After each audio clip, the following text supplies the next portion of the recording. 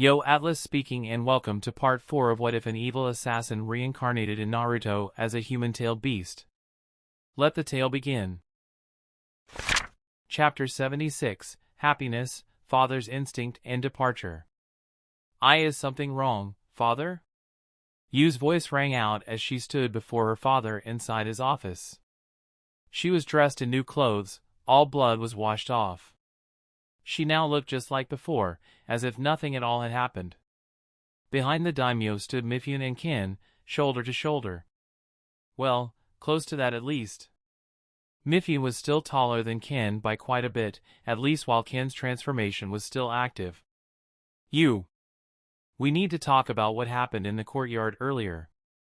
Yuichi's voice sounded serious, his expression told little Yu that the situation was no laughing matter too. Did I do something wrong? Was the first thought in her mind. It wasn't that she didn't realize that gouging out someone's eyeballs was wrong. She wanted to do it either way, and she thought that she wasn't going to get in trouble if she was following Ken's orders. Was Sir Ken's orders not approved by Father? Would I be able to blame him for that then? Her mind was running on overdrive. The last thing she wanted was for her father to look at her in a bad light.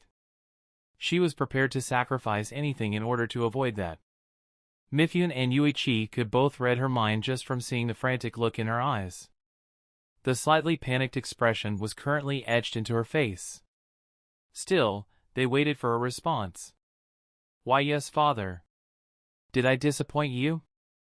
It was a question that could have had many meanings. It was exactly the question that the three of them were expecting to receive from her. On one hand, it could be that she was asking if she was disappointed in her performance during Ken's test. Either she had done badly, or she had done too well. After all, it could be that she was concerned she may have disappointed her father by letting her bloodlust show to such an extent. By getting carried away at the moment and letting loose on the prisoner in a manner befitting royalty. Here was the crucial part. I should do as Ken instructed here. He's the one with more experience when dealing with such things. Even if it feels wrong. No, dear. In fact, it's the opposite. You went above and beyond what we may have expected. Encouragement from a father figure. Yuichi couldn't help but question himself internally. Was he really right in encouraging such a talent? Letting her grow? But Ken thought otherwise. It's important that no matter what she does, she feels like she can rely on you. That she'll always have someone to fall back on. You need to do this if you want to keep your relationship with her intact. Ken's words rang in Yuichi's mind. It was clear that the assassin knew what he was talking about.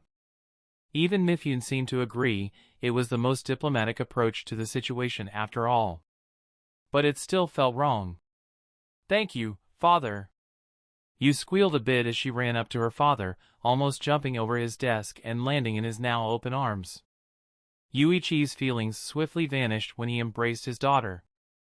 The daimyo observed Yu's reaction, and his expression immediately softened. A large smile spread across her cheeks as she buried her head in his chest, her entire face lit up as her eyes seemed to regain their life. Yuichi's eyes widened for a second. He couldn't help it. Even with all of his pampering. He hadn't seen Yu that happy ever since. Ever since her mother passed. Ken was right in the end. I can't afford to lose my daughter. Yuichi patted his young daughter's head with a warm smile on his face. At that moment, he couldn't help but feel thankful for Ken's intervention. Who knows what could have happened without him here? I already owed him a favor, but this goes beyond that. Being able to see Yu's smile. This is a debt that I can't ever pay back. The father and daughter duo hugged for a bit more. Ken and Mifune stood unmoving during that time. Mifune sometimes glanced at the assassin. He wasn't fully okay with Ken also being allowed to stand by the daimyo's side since he was still technically an outsider. But now that Ken was to be taking care of Yu, it was simply a waste of time to mistrust him. It was also hard for Mifune to be mad at Ken when seeing Yu smile. If he had any bad intentions, he already had a lot of chances to act out on them. Even if he has more ulterior motives, he's already proven to be an ally. The samurai sighed a bit before his gaze rested back on the daimyo and Yu. Meanwhile, Ken was contemplating how the training was going to be done. He did propose that Yu would come to his compound and live there for a few years, but Yuichi wasn't fully okay with not seeing his daughter for that long, which was completely understandable. We might end up with a schedule where she returns home once or twice a month. But I sure as hell am not wasting all of my time here. Ken shook his head before his senses fixated on the little girl for a moment. Her first kill. Huh. Even if he had been the one to technically finish off the prisoner, she was the one that had killed him. She did the most damage, essentially. Ken couldn't help but sigh internally as he remembered his very own first kill. He was older than you when it happened. He couldn't remember exactly by how much, but he remembered the details of it perfectly. His reaction wasn't that much different from Yu's either. The thrill of drawing that first blood was what got me hooked. It all started with a drunken fool one merry night. He may have been violent and gotten himself kicked out of a bar, or maybe his wife kicked him out of the home because of his drinking. None of that mattered. What mattered was that he stumbled upon Ken, or Joseph, that merry night. Ken remembered how he had gutted the man with a switchblade, how he had stuffed some trash in his mouth to keep him from screaming out while he was bleeding like a pig. In retrospect, Yu's first kill might have been better. It was neither as messy, nor was it involving a random drunk passerby. Ken didn't exactly take pride in what he had done. Not that he ever had. But it was thrilling, to say the least. That guilt was what drove him to aim higher. To go for people that actually deserved to die, at least by his standards. He also killed plenty of good people, cops, detectives, and even some good politicians. It was either for money, pleasure, or by mistake. Money was nothing more than an object to Ken regardless. It was just a way to keep his spree going for longer. He did become the best assassin for hire and even became filthy rich. But the blood of innocence that stained his hands still made him ashamed of his past. As for the countless others, who cares anyway? Snake dying in the snake pit wasn't worth crying over. It was only a shame whenever someone that didn't belong fell in. Ken sensed the girl's happiness once more. It was even more concentrated than when she was torturing that criminal. I'll make sure she won't have to live with such regrets. Make it so she'll always be able to justify her actions while also satisfying her needs. While the blind swordsman was mulling over his thoughts, Yuichi decided to finally continue his pre-planned speech. Little Yu. The daimyo patted his daughter's hair once more before he cupped her cheek and turned her gaze to meet his. Lord Ken vouched for your talent. He was even impressed by it, to the point where he wishes to help you develop it properly. Do you accept his guidance? Yu seemed more and more excited with every sentence that her father spoke. But before she could accept, her father continued. By accepting, you will leave with him, and you will learn from him. You can't complain to him about your treatment. Nor will you receive special treatment compared to his other students. Yuichi kept his expression unchanged. He wasn't fully on board with the idea either. It was hard for a father to let his young daughter wander off at the end of the day. In the end, Yuichi and Mifune realized that Yu would live alongside the other youngsters in the Dark Brotherhood. They wouldn't be able to shelter her at all, and she would have to get used to a significantly different way of life. In the end, it all hinged on her. Was her determination to learn and develop large enough to give up her current life? Well, I accept. Her voice rang out with clarity. Her answer was exactly what Ken had expected. There was no hesitation in the girl's voice. Her features were still just as happy and excited as before. In fact, she hugged her father once more, thankful for the opportunity he was giving her. Thank you for letting me do this, Father. Yu snuggled up to her father once more as she spoke out. She also turned and looked at Ken with an almost euphoric expression. She mentally thanked the assassin that had also made it all possible. You're more than welcome, Yu. Just promise to visit me from time to time, don't forget about your old man. Yuichi ended the speech on a high note. A wide smile spread on his face as he slowly wrapped his hand around his daughter one last time. The two of them stayed like that for a few more minutes, before Yuichi sighed and slowly softened up, his daughter also getting up and walking in front of his table, facing her father with a resolute gaze. "So, when are we leaving?" Her confidence was skyrocketing, and Yuichi sighed a bit when seeing her. "Now, you have 10 minutes to pack your bags, not 1 second more. Grab only essentials, I will throw away anything that's unnecessary." Ken was the one to respond this time, as he stepped forward and walked by Yuichi's desk. Yu's eyes widened when she heard his answer. The little girl immediately started leaving her father's office in a hurry, only stopping to bow to the people inside before running away. Silence stretched in the room for a few seconds, before Yuichi sighed and turned his head towards Ken. "Please take care of my daughter, Ken. I'll send a delegation whenever I want her to visit. They'll take care of bringing her safely to me. You don't have to bother yourself with that." The blind assassin merely nodded at the daimyo's words. "Very well. I'll make sure no harm comes to her.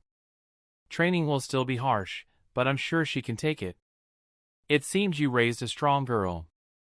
The assassin then started walking away. Yuichi's gaze traced his steps as he closed the door behind him. Mifune sighed a bit as he finally spoke out. "I assume you want someone to follow them?" The daimyo looked at his general, seemingly pondering about it for a second before shaking his head. "No. It's no use. Lord Ken would certainly notice if he was being tracked. And I doubt there's anything that can harm her while she's with him." The general frowned a bit when hearing that. But he didn't protest in the end. From here on out, Yu's fate lies in that man's hands. At least she won't turn into a tyrannical noble and a serial killer. And so, Ken's meeting with the daimyo ended on a high note. The blind swordsman's payment was still set to be sent to him during the next check-in of the daimyo's delegation. It was going to contain a rather substantial sum, as Ken had gone above and beyond this time around. But no amount of money was going to change the fact that Yuichi now was indebted to Ken. Any and all plots that the daimyo may have been cooking up were now erased in an instant. What are the chances of Lord Ken using the front door to leave this time around? The daimyo turned to his general for a second. Very low. He's probably just going to jump the walls with the young lady on his back. Mifune sighed as he remembered the assassin's habit of ignoring regular customs. Please make sure to inform the samurai that Yu is leaving with him. We don't need any misunderstandings to happen now. Naturally. Mifune also left the room after that, to inform his troops of the development. And finally, the daimyo was left alone with his thoughts. Chapter 77, Forest Training, Oddity and Classes. Lord Ken can only really be described as a strict teacher. It's only been a day since we've left the capital. One day since I've left the safe confines of my father's palace, and I'm already having to struggle to catch my own food in the wild. Lord Ken still gave me the appropriate knowledge, told me how some animals behaved, how to successfully corner them, where their most vital spots are. It was basic knowledge, the type I am used to cramming already. I could tell Lord Ken appreciated how quickly I picked up on what he taught me. Even if he didn't outright praise me, I could still feel it. So I had some of the basics down now. At least the bare minimum for survival in the wild. But I still clearly lack practice. Lord Mifune's training did prepare me for combat, but it was always fighting on an even, pristine, training ground. Fighting in a forest provides its own obstacles. But I am willing to grit my teeth and power through it all if it means getting more opportunities to learn his art. The art of killing. I can't help but think of it as a form of expression. Especially after getting to do it myself. I am still a bit disappointed that I wasn't able to finish off that prisoner, but I will certainly get the opportunity by following Lord Ken. For now, I'll still settle for hunting down rabbits. Skinning them is actually pretty fun, although I was a bit hesitant at first. Lord Ken said it helps me with my precision and dexterity, which I will certainly need a lot of in the future. Rabbit meat is actually really delicious. Maybe it just tasted better because I caught it and made it with my own hands? Regardless, I am glad I received this opportunity, and I only have one man to thank for that. Said man is currently just sitting on a sturdy branch, seemingly looking down at my little makeshift campsite while resting. I can't tell if he's actually sleeping or not, but I've yet to actually see him tired. It's hard to tell since I've not even seen his face yet. I'm sure I'll get to see it soon. I can barely wait. Someone that can produce such beautiful art will surely look handsome. Although, I don't know. Would that even fit the art he practices? This form of art is certainly what my calligraphy teacher would call grotesque. Whatever, he is the master, I am the student. His appearances don't matter in any way. Yeah. Lord Ken's next lesson is what matters most. Especially to me. Wire traps and how to set them up efficiently. Ever since that incident, I have had this fascination with wires. The way they can be used to manipulate flesh is to string up bodies. It was simply amazing. But I was never able to try anything with them. I was too shy to ask my father for them. I was afraid he wouldn't like my fixation on them too. Looking back, I think I could have just asked him. He clearly cares about me regardless of what I do. He's the best father I could have asked for. Now, unfortunately for me, Lord Ken is only teaching me the basics regarding those as well. I did insist on learning more, but his exact words were, "Never ask for more, dear student. Especially when you're not even close to mastering the basics." My rebellious nature led to me pouting a bit at that.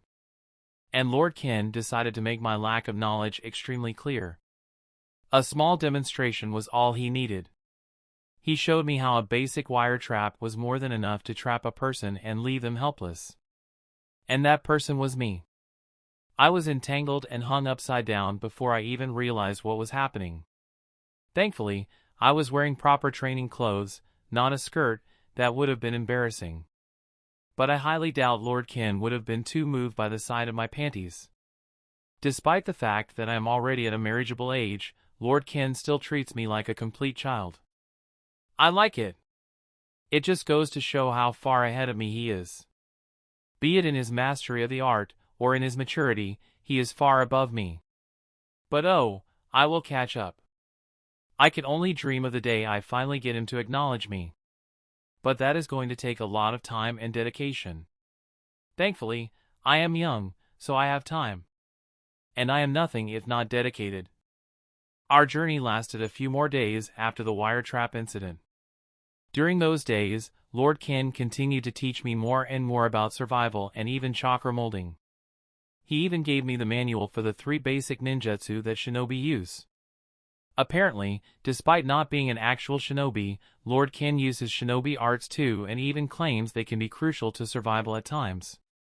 Thankfully, I was able to impress him a bit with my chakra control. I trained diligently with Lord Mifune. I am not able to imbue an object with chakra yet. My external control is almost non-existent, but I can do the basic training exercises for chakra control. I can even stick to a tree trunk for a few seconds. But my lacking external control didn't seem to matter to Lord Ken. He was impressed enough that I am able to control the chakra within my body. This makes things a lot easier. But external chakra control will be a necessity for proper shinobi arts, as well as other techniques I'll be teaching you. So I got to work. Molding chakra with hand sings and doing various exercises that were in the book Lord Ken gifted me. And before I knew it, we reached a rather large fortress in the middle of a mountain range. Large wooden walls surrounded 24 buildings of varying sizes. "We're here." Lord Ken patted me on the head and continued walking. The gates were guarded by masked men, who didn't even glance at us as we passed by. They're almost like statues. They seem to be protecting the village. I can see them posted up on watchtowers too. From their robotic movements and trained postures, I can already tell. This place is going to be a lot of fun. POV narration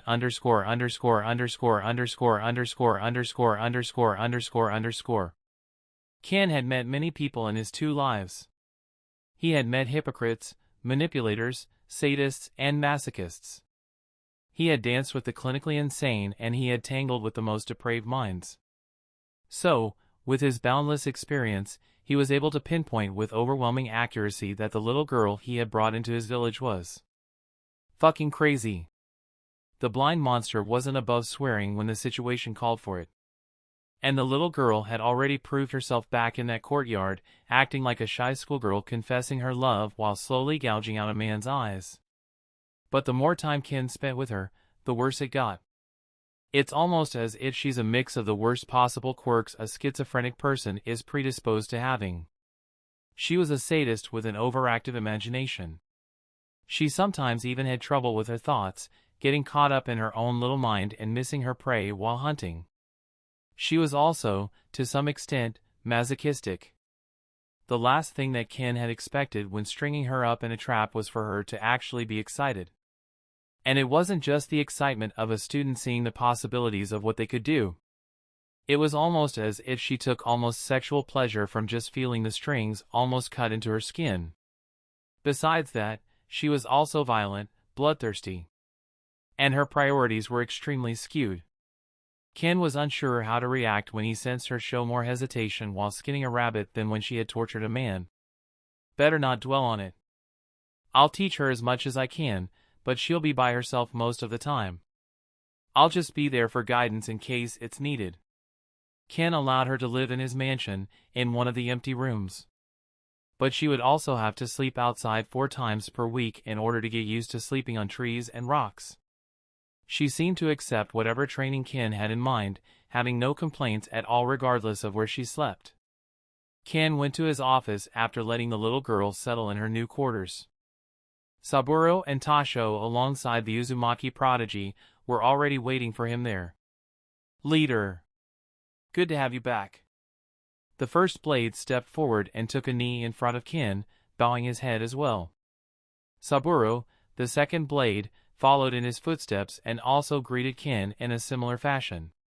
Kazue only nodded towards Ken, his hands crossed. He did stand up from his chair as a sign of respect.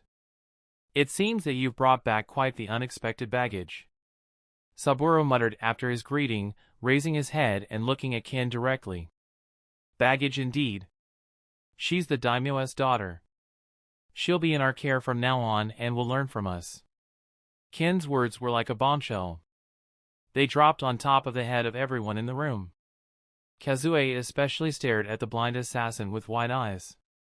What daimyo in his right mind would allow his daughter to be trained by a group of bounty hunters?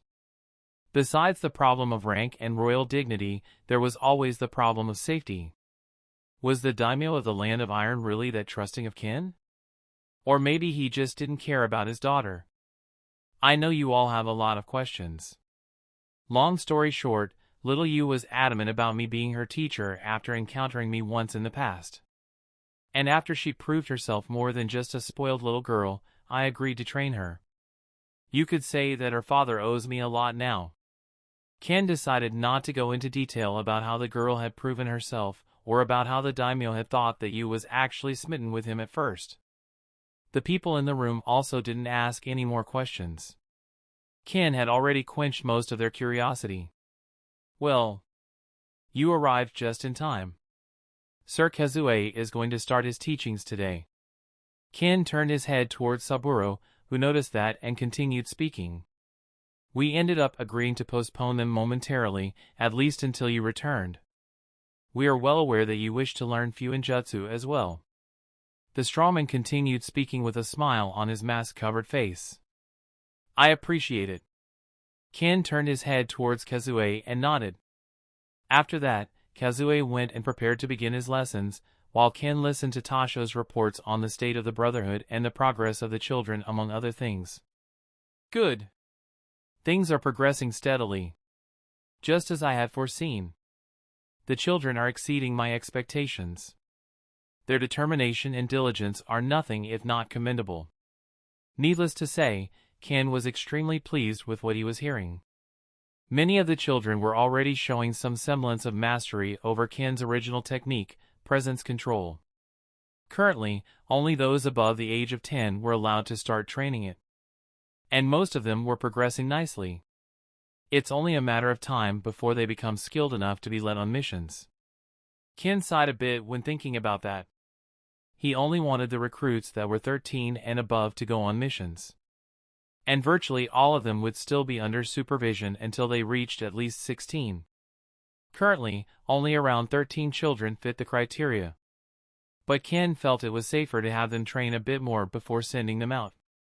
He still believed 13 to be quite young at the end of the day. But at 13, they would essentially become part-time bounty hunters, only going after the weakest bounties alongside Saburo's clone squads. Their tasks were going to mostly consist of seeing action on the field and possibly fighting the opponent Saburo or Tasho pick for them. In essence, they were only going to be in an internship program, preparing them for their jobs at 16. But those were still plans for the future.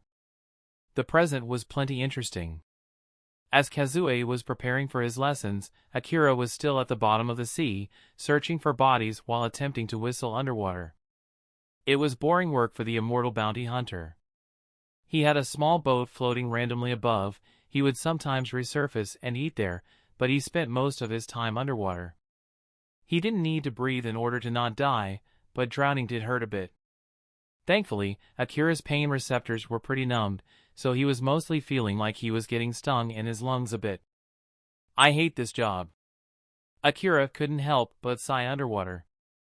The job wasn't bad because it was somewhat painful, but it was so boring. But one thing was for sure. This place is a fucking gold mine. I get why Leader was adamant about looting it. And so, Akira's work continued. It was going to take a while more, but the third blade felt that it was worth it. While he was struggling to find more stuff, Kazue was already greeting his students. The class began in force. Ken was also present, sat down and was ready to listen. He was not much of a visual learner, unfortunately, but listening was nice too. He could also envision the things that Kazue was either drawing or writing on the blackboard. He just had to pay attention to the strokes and movements of Uzumaki's wrist. At some point, he did decide to just open a window, allowing some wind in and giving him a better vision of what was on the board. He could feel the wind bending around the chalk-smeared blackboard, and the forms became more vivid in his mind thanks to that. Fuinjutsu. What a fascinating art. Chapter 78, Letter, Technique, Seals and War. Hello, Father. I hope this letter finds you well and healthy. Sorry for not being able to come and visit. I didn't want to interrupt my training just yet. The months that followed my arrival at the Dark Brotherhood compound have been amazing. Sir Ken is undoubtedly a great teacher, and more than anything, a very creative person. His training regime is both grueling and compelling. It's nothing like the boring sword swinging that Grandpa Miffian had me do. P.S. Please don't tell him I said that. I've learned exactly what I wanted to. It's actually refreshing how much there is to learn. Apparently, Sir Ken's art is a lot more complex than I initially thought. There are a lot of weird techniques that I didn't even think about. He's also been teaching me some basic ninjutsu, which I've mastered. Apparently, I have wind and fire nature chakra. Teacher has wind and lightning, but he apparently also has mastered quite a few fire release techniques. I was really excited to learn that, which is why I'm telling you as well. So you can be excited with me. I've learned a lot about assassination already. I've even had some chances to experiment in combat. It's mostly sparring with some strange clone. But it's really like a human. Shinobi techniques are really weird.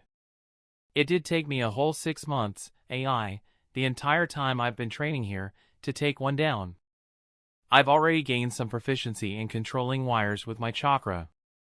I've gotten a lot better at throwing weapons as well. Well, that's most of my progress. It's apparently pretty good though. Sir Ken said that I am already comparable to a Chunin from the other lands, which is apparently decent enough to warrant a few head pats. I've also made plenty of friends around these parts. There are a lot of children my age here. Family status and other ranks don't matter to them at all. It's like we're one big family. We're all learning essentially the same things too. Apparently, I'm not even close to being the strongest here either.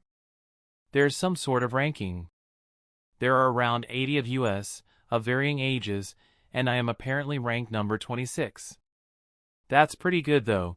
Teacher said that it's actually very good since they've all been training for longer than me. The ones within the top 20 are already going out on supervised missions.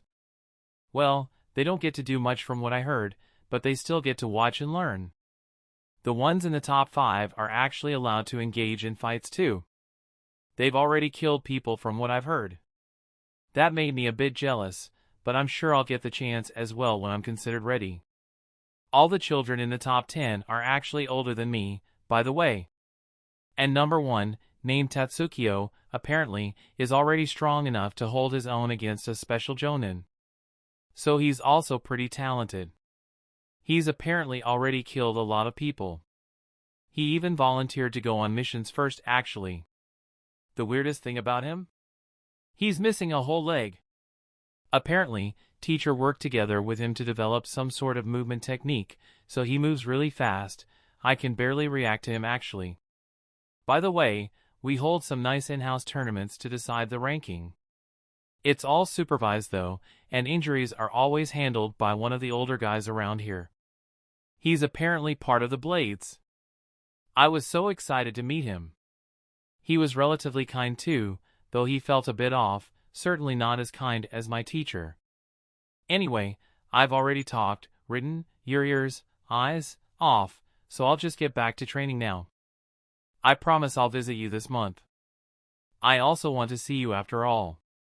Miss you. With love. Yuzoxoxoxo. The daimyo sighed a bit as he finished reading the letter his daughter had sent him. Despite agreeing to regular visits, Yu had vehemently rejected going along with the delegation every time they appeared. She was too engrossed in her training. The delegation was also unable to force her to come. They were also too scared to do so since they were essentially surrounded by faceless masked assassins that watched their every step. Mifune wiped a tear from his cheek as he stood to the side. To think she'd grow so quickly. The old general felt a bit strange. Although he knew Yu was talented, he hadn't expected her to show that much progress under Kin. Just goes to show that she wasn't exactly all that passionate when I was training her. Although the old man was disappointed, he still felt proud that the little girl he had watched grow up was following her dreams, and very successfully at that. Being a regular chunin didn't mean a lot in the grand scope of things. But one had to take into account that she had only been training for around 6 months. Still, to think that competition is so fierce among the youth in the Dark Brotherhood. Really, a place brimming with talent, huh? The two leaders of the Land of Iron continued to mull over Yu's letter for a while after that. To them, it sure seemed like the children there were talented. But only the children knew the amount of hard work and dedication they put into getting to where they were. To them, rest was wasting time, and training was already in their blood. They no longer even cared about free time. Despite it being allocated to them during the day, they still continued to train. Eating was the only time they took a break. That or when their muscles could no longer go on. Discipline wasn't forced onto them, but they had disciplined themselves to go through all of the hardship necessary to become stronger, to never have to worry about losing anything dear to them ever again.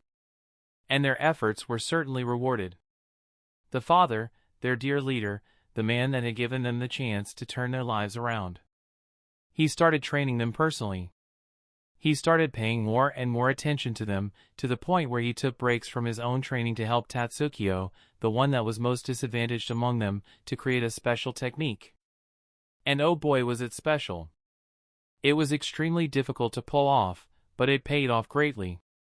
A technique that combined a basic wind release jutsu, the gale palm, and the body flicker technique, which was mainly a movement technique used outside of combat for travel. The technique created by these two was titled Air Flicker by Kin, or the Flash Step by Tatsukio. The user essentially vitalized their body using the body flicker technique, heightening their speed to sickening degrees. Then the user would jump towards the sky, as high as they could. Now, the important part of the technique was that the user needed to be able to mold wind nature chakra with their feet in order to perform the gale palm technique. This was only possible for those with wind chakra affinity, as well as those that had already completely mastered the gale palm normally. It was a very basic wind release jutsu, normally it could only hold the power to knock an adult over from a few meters. And that was more than enough for the user to perform the flash step. Gale Palm formed what was essentially a Gale platform that allowed the user to body flicker in midair instantly. It required a lot of concentration and mastery, but Tatsukio had put a lot of effort into it for over 5 months, and he was already able to use it in combat, to great effect at that. To others, he looked like a blur, flashing around everywhere and hitting the enemy from impossible angles while quite literally flying. Ken himself was pleased with the technique and decided to add it to his arsenal. It was, after all, a very good way of taking an enemy by surprise. Seeing Tatsukio benefit so much from Ken's teachings made the children train even harder. Thanks to Akira's hard work, they had a very large library of jutsu to learn now, and they all started doing their best to master new techniques as well. Akira's spoils weren't just constrained by techniques though. Unfortunately, money wasn't a lot. The shinobi looted were off to war after all, and they didn't bring much of their personal wealth with them. But the food was definitely good for their resources. It was all sealed away safely, so they weren't going to go bad anytime soon. The third blade had also found quite a bit of throwables and weapons, swords of varying qualities, and quite a few blades made from chakra metal. Thanks to them, the Dark Brotherhood now had to invest in building an entire armory, a big one at that. Thankfully, they weren't strapped for cash. The daimyo had held his promise, and his payment for Ken was certainly generous. To put it bluntly, it was enough to expand the Dark Brotherhood compound 10 times over.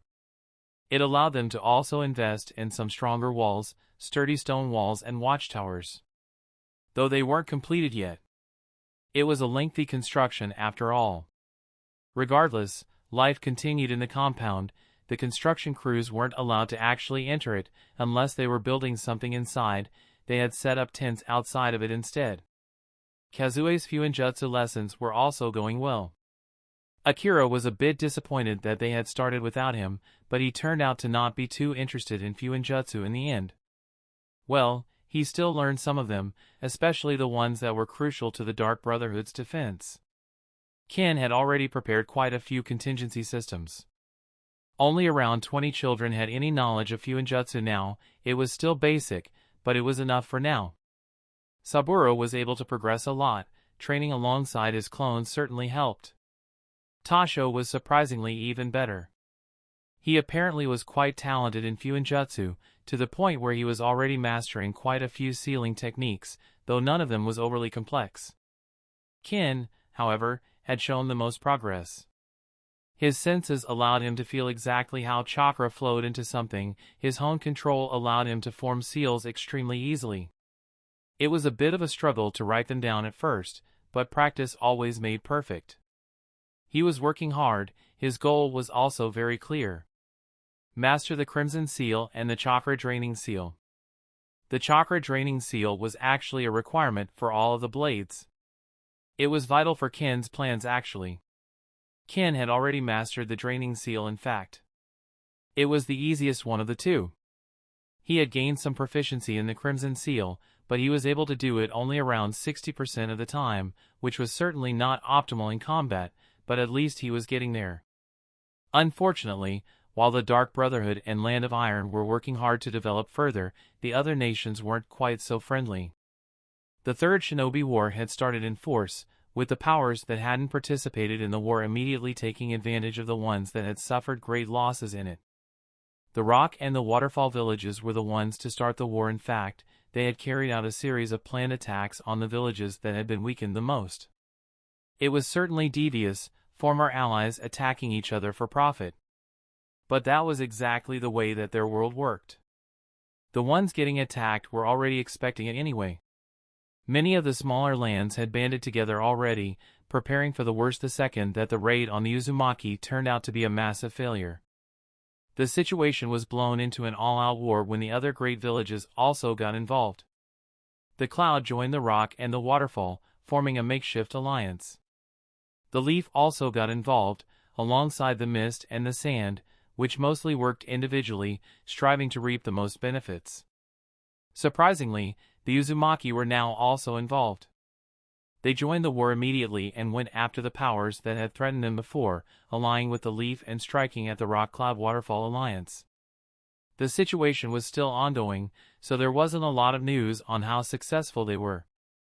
Regardless, Ken could only scoff at the way things had escalated. He had expected peace to last long after the previous failed attempt, but it seemed that humans could really never have enough land or resources to satisfy themselves. It was a shame, but well, life goes on. But the clock was ticking. 6 more months. That's all they have left. Ken sat in his office, his feet resting on his desk as he flicked another knife towards the photos of the 7 swordsmen. Chapter 79, Duel, Friendship, Technique and Time. The constant training was starting to take its toll on some of the blades. More specifically, Akira was bored out of his mind and wanted to do something more productive with his time. It seemed that he now found killing off random bandit hideouts boring as well, so in the end, he started sparring with the others. Well, he tried to anyway. Saburo told him off in the kindest way possible, and Tasho told him it was a complete waste of good training time.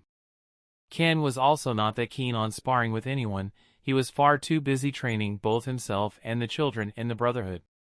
He had little free time since he took a more direct approach to the training of the children, but at least they were all advancing much faster than expected. Unfortunately, that meant Akira was now left without a playmate, sparring partner. At least until Kazue stepped in. The Uzumaki prodigy figured that it would be an easy way to pass some time, as well as gouge the strength of the blades a bit more. Ken did advise him against accepting the duel. In his words, this has no chance of ending well for either party. But Kazue just thought it would be a good way to pass some time. It was just a spar at the end of the day. They also did it away from the compound, in a clearing somewhere near their mountain. Kazue still considered the third blade to be the weakest at that time, so he figured it would be an easy fight to pick. At first glance, Akira appeared to be a happy-go-lucky former shinobi, one that shouldn't really have any place within the blades. The Uzumaki member's perception did change a bit when the fight started. Akira's smile didn't disappear at all, his attitude was the same, but it was as if a switch had been flipped. His speed instantly put Kazue on the ropes. The third blade was already on him the second the fight started, slashing at him with 2 blades. Kazue was hard-pressed to block. As he stepped backwards, his hand was scratched a little. The Uzumaki watched with wide eyes as the third blade licked a single drop of blood off of his blade. Akira then immediately sliced at the ground underneath him with a smile on his face, forming a strange pentagram seal. At that moment, Kazue knew he had to do something. In a fit of panic, shining golden chains sprouted from his back and tore apart towards the third blade and the ground in front of him. Akira didn't seem too perturbed. He just laughed a bit and jumped through the hail of chains without a worry in the world, rushing towards Kazue once more. The Uzumaki gulped a bit as he realized that the spar would turn out more bloody than he had expected. His chains immediately impaled Akira's arms and legs and drove him into the ground, cracking it and raising a huge cloud of dust. Kazue was immediately worried about harming Akira a bit too much. He immediately opened his mouth to apologize. Sorry, I shouldn't ha dash. At that moment Kazue felt his entire world stir. He felt a sharp pain digging into all of his arms and legs, a pain that immediately rendered him immobile. The dust cleared as Akira laughed a bit more. The third blade had landed on his back, and was still impaled into the ground.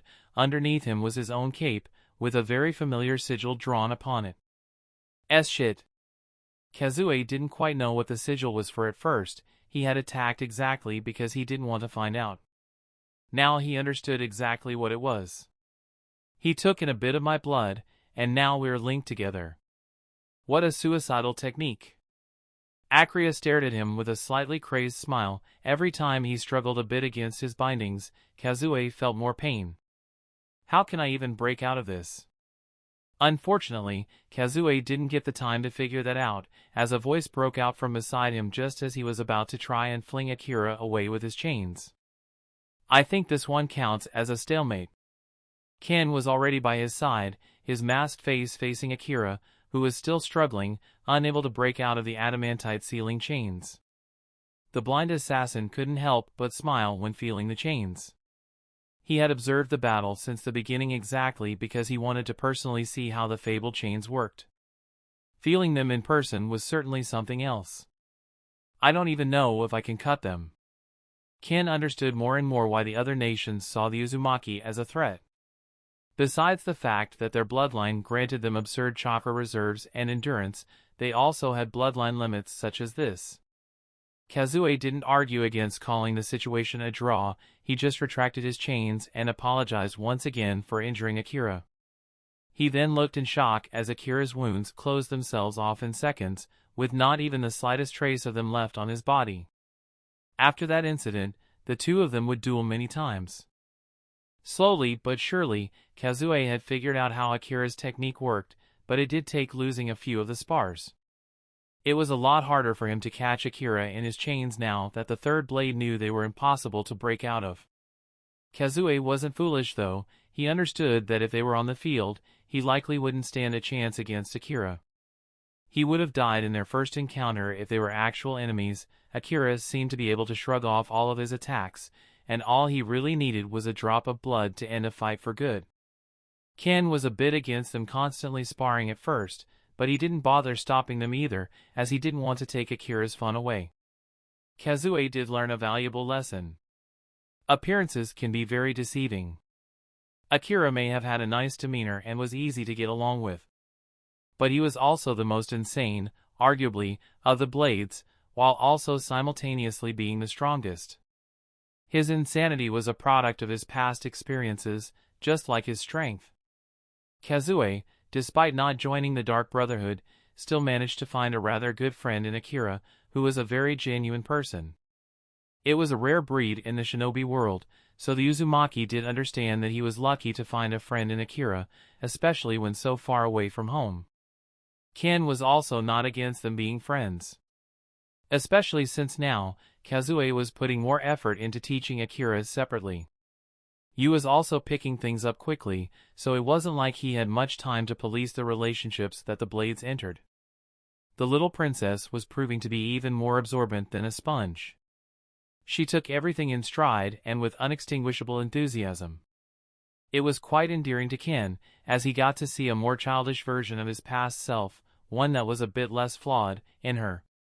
She had the same aspirations as he once had, but she had a proper teacher to stop her from straying off on the wrong path. It was something he sorely lacked.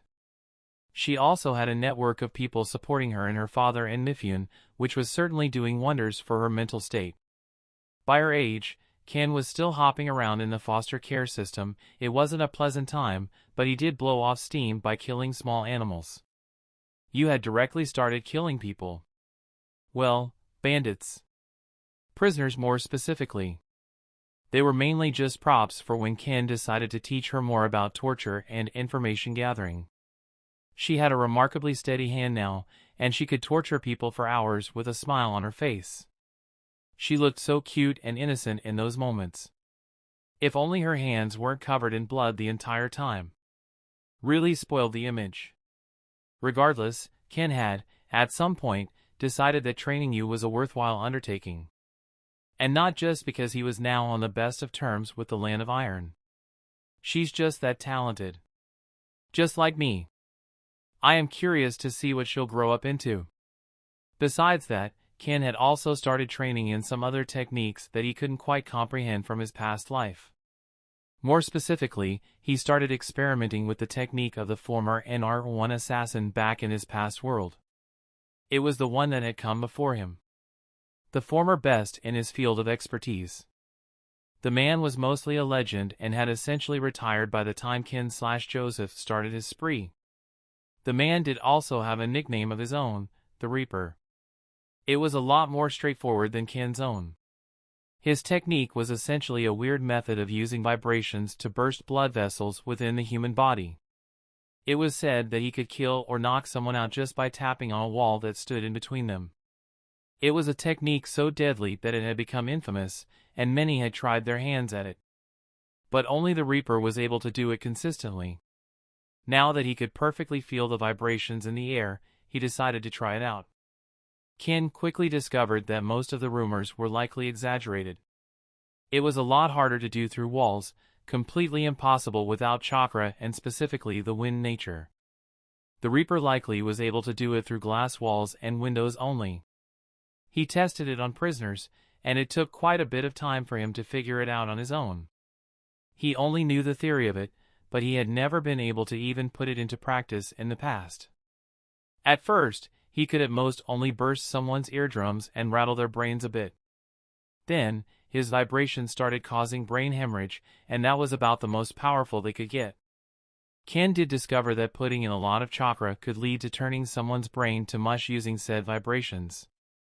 The technique was a bit draining as the people in his current world were tougher, so the vibrations themselves needed to be stronger. There was a small caveat with the technique. One needed to create vibrations by tapping on a surface. It could be either near a human's body or the human body directly. But Ken couldn't create the right vibrations without touching a proper, solid surface. Still, the technique was deadly even with that small restriction. So deadly, in fact, that it slightly scared the strawman as he looked over the bodies Ken's training left in its wake. Without knowing any better, Saburo immediately assumed that Ken was the one to create the technique. He also asked Ken a bit about how it worked. And the explanation somewhat sealed the deal for him. A close-quarters S-ranks wind-release technique that essentially attacks only the insides of one's body. Such absurdity is really only possible when our dear leader is involved. Good thing we aren't enemies. Really, this partnership is looking more and more advantageous as time passes. The strawman whistled as he collected the dead bodies of the prisoners and disposed of them. And as he was doing that, Ken slowly walked back to his office. His senses studied the current state of his organization. Before he had realized it, he had spent entire months researching his newest technique. Before his own eyes, many of the children in the Brotherhood had reached the age where they were now given the choice to join a department. All of them chose to enter the bounty hunting division. Tasho's department was immediately expanded, as he now had 26 new recruits, all ranging from 14 to 15. Ken was somewhat forced to slightly lower the age of entry. Some children showed a lot of promise, and virtually all of them wanted to be in the field already. Regardless, no matter how much they begged him, Ken wasn't budging much when it came to age. 14 was the limit, and it was already pushing it. He didn't like the idea of children running around on battlefields. Even if the children weren't exactly helpless. But now we have more than enough hands. So much progress in such a short time. Ken reached his office at some point, but he didn't sit down. Instead, he walked over to the posters of the Mist Swordsman and smiled underneath his mask. I guess the time has come. Time for revenge, that is. Chapter 80, 7 Swordsmen, Diversion, and Red Sky. The war raged on between all factions in the shinobi world. Nations ate at each other's throats with ravenous fury and greed. The shinobi world was never peaceful. To them, peace was a strange state of being, one that they couldn't quite understand. In truth, ever since the Warring States, things had never really gotten better. The only actual period of peace was when the first Hokage, the god of shinobi, was still alive to uphold it. Only someone on the level of the god of shinobi can truly uphold peace. Only during their lifetime, however long or short it may be. That was the only real conclusion that could be drawn from the first Hokage's exploits. After all, the first had made a lot of mistakes.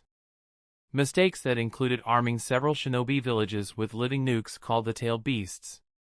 He had hoped that they'd serve as some sort of deterrent, that they would make the warring nations a bit more careful before starting a war, a variable to take into account before taking action.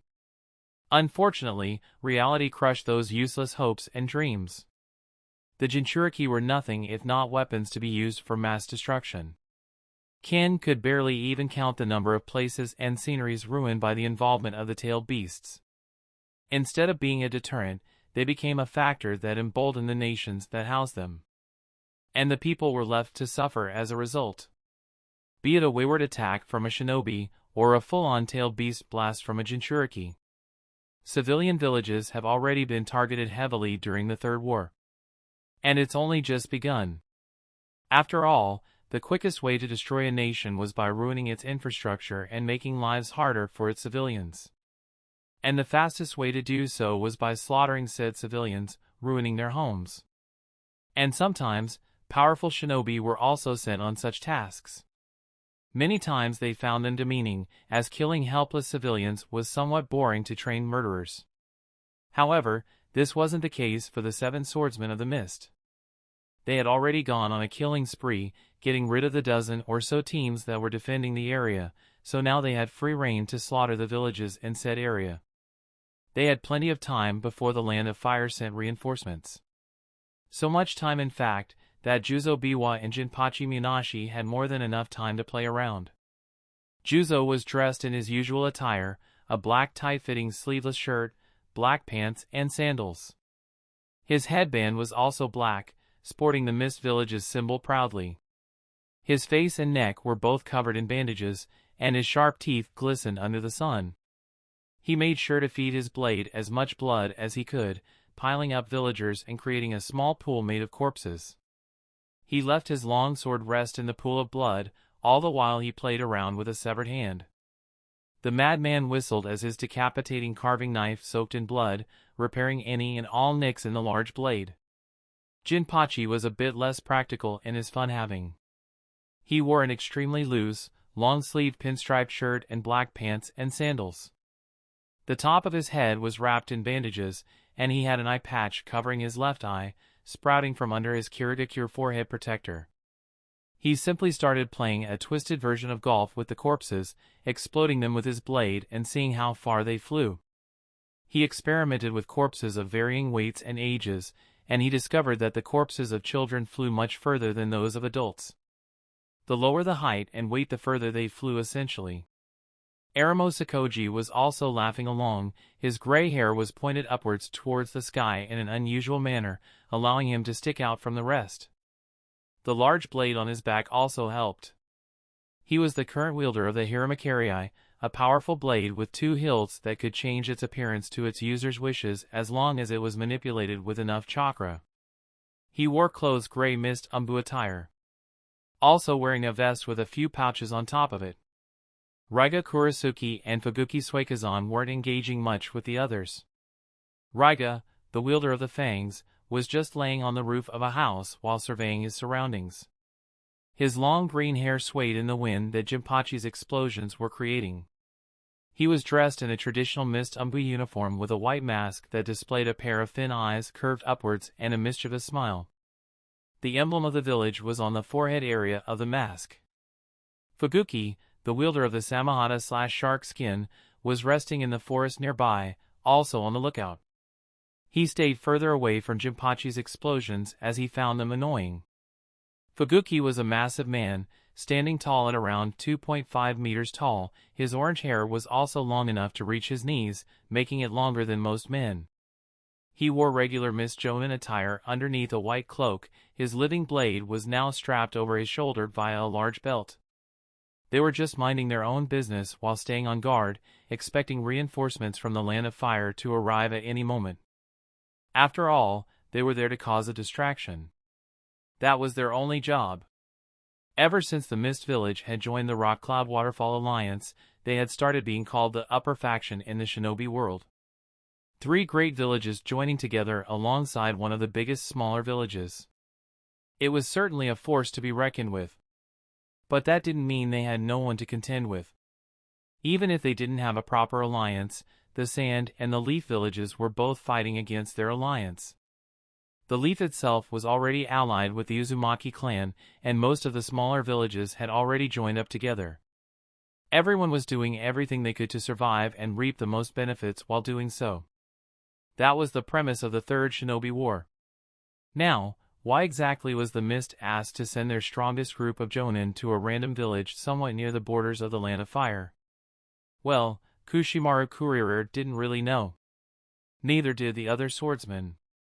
Kushimaru was also in the village, sitting on a chair in the middle of the street while his long needle blade leaned on his shoulder. He just wore the conventional Mist umbu attire and mask. His long and spiky blonde hair as well as his blade were the only real ways of recognizing him. The more time we spend here, the more I feel like we're missing something. Kushimaru was usually silent, but he still spoke to his teammates at the very least. Well, at least to the teammate that was by his side. Giant Akabino, the current wielder of the helmet splitter / Kabutawari, a mallet and axe hybrid tied together at the hilt. He also wore his umbu attire underneath a black cloak that covered most of the rest of his body. He didn't bother wearing a mask, but he still wore his forehead protector. He sat down by Kushimaru's side, leaning onto his mallet with a bored expression. We're certainly missing a lot of context regarding this mission. But it's still relatively easy. Despite their strength and importance to the village, they weren't keyed into what exactly they were creating a disturbance for. A diversion, that was their mission. Diversion from what exactly? Whether it's the assassination of a Kage, the stealing of some important information, or just general reconnaissance, it's not really something that concerns us, we just have to follow orders. Jinan was bored out of his mind, sure, but he still understood that they were likely sent there for a good reason. It's possible we'll run into the White Fan or the Sannin while here, so that may be why this mission was entrusted to us. But it still feels like something a group of regular jonin should have done. Kushimaru sighed underneath his mask as he twirled a wire around his fingers. They said they'd send us more orders while we're here. I'm guessing it'll contain more details. Jinan shook his head and slowly stood up. I'm going to patrol the forests. I'll send you guys a signal if I find anything. Jinan then walked away, leaving Kushimaru alone to his musings. This reeks of conspiracy. Kushimaru huffed as he tried to piece a puzzle in his mind. The Cloud and Rock insisted on us being assigned this mission, and the Mizukage relented. Our presence here leaves the mist a bit less defended. So the Cloud and Rock decided to send some squads of their own to defend our borders. But what would the Rock and Cloud gain from that? Even with us there, the Tsuchikage and the Reikage could likely take over the mist by themselves. The Mist Village should also be relatively safe from attacks since it is far from the war zone in the middle of the continent, being just an island to the east. Politics were never going to not be confusing to Kushimaru. The Silent Swordsman, much like the rest of his peers, was a lot better at killing than anything else. It was very likely that nothing shady was going on. And the Mist Swordsmen were just sent for guerrilla warfare against the Land of Fire to demoralize them. Regardless, those thoughts kept bouncing around in Kushimaru's head for a while. There was a lot that could go wrong in such a mission as well, which made him even more anxious. The swordsmen would probably be able to win against a Sannin. They were strong enough to stand up to Kage, and even if they didn't win, they'd be able to retreat pretty easily. But if they ran into the White Fan of the Leaf, they'd be demolished. Hunted down like dogs in the night. The White Fan was, at the end of the day, the man that had single-handedly won the battle against the Sand Village during the Second Shinobi War. He was not someone that the Mist Swordsmen could win against. Especially not while they were in his territory. Fortunately for them, they weren't going to run into the White Fan at all. Unfortunately for them, they weren't going to have a fun time either. Kushimaru looked at the sky for a second, only for his eyes to widen as he noticed a strange red gleam covering the sky. A barrier. The other swordsmen also noticed the change, and they immediately ran towards the middle of the village, where Kushimaru was sitting. The hell is happening? Juzo growled as he arrived there, his large blades slung over his shoulder. Well, obviously a barrier. But does that mean this mission was a trap? Fuguki scowled, showing his sharp teeth as the Samahana on his back seemed to twitch. Most likely. Either that or the Uzumaki are here instead of the Leaf Village reinforcements. Both options are a worst-case scenario. Jinan already had his axe and mallet in each hand, preparing for a fight to break out at any second. We can still break out of this. But I won't be getting any natural lightning, it seems. Raiga looked at the red barrier that covered the sky with narrowed eyes. His blades, the fangs, showcased their full power when he also had natural lightning aiding him. We just have to break the barrier directly. Jinpachi gripped his explosive scroll blade, his eye darting around everywhere as he tried to look for any enemies. I guess the solution is pretty obvious. We just do what we know best. Kushimaru slowly stood up and grabbed his blade, the sewing needle/nuabari. The swordsmen seemed to have reached an agreement. They all brandished their weapons and prepared to move together against any enemy that showed themselves. They weren't about to go off separately and attack the barrier. They were instead going to slowly move towards the edge and try to break out with excessive force, something they all had experience with. Fuguki was especially confident, as he knew the barrier was going to be made out of chakra, and his Samahata was going to be able to consume it no matter how tough it was. Well, you guys are lively as I remember. But all of their confidence seemed to crash as soon as they laid their eyes on the man that had made his presence known. In no way. The hairs on Juzo's back stood up. The man could feel fear seeping into his bones.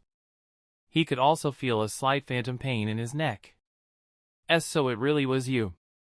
Kushimaru's hand trembled a bit as he gripped his Nuibaru even harder. The red dot. Fuguki gripped the hilts harder as those words left his mouth. The figure in front of them was still barely visible, but they could still see the mask within the shadow. A pristine, pure white mask, with a blood-red circle in its very center. Chapter 81, Planning, Dark Brotherhood, and Summoning. Tracking their movements was never the hard part. They have never been particularly quiet in their work, and this time around they made the most sound, almost as if they were asking for attention. Thankfully, we've been tracking them for a while now. Kazue was nice enough to give me a hand too. Besides calling on other Uzumaki shinobi nearby and becoming pillars supporting the barrier, he also made sure that the Uzumaki and Leaf wouldn't interfere, no matter how much noise we make here.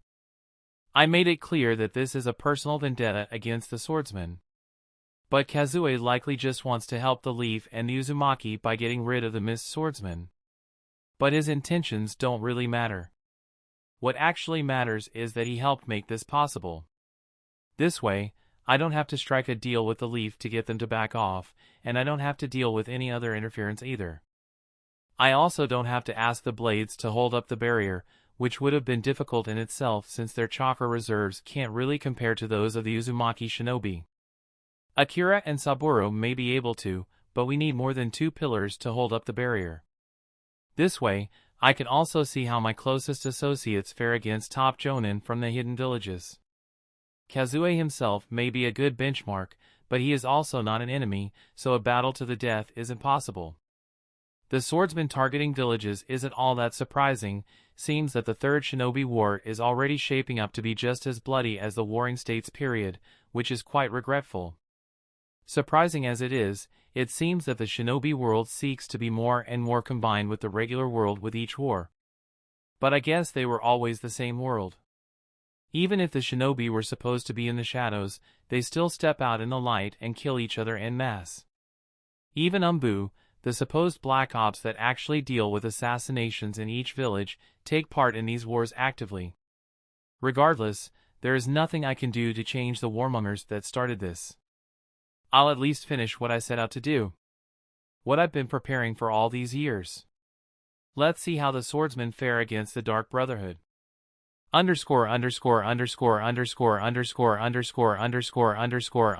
POV narration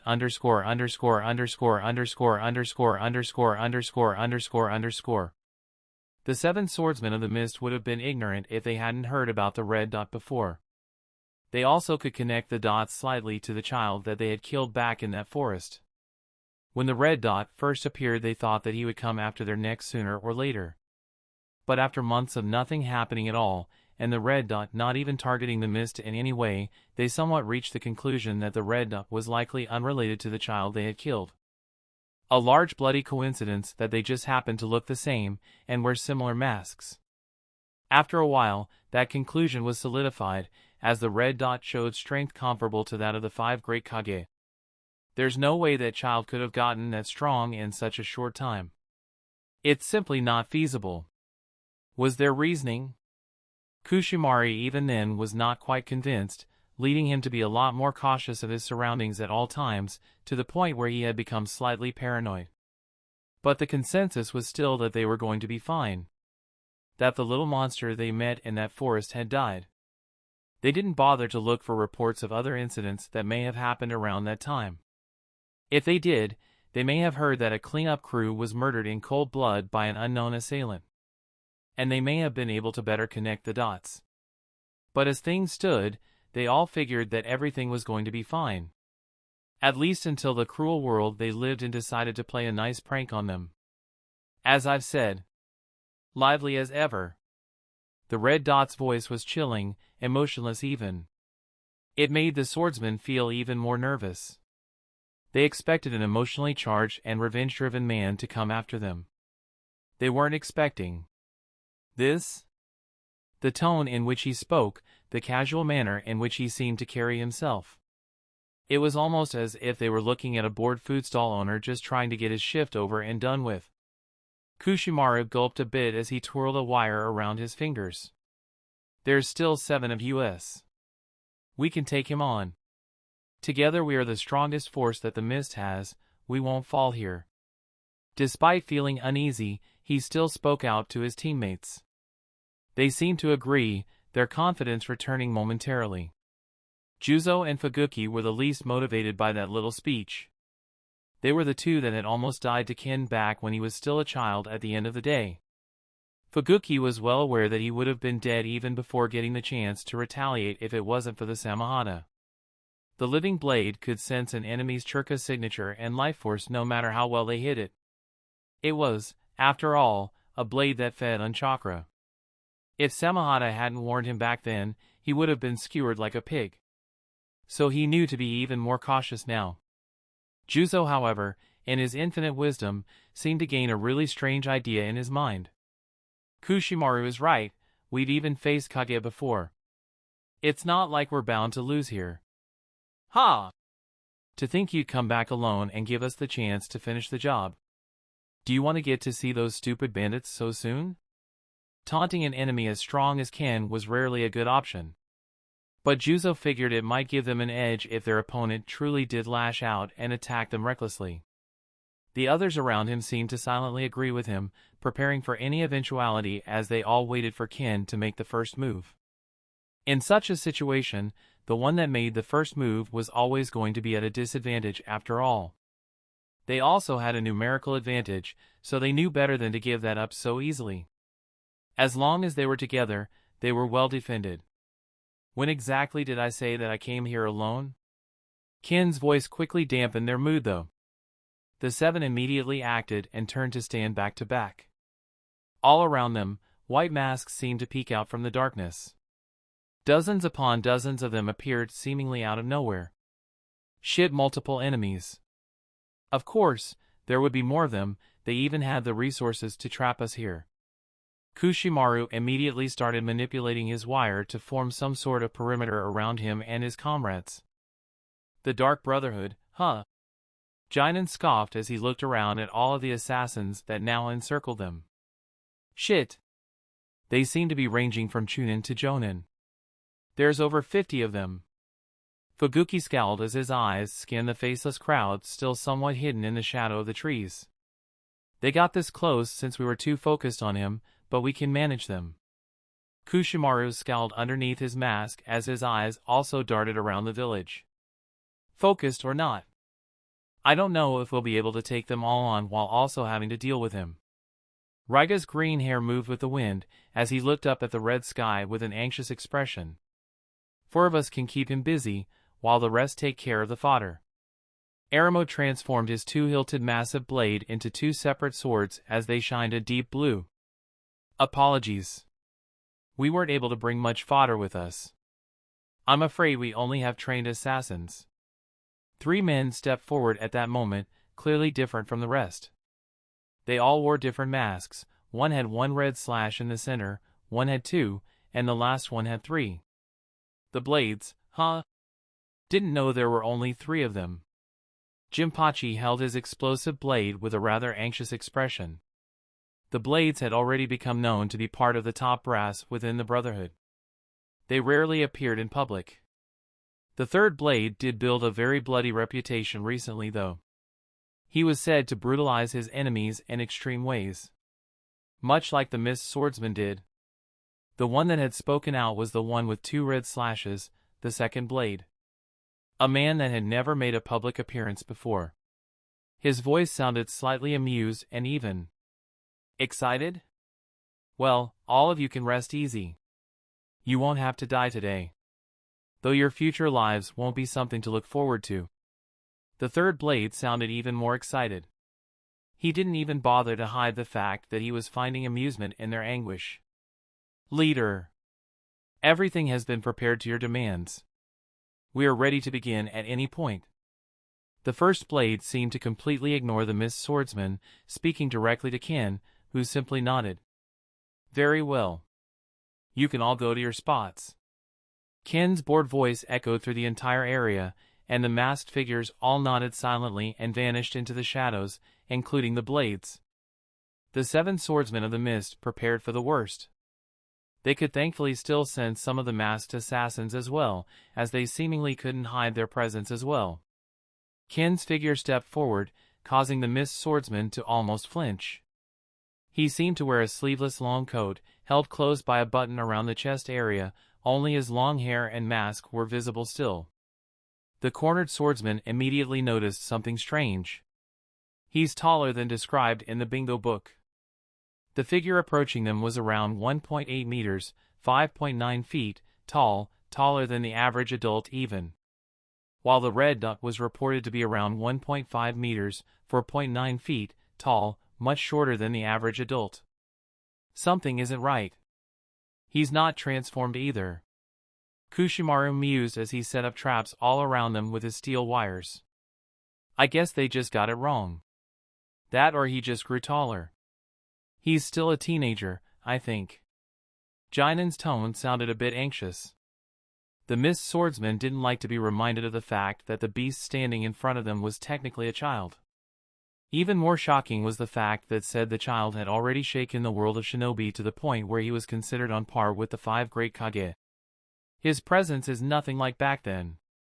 Shit, I think we're actually going to die. Or whatever the hell they have in store for us. Torture maybe? Juzo was already panicking internally, preparing for the worst. Ken immediately proved his superiority. In the blink of an eye, he was already in front of them, his hand outstretched towards the one closest to him, which was Jinan. No you don't. Kushimaru's voice rang out as wires sprang out from the ground, coiling around Ken violently as Jinan also swung his axe towards his neck, hoping to behead him in one go.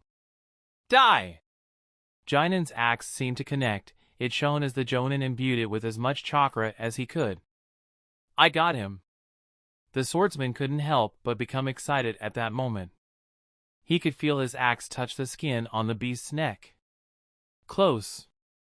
A cold voice rang out from behind him, and the figure he had almost touched turned into an afterimage. Shit, he got in between us. Was all that any of them could think.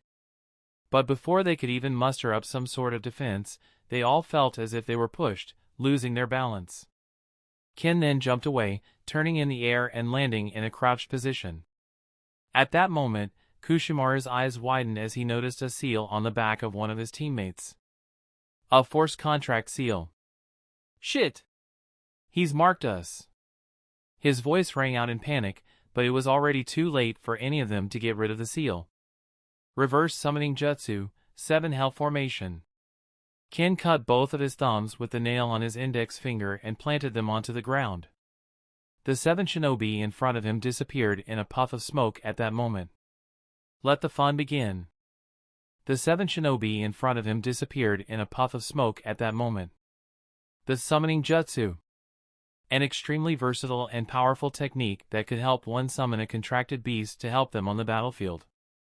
The contracted beasts existed in many forms, intelligent beings of many races that lived on sacred grounds of their own, unreachable to the secular world. The means to contact them were also mostly unknown to anyone besides those that were lucky enough to stumble upon them. No one wanted to give up such vital information after all, and doing so would even lead to them losing their contract with said species. But what exactly counted as a contracted beast? Was it only mammals? Not really. Insects, amphibians, birds, just about every living being could become a contracted beast. And humans were not exempt from that rule. So, to answer the question of what counted as a contracted beast, any living being with chakra that has a contract seal on it. That was simple, really. So then, what was the reverse summoning technique exactly? Well, it was merely a way for someone to teleport a contracted beast to a location that was marked beforehand. How exactly did this work against the swordsmen of the mist, who were elite Jonin? The contract seal in itself was easy to break for someone at that level. But it still took a few seconds in order to do so. Seconds that, to someone like Ken, were more than enough to send them away. But it was certainly costly to do it, especially against unwilling/resisting targets. It required an absurd amount of chakra. So much chakra, in fact, that Ken would have likely turned into a statue had he done it using his own reserves. But that was where the chakra draining seal came into play. All of the members of the Dark Brotherhood were marked as donors, while Ken and a few others were marked as receivers. The chakra draining seal was placed on the abdominal region, and all Ken had to do was activate it, and chakra would be drained from the donors and received by him. He only took chakra from the ones that had stayed behind in the compound, as well as a few of Saburo's clones. This would become the Dark Brotherhood's shared chakra technique. Normally, such a technique would require physical touch. But as long as the donor and receivers were connected in some way, touch wasn't needed. And every member of the Dark Brotherhood was connected to the leader. All of them were his contracted beasts. The technique was just one of many that Ken had thought up for the Brotherhood. They were implemented with Saburo's help and heavily relied on Kazue's Fuinjutsu teachings, obviously. The 7 swordsmen were also not transported far away. The 7 Hells formation was set up around the village, so the swordsmen were all still within the gigantic 4 Red Yang formation held up by the Uzumaki. The 4 Red Yang was massive. It was, after all, large enough to cover an entire hidden village. It was also strong enough to trap a tailed beast effortlessly. The second the barrier was erected, the swordsmen had no way out anymore. But they didn't know that yet. Kushimaru reacted to his change in scenery almost immediately. The tall masked swordsman was in a large forest.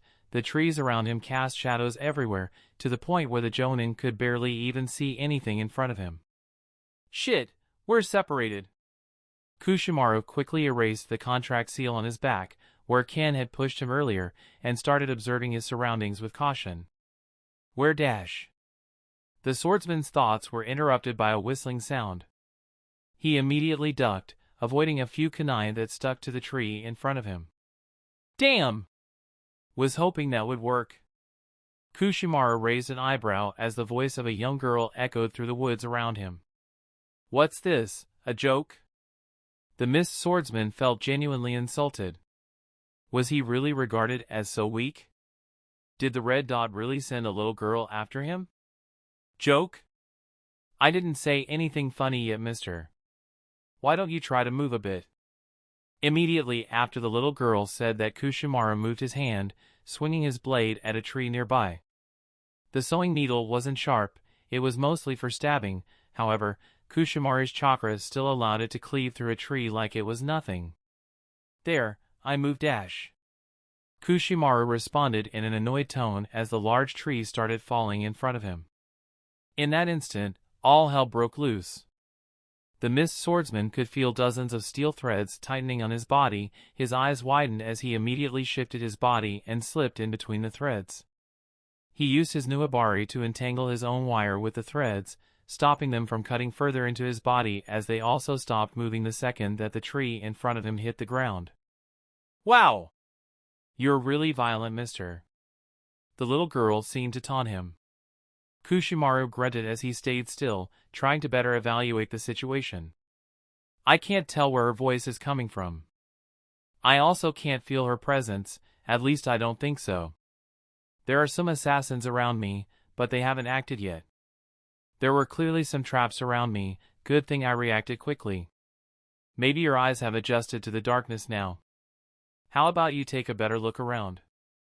The little girl's voice broke him out of his musings for a second, and the Miss Jonin took another look around him.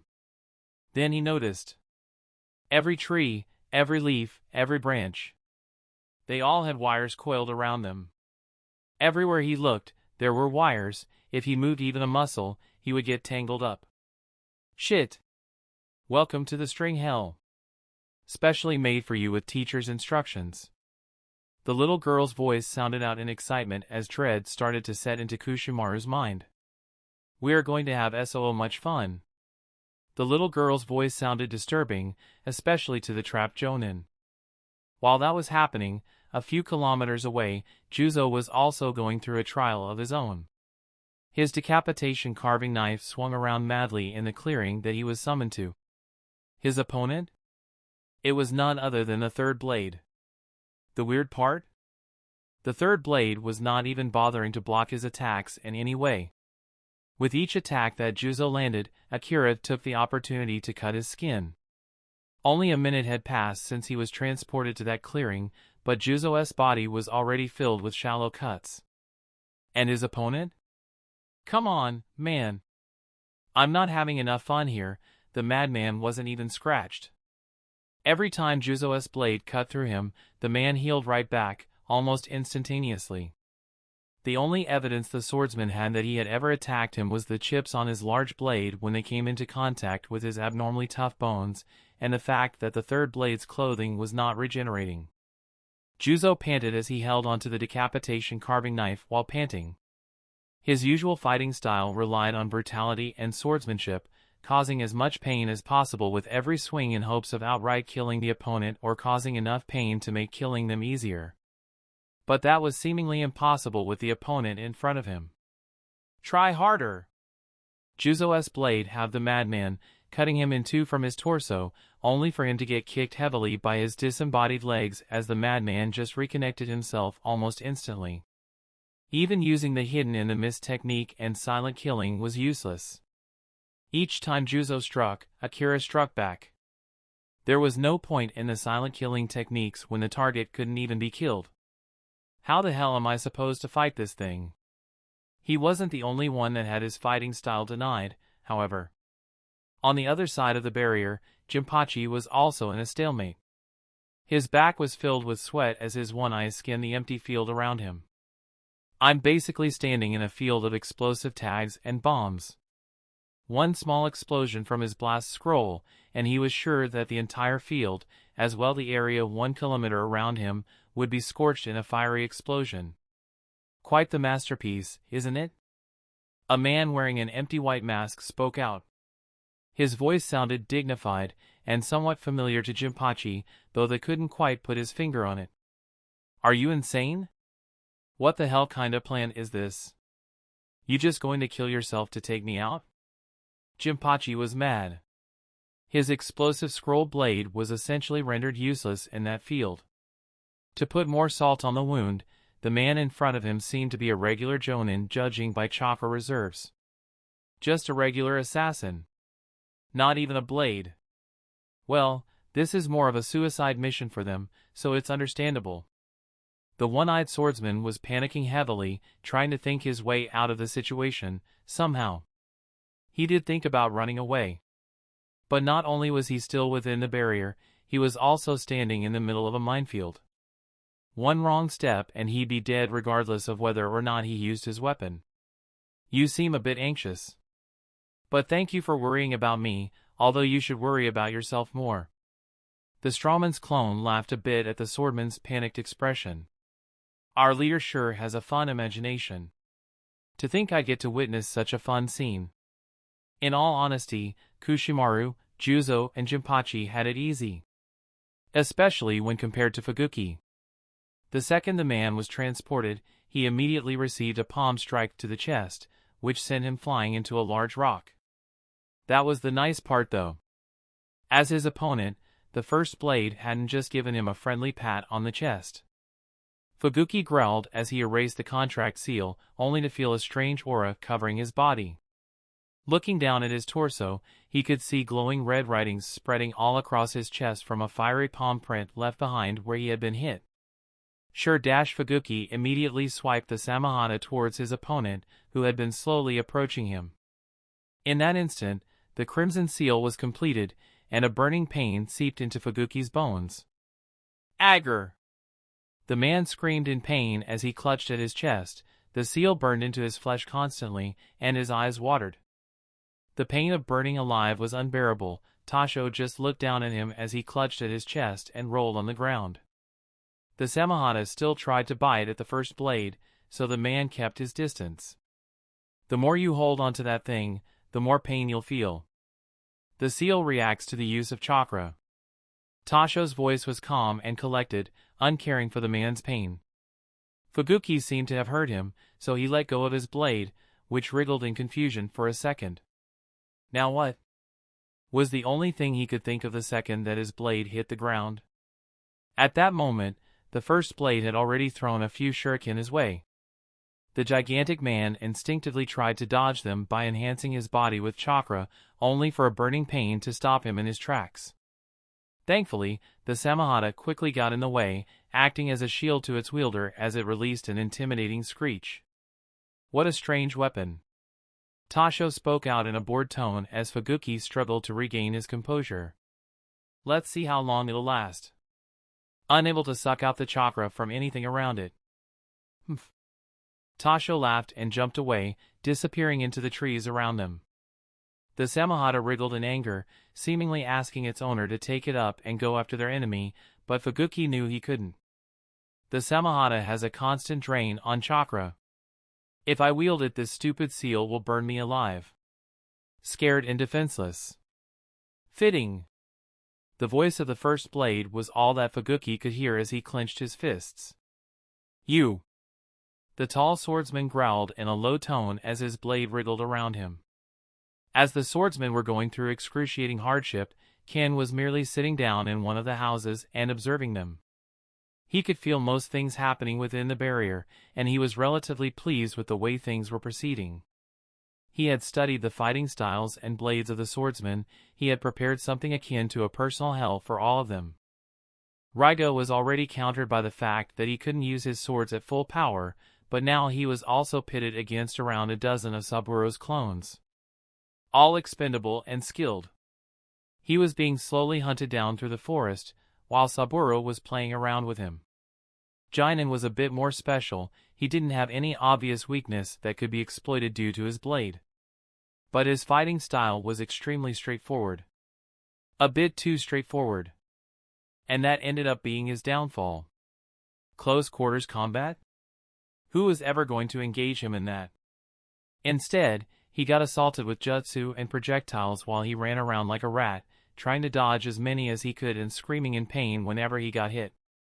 And finally, Aramo, the wielder of the Hiramakiri. His trial was very similar to Fuguki's. He heavily relied on transferring chakra to his blade and changing its shape. So one of Saburo's clones just placed the crimson seal on his back and was just watching him struggle and suffer. Ken was humming as he observed their struggles. His plan was working much better than he expected. He felt thankful at that moment. Both to the Dark Brotherhood that was doing his bidding, and to the Uzumaki clan that was aiding him as well. Even so, his plan had required quite a bit of time to pull off, and it also required a lot of manpower to set up all those traps. But at that moment, it felt worth it. To feel their anguish and panic, to sense their helplessness. Eventually, the leader of the Dark Brotherhood slowly got up. He needed to be the one to finish off at least a few of them after all. Let's see. Kushimaru's trial is the one I am most concerned with. I don't think you and the other children are prepared to face someone like him. Chapter 83, A Swordsman's Anguish, Struggle and Demise. Kushimaru panted as he looked around him warily. His body was filled with small cuts, his arms had suffered the most, and the hand he was using to manipulate his wire had most of its fingers almost cut off from the strain he put them under. All of the trees around him had been cleared, to the point where Kushimaru was finally able to get a breather and re-strategize his approach to his opponent. Or, it was more accurate to say opponents. The little girl seemed to have been the one to set up the traps. She was also constantly throwing projectile weapons towards him, but he was able to reflect those almost reflexively regardless of his injuries. It was child's play for someone like Kushimaru, no matter how well aimed they were. But the bigger threat to his life was the one-legged masked assassin.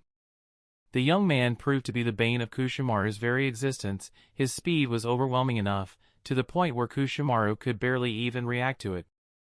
He was sure that the assassin he was fighting could easily make a very frightful reputation for himself if he decided to participate in the Third Shinobi War.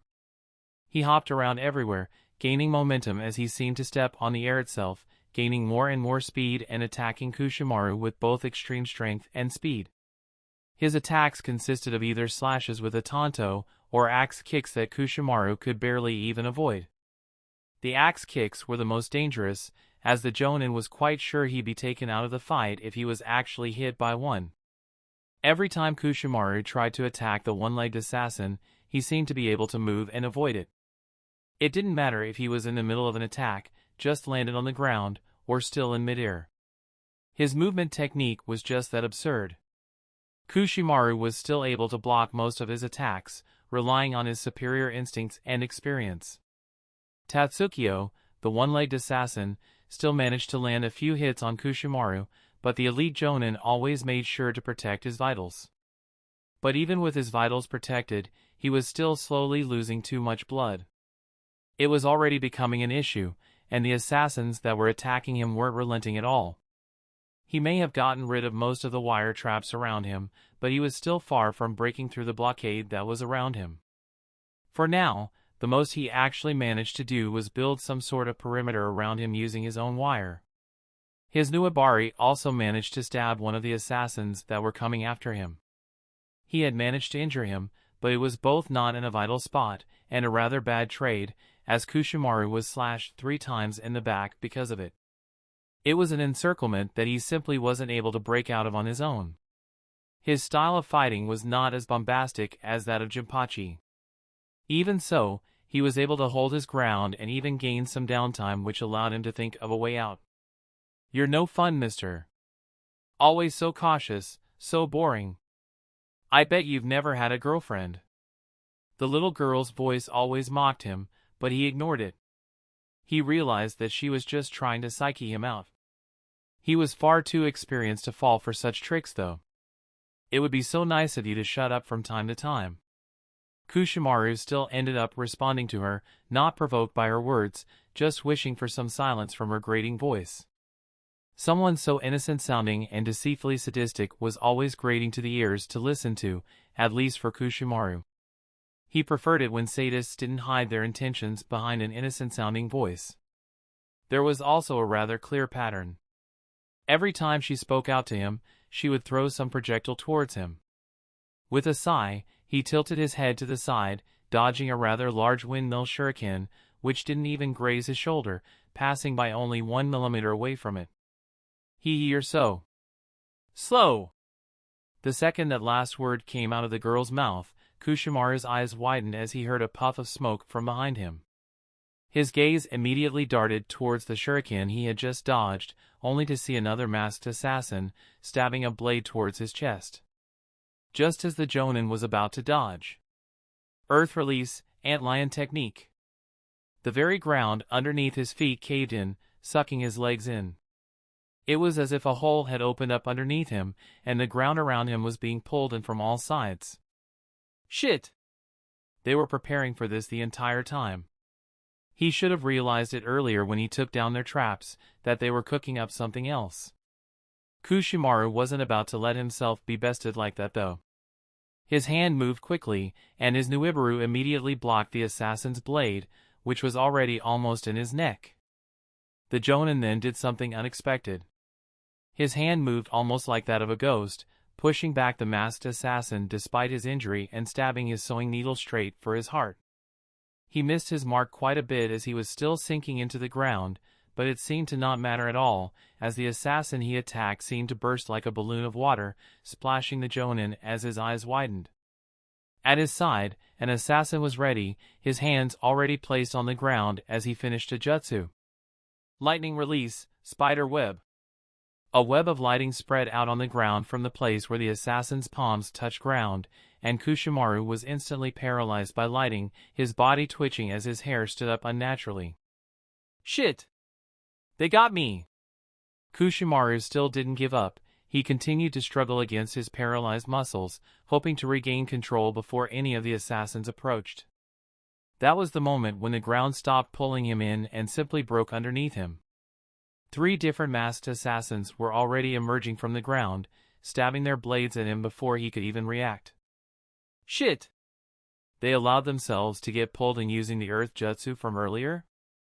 Kushimaru was completely stumped at that point. His paralyzed muscles barely managed to twitch once more before he was stabbed in 3 different places by Tontos.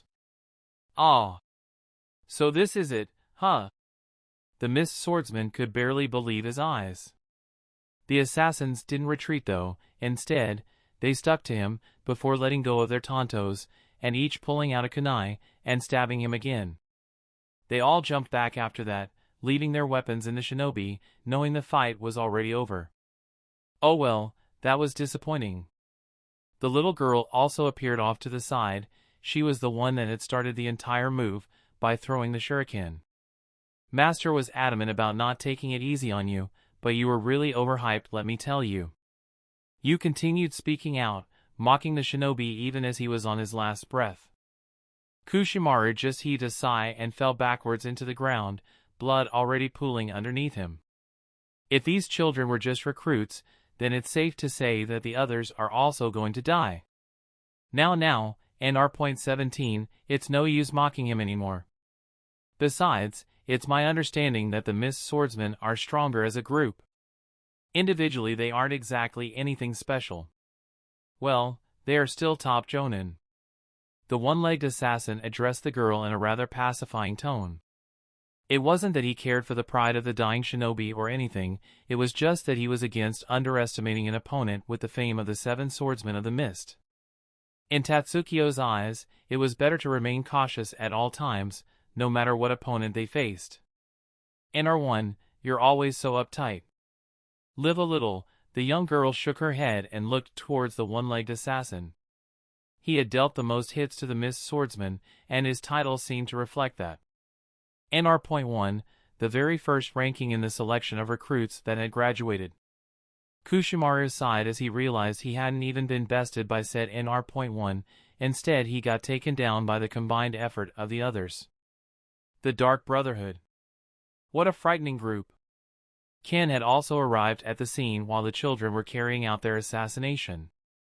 Needless to say, he was very proud of what he had witnessed. The very crux of what he had taught the children. Teamwork, decisiveness, cunning, using the territory and the elements to one's advantage. All of those concepts were masterfully shown in the performance of the children. The blind assassins walked forward to the field where Kushimaru lay, dying. Seems death isn't going to spare you. Shame. I wanted to do it with my own 2 hands, but you are so pitiful in that state. Ken's voice seemed to come out of nowhere even for the children, who were also unable to sense him approaching. Kushimaru also only noticed him when his figure cast a shadow above his head, covering him from the moon's red glow. Why you? Kushimaru had so many words to tell the blind assassin in front of him. So many things that he wanted to say. But he was already far too weak to speak up, mere moments away from his final rest. Kushimaru knew that the next moment he closed his eyes would be his last. I hope the red dot's vengeance ends here. May the mist be spared from his wrath. Those were Kushimaru's last thoughts as he left the world. Ken stood over him still, listening as the mist swordsman's heart stopped beating. He stayed like that for a moment, seemingly trying to search for something. Before he sighed and turned his head towards the children that had taken him down with their collective effort. Good job, children. The masked assassins seemed to take great pride in hearing Ken's praise. All of them seemed to tremble slightly before managing to suppress their excitement. Teacher! Were you here the entire time? You walked up to him in a casual manner, skipping towards him with a wide smile spreading underneath her mask. Tatsukio just crossed his arms and leaned on a fallen tree trunk nearby. He did also enjoy Ken's praise, but he was already accustomed to it, so he could hide his excitement when getting it. I was here for a while. But I was watching over all of you the entire time. Ken tilted his head as he looked at you, who seemed to be pouting underneath her mask. Although he couldn't see it, he could still tell from her mannerisms, as he had gotten to know her very well already. "What? You didn't trust us to take care of him?" "Come on, Master." You seemed to be quite offended at the notion, but the other assassins nearby didn't dare to. They all took it as a compliment. A proper father will always be concerned for his children's well-being. If it wasn't already apparent by the extensive training they all had to do before even thinking about going into the field. The well-being of the children was at the forefront of the Dark Brotherhood's concerns. "You are all still essentially in your internship periods. I let you deal with him since I knew you would be able to do so in theory. You did exceed all of my expectations as well, which is a pleasant surprise." Ken took another appreciative look over his students as he spoke out. You seem to still be offended at the insinuation that Ken didn't trust them enough, but she ended up letting it go. She could easily understand where Ken was coming from. The man they were facing was stronger than anything they had faced in the past. They also struggled against him quite a bit, to the point where the initial traps were broken down before they managed to take him down and they had to improvise. It was still essentially a flawless success, but one of their own did still get injured a bit. "Now then, you all should go rest. NR-15 can go to the second blade and get healed up properly. He'll come to you as soon as you leave the barrier." All of the children noticed and became blurs as they ran away on Ken's orders. You and Tatsukiyo were the only ones to linger for a few more seconds. The little girl-turned-assassin looked towards her teacher with a bit of concern. "Sir Ken, you always taught us that being emotional while killing others was a big mistake. Please do try to live up to your teachings." That was all she said before she turned around and left. Tatsukiyo didn't say anything in particular. He merely gave Ken an understanding look before turning around. As a war orphan, he understood the desire for revenge. So he was in no place to judge his beloved teacher and father. Even if you and Tatsukiyo wanted to stick around, they didn't want to interfere with whatever other plans Ken had with the Mist Swordsman. Ken didn't react much to Yu's words. He merely sighed and grabbed Kushimaru's blade, placed it in a scroll that he took out from his wrist, and walked off. He turned into a blur after a while, headed elsewhere. Let's see how Jinpachi is faring in his explosive trial. Chapter 84, An Explosive Grave and Despair. Jinpachi was struggling hard. His enemy, the mad suicide bomber, was just having a jolly time making fun of him, completely uncaring for his own fate. Jinpachi could already tell that the man wasn't a clone of any kind he knew, so he was sure he was speaking to a real person. So why was he that confident? Did the Dark Brotherhood really have such madmen? It sure fits the rumors surrounding them anyway. But Jinpachi knew that he needed to do something. Or at least try. He could tell that his comrades weren't going to have any better of a time. Unfortunately for him, as he was wasting time racking his mind for answers, the strawman assassin in front of him decided to act. "You know, this entire thing becomes a lot more boring if you decide to just stop engaging with me and close off." The masked strawman sounded almost offended behind his refined facade. He slowly started doing some hang signs, one that Jinpachi recognized to be of a fire-style jutsu, which made him immediately become wary. Wait? Are you clinically insane? You'll kill us both." Jinpachi was not the type to parley, he didn't like speaking to enemies, and he didn't like explaining himself. He was as straightforward as the ability of his blast sword. But the current situation forced him to not only speak with his opponent but actually plead with them. "Anxious are we?" The strawman seemed to finish his hand signs, his hands were still together. "Why, you don't have to do this. No one's forcing you to throw your life away." Despite the panic and the fear, Jinpachi still tried to prepare his own jutsu, something to protect himself with as the world around him blew up. "Really now? Are you saying the two of us can escape together or something?" The strawman seemed to very much enjoy playing with the Mist Swordsman's mind. Jinpachi's ability was among the strongest among his peers, seeing him so helpless and afraid was both unexpected and extremely satisfying. In all honesty, Saburo had expected Jinpachi to try and pull something by that point. But the missed swordsman was uncharacteristically reserved now. I guess leader was right. This guy doesn't have that extensive of an arsenal jutsu-wise. Take his explosions away and he's pretty much defeated. Still, Saburo had expected the explosive Jonin to be a lot more prideful, calm and collected, less panicked at the very least. Well, I guess facing death and helplessness in such a way will make him act a bit different from the norm. Disappointing still. Yes. We can escape together. We can go to the barrier and I can blow it apart and we can both go our own way. Jinpachi was clearly desperate. Even if he was a Jonin, he couldn't hide it properly, especially not from someone like Saburo. Oh? Are you going to leave all your comrades behind as well? The strawman sounded shocked as he spoke out. His hands were still together. He had yet to fully complete the technique he had been cooking up. In truth, he wasn't even preparing any jutsus, he was just psyching Jinpachi up by pretending to do so. Jinpachi's trial was more of a mentally grueling one. Forced into a place of helplessness, played around with like a little rat in a cage. There was no feasible way out for him, and he had no definite way of surviving. Well. It's safe to assume the others are doing much better than me.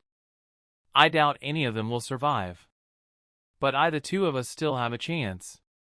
Jinpachi seemed to be gaining confidence, seeing that the masked assassin in front of him wasn't outright refusing his suggestion.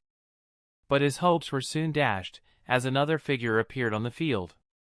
This seems to be going about as well as we expected it to. It was an appearance so sudden that the blast swordsman first heard his voice before actually taking notice of him. It was none other than Ken, standing right by his side motionlessly. Well, his character is quite predictable, leader. He is extremely simple-minded. The strawman assassin simply shook his head and shrugged. Jinpachi gulped as cold sweat filled his back. These fuckers. They're just playing with me. He was panicked, maybe simple, maybe a bit insane.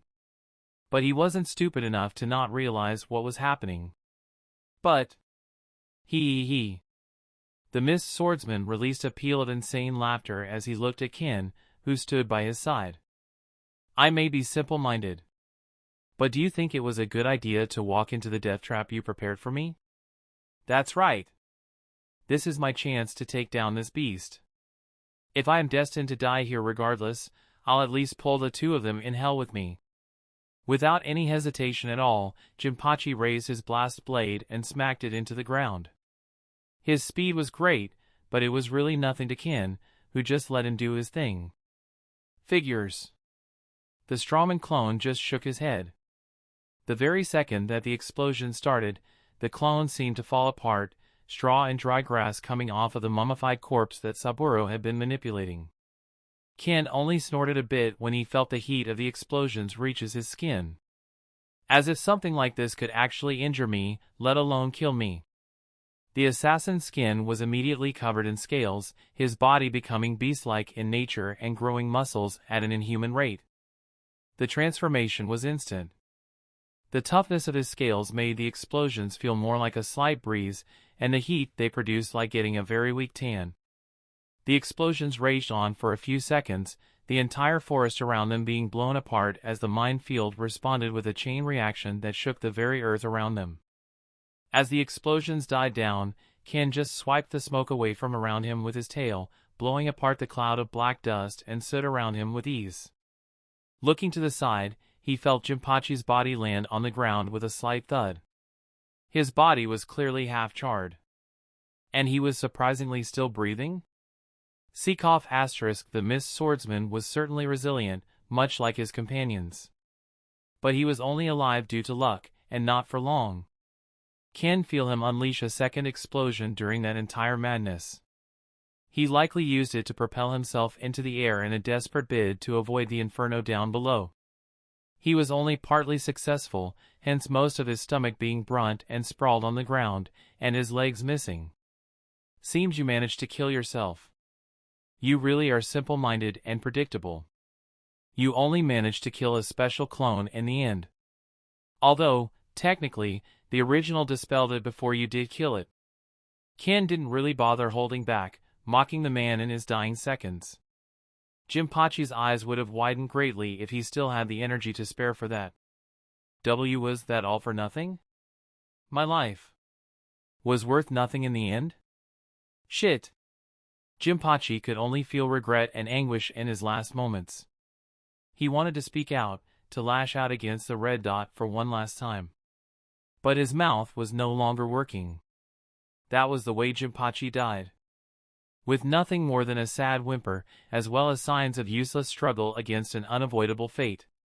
However, Ken could still take some small amount of pleasure from feeling his last emotions. Getting him to kill himself was indeed more satisfying than just doing it myself.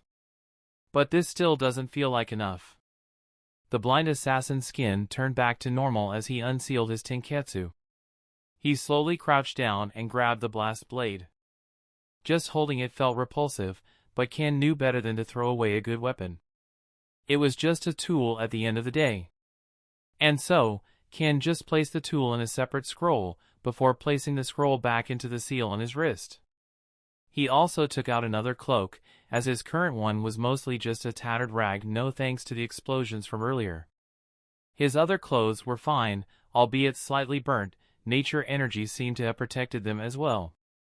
He had spares to wear, he had prepared them, but there was no need for now.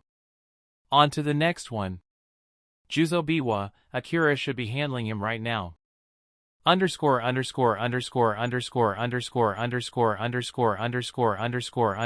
a few minutes earlier asterisk. While Jinpachi was struggling for his life. Trying to desperately plead with the strawman. Juzo was still struggling against his opponent. No matter how much he cut, no matter how much his blade chipped and healed itself with his opponent's blood, his enemy was still standing. He was also growing desperate. He did think about trying to flee and even attempted it a few times. But each time he tried to do so, his opponent would just drag him back to the place they started. Not by using some genjutsu, or some complex tactic. He quite literally grabbed Juzo's leg and dragged him back as one would a child. Laughing all the way as he did so. Juzo had also tried using the hidden in Miss Teknyu to flee, but the immortal he was fighting did the exact same thing as before, just in the mist. His silent killing techniques, the things he had poured his life and soul into learning, were all useless. His opponent was just not bothering to stop his attacks. Be it water dragons, water waves, slashes, decapitation. The beast just regenerated instantly and mocked him for even trying. Juzo had also tried to trap the beast, as he wasn't one to give up easily. But the beast also had overwhelming strength, to the point where he could break out of the water prison with ease. The mist swordsman simply wasn't fighting a human. It wasn't long before he realized that, despite technically landing more severe hits on the third blade, he was still nothing more than prey in front of the assassin. His death warrant was signed from the moment the fight started. Hell, it was likely signed the moment that the red barrier covered the sky. Juzo Biwa's trial wasn't just one where he faced an opponent that regenerated much like his blade. But it was also one where he faced an opponent both more brutal and psychotic than him. At that point, all he could do was struggle madly. But even struggling wasn't helping in any way. It just seemed to make his enemy more pleased. Juzo liked to think of himself as intimidating. As a sadist, he had built up the reputation of a person that inspired fear. But as his hopes of getting out alive were slowly waning, and despair was setting in, he was also realizing that his cruelty and sadism were nothing in front of the third blade. He hadn't met his match, he was completely outclassed in every single category conceivable. And slowly, but surely, Juzo was actually growing tired. A few full minutes of swinging his massive blade around wouldn't have tired him in any way in the past, but the current situation just made his blade feel heavier. The sword that constantly healed itself was becoming more and more like a heavy hunk of iron. The mental strain of seeing everything he had be shrugged off, the futility of the entire situation, the uncertainty that it all gave him. It made him stop in his tracks. And at that moment, a large explosion rang into his ears, a shockwave rushing over his entire body as a large explosion occurred in the distance. It made him lose his balance, and in that moment he fell on one knee, plunging his blade into the ground and using it as support. And he didn't get up. That's it? Out of wind already? And the third blade made it a point to sound as disappointed as he could. Juzo grunted as the beast he was fighting didn't even sound slightly winded. Kushimaru always said that making an enemy bleed means killing them is possible. What a fucking joke. He had gone and lost all hope, despair fully set in. What was the point of continuously swinging his blade? What was the point of struggling so much? He was just pushing against an immovable wall. And what was behind that wall anyway? A fucking red barrier that he didn't even know if he could escape out of. But even if, by a God-given miracle he actually got through the beast in front of him, there was still no chance in hell or high heaven that the red was going to allow him to leave. We are all just playing into his hands, struggling in a senseless battle. He knew from the explosion from earlier that one of the other swordsmen was already dead. Jinpachi was sure as hell not able to make an explosion that big. It's likely Jinpachi that got killed by an explosion now that I think about it. Just like I am going to die at the hands of a man that can regenerate much like my own blade. His current bout of depression didn't even let him think of the possibility that any of the other 7 swordsmen were going to survive. He had started feeling a deep fear from the moment that he saw the red dot. Hell, he had a brooding sensation from the moment that the red dot had made a name for himself. Now he was just going to become a head served on the platter for a monster. I see you lost all passion for our little dance. The third blade simply shook his head, fully disappointed. His clothes were a mess, filled with holes and blood, but his body was spotless. Akira walked up to the mist swordsman, smiling underneath his mask. That went far better than our leader had predicted. Seems like things are about done here as well. Juzo's very spine trembled when he heard that voice. The same voice that he still had nightmares about. The same muffled giggles he heard whenever the old wounds on his neck started flaring up. Leader! Everything's going swell, just a bit hungry here. This guy gave up already, he was pretty boring to fight too. Akira immediately bowed to Ken, greeting him with respect. Juzo Biwa's eyes darted to his side, where the red dot stood straight, towering over the kneeling mist swordsman with a tilted head. You did an amazing job breaking his spirit. You should go eat, wouldn't want you going feral right now. Ken nodded to Akira, who just laughed a bit and waved at his leader, before turning around and simply leaving. The mist swordsman didn't even react to that. He already knew that the third blade had seen him as nothing but a toy the entire time. The third blade seemed like the type to break his toys. But it was clear that he wasn't supposed to be that man's toy. No, he was just the red dot's prey. You! Was all Juzo could muster as his dejected eyes looked up at Ken. You were a disappointment through and through. I will give you one chance to redeem yourself though. Chapter 85, Crack Mirror, Accepting One's Fate and Futility. You were a disappointment through and through. I will give you one chance to redeem yourself though. Juzo's eyes widened once more at that phrase. Redemption? Was there truly a way out for him? Was the red dot truly going to give him a new chance at life? Maybe recruit him? Is that why the third blade didn't kill me? Was he just there to test me? Delusions quickly filled his mind, as his desire to live overwhelmed all of his senses. But Ken's plans were a tad different from his delusions. The blind assassin just grabbed Juzo's large blade and stepped on it. Crack asterisk. Juzo's eyes widened as he saw the blade he had treasured so much, one of the toughest swords created, which was also capable of regeneration. Break! More specifically, it was broken into dozens of pieces. The only complete part was the hilt, which still had around a dozen centimeters of blade on it. I want you to repair this blade. With your own blood. If you are able to do it, then I'll let you live. Ken's words were like a waterfall, dousing any flame of hope that he had left. He had already lost quite a bit of blood fighting against Akira. Now he was asked to repair his blade on the spot, with his own blood. He's just asking me to kill myself, was the realization that dawned on him before he took another look at the scattered pieces of the cubic kiribacom, which now littered the ground. With a trembling hand, he brought all the pieces together, placing the hilt on the ground and arranging them like one would a broken vase. And no! And maybe I still can fix it. I know better than anyone how this blade works. I know how blood is needed to fully repair it. I can't possibly do that, but I can at least stick it back together. Yet, he still clung to hope in a place of hopelessness. The very nature of all humans. To expect the world to bend around them, to assist them in their survival. Delusions that were only born from entitlement. Juzo's eyes darted around in a panic as he put the blade together on the ground in front of him. Ken just observed him, his blank expression covered by his empty mask. There was no pity to be found in him, for he knew the type of person Juzo was.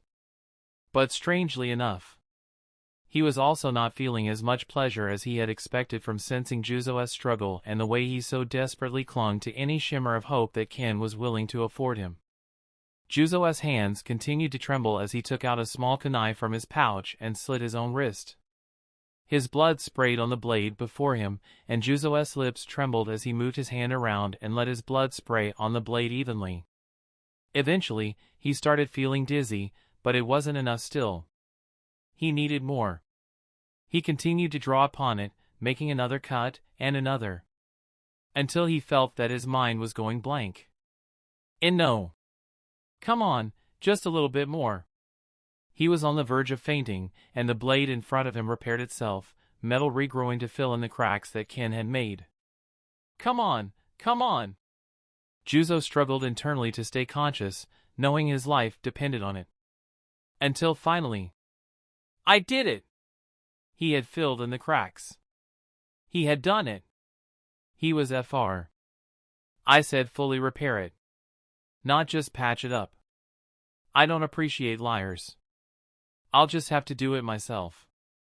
Juzo's tired eyes looked at Ken in desperation as he watched the blind monster take the large blade from the ground and plunge it directly into his chest.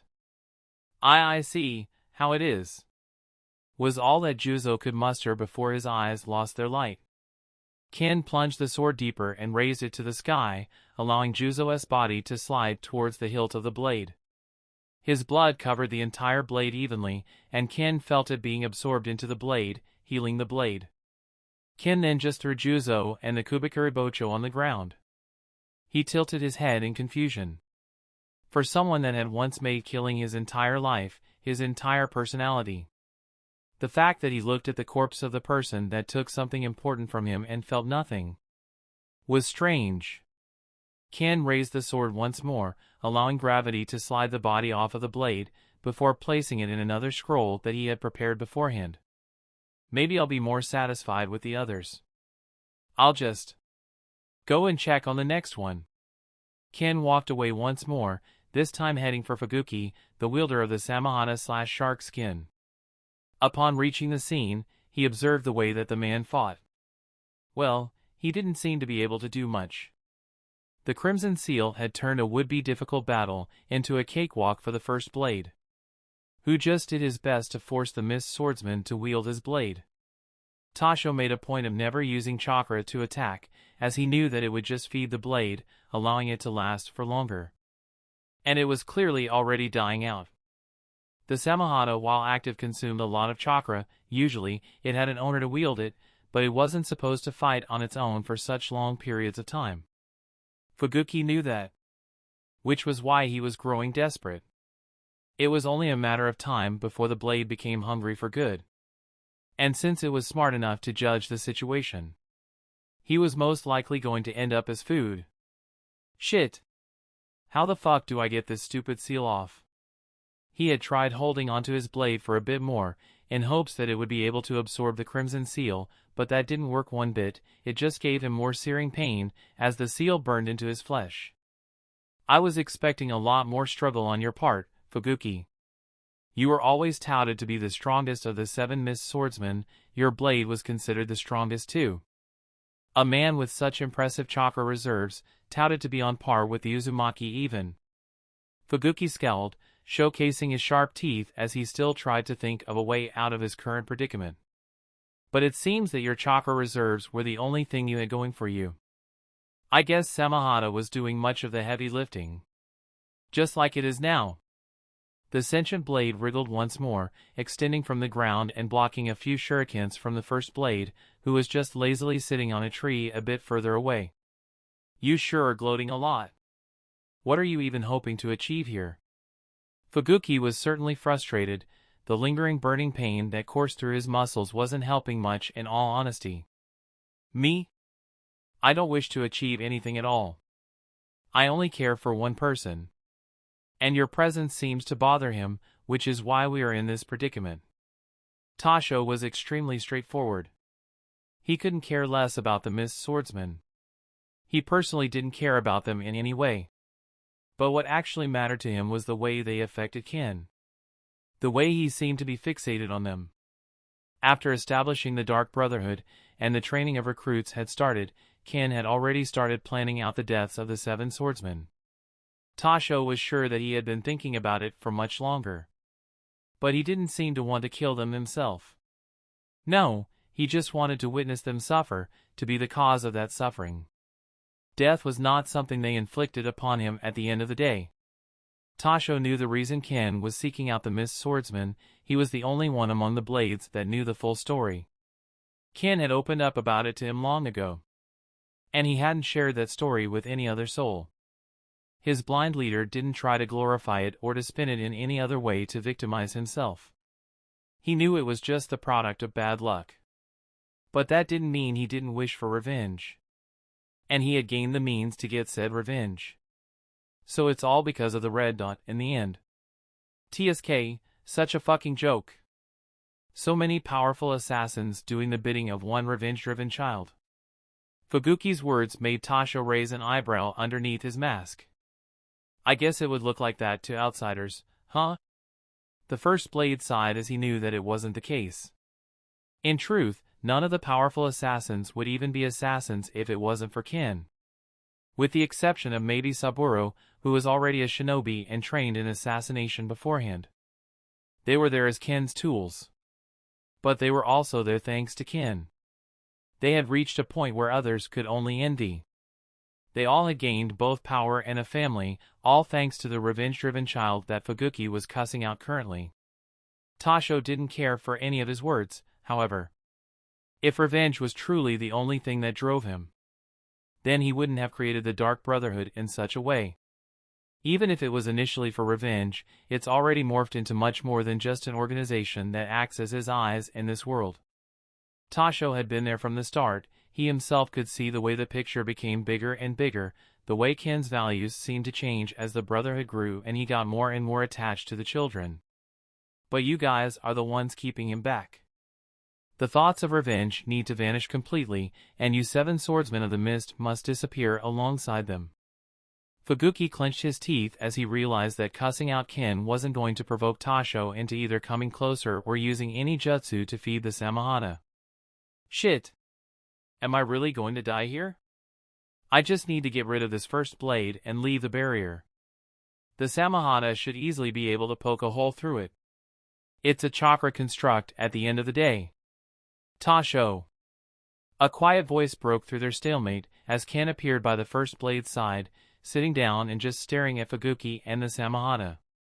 Leader. The first blade made it a point to immediately jump down from that branch and take a deep bow facing Ken. The Samahata tried to take advantage of that, slithering like a snake towards the first blade's exposed back, a gigantic mouth growing from its tip, aiming to kill its target in one bite. But it didn't get to, as it felt something grab onto its tail and toss it back towards its owner, crashing into a tree beside him. Stay put for now, shark skin. Ken poked out as he tilted his head.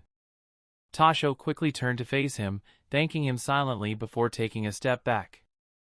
I guess he'll handle it from here. I wasn't able to break Fuguki's spirit, unfortunately, but I did drain the Samahata quite a lot. Red dot. Fuguki's forehead filled with sweat as his disheveled orange hair fluttered in the wind. But whatever he had to say, Ken wasn't interested in hearing him. I've wasted many hours thinking about this moment. The blind swordsman sighed as he took a step towards Fuguki, who leaned back a bit by reflex, his back hitting the tree behind him. Just to see all of you struggle. But it still feels like it's not enough. Do you understand what I mean? Ken extended his hand towards Fuguki, showing him an open palm, calloused and stained with Juzo's blood. You can take all the revenge you want, it won't revive those bandits. It still feels stupid to think about it. That all of this originates from one random trip to the Land of Iron, where we decided to take down a group of deserters for some pocket money. Fuguki seemed to have given up at that point. He knew he stood no chance against Ken, Crimson Seal or not. Bad luck on both ends of the stick. But their blood is on your hands at the end of the day, so I need to repay the favor. Fuguki just grit his sharp teeth and nodded. So, how will this go? The mist swordsman was already helpless, but he wasn't one to despair. He was a shinobi, he wasn't greedy or stupid, and he knew that this was just the type of world he lived in.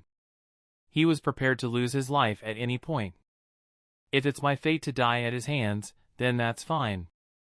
I tried my best for the village, I did enough to repay them for raising me. I can die with no regrets. He realized that Ken didn't care about the mist. He had also confirmed that they just went after the bounty in order to make sure that he wouldn't seek vengeance with the mist. This is simple. Samahata will eat you. Both Fuguki and the sentient blade seemed to be confused at that. Fuguki looked at his lifelong partner, the Samahata, and just sighed. So be it. I guess you will find it a nice home afterwards. But that will be none of my concern. Fuguki shook his head. The Samahata pointed its tip towards him, almost as if it was apologizing for something. Fuguki just smiled as the Samahata opened its mouth widely and bit off his head. His last thoughts were also relatively simple. I just hope the mist won't be stupid enough to cross him after this. Ken watched the scene for a few moments, as Fuguki's body fell to the ground, lifelessly. You can spit it out. The intelligent blade seemed to nod and listen to Ken's commands. That was strange. Tasho was a bit surprised to see such a scene. The Samahata jumping ship on its own was not something he expected. It shouldn't be. The Samahata is smart, it knows when there is no point in struggling anymore. At this point, it can either listen to us and let us find a suitable owner, or get scrapped alongside its previous owner. Ken shook his head. The Samahata then slithered up to the two of them but didn't attack, it just seemed to wait for a command. The blind swordsman didn't bother to mention that the Samahata was a parasitic being in nature as well. It was always going to do what benefited it most, no matter the bonds it forged with its owner. It had been a conjecture of his for a while after learning how the sentient blade worked. The scene in front of him just confirmed it. Tasho. You keep the Samahata for now. The first blade nodded and walked forward. The Samahata also extended its hilt towards him, allowing him to grab it without much issue. Tasho then tied it on his back, and the Samahata covered itself with bandages. The first blade felt a drain on his chakra when he held the hilt of the blade, but it stopped when it rested on his back. What now, Lord Ken? Tasho then turned back to his leader, who still seemed to be contemplating something. Kill all the other swordsmen. I don't care anymore, just make sure to collect their blades. Saburo can have their bodies. There isn't much left of Jinpachi's. Tasho nodded with determination when hearing Ken's orders. I will relay this to the others as well. After that, the first blade turned into a blur and vanished. Ken just heaved a sigh and walked back towards the village. This feels pointless. Chapter 86, Hollow Revenge, Future and White Fang. I could only sigh as I placed all the blades in their respective scrolls, storing them all within the seal on my wrist. Tasho was allowed to keep the Samahata for now, it seemed to like him anyway. Saburo also took the bodies with him. Jinpachi's was too far gone, but the others were good enough for him to mummify and use as puppets. They are inevitably going to be weaker, as most of Saburo's strawman clones are mummified alive.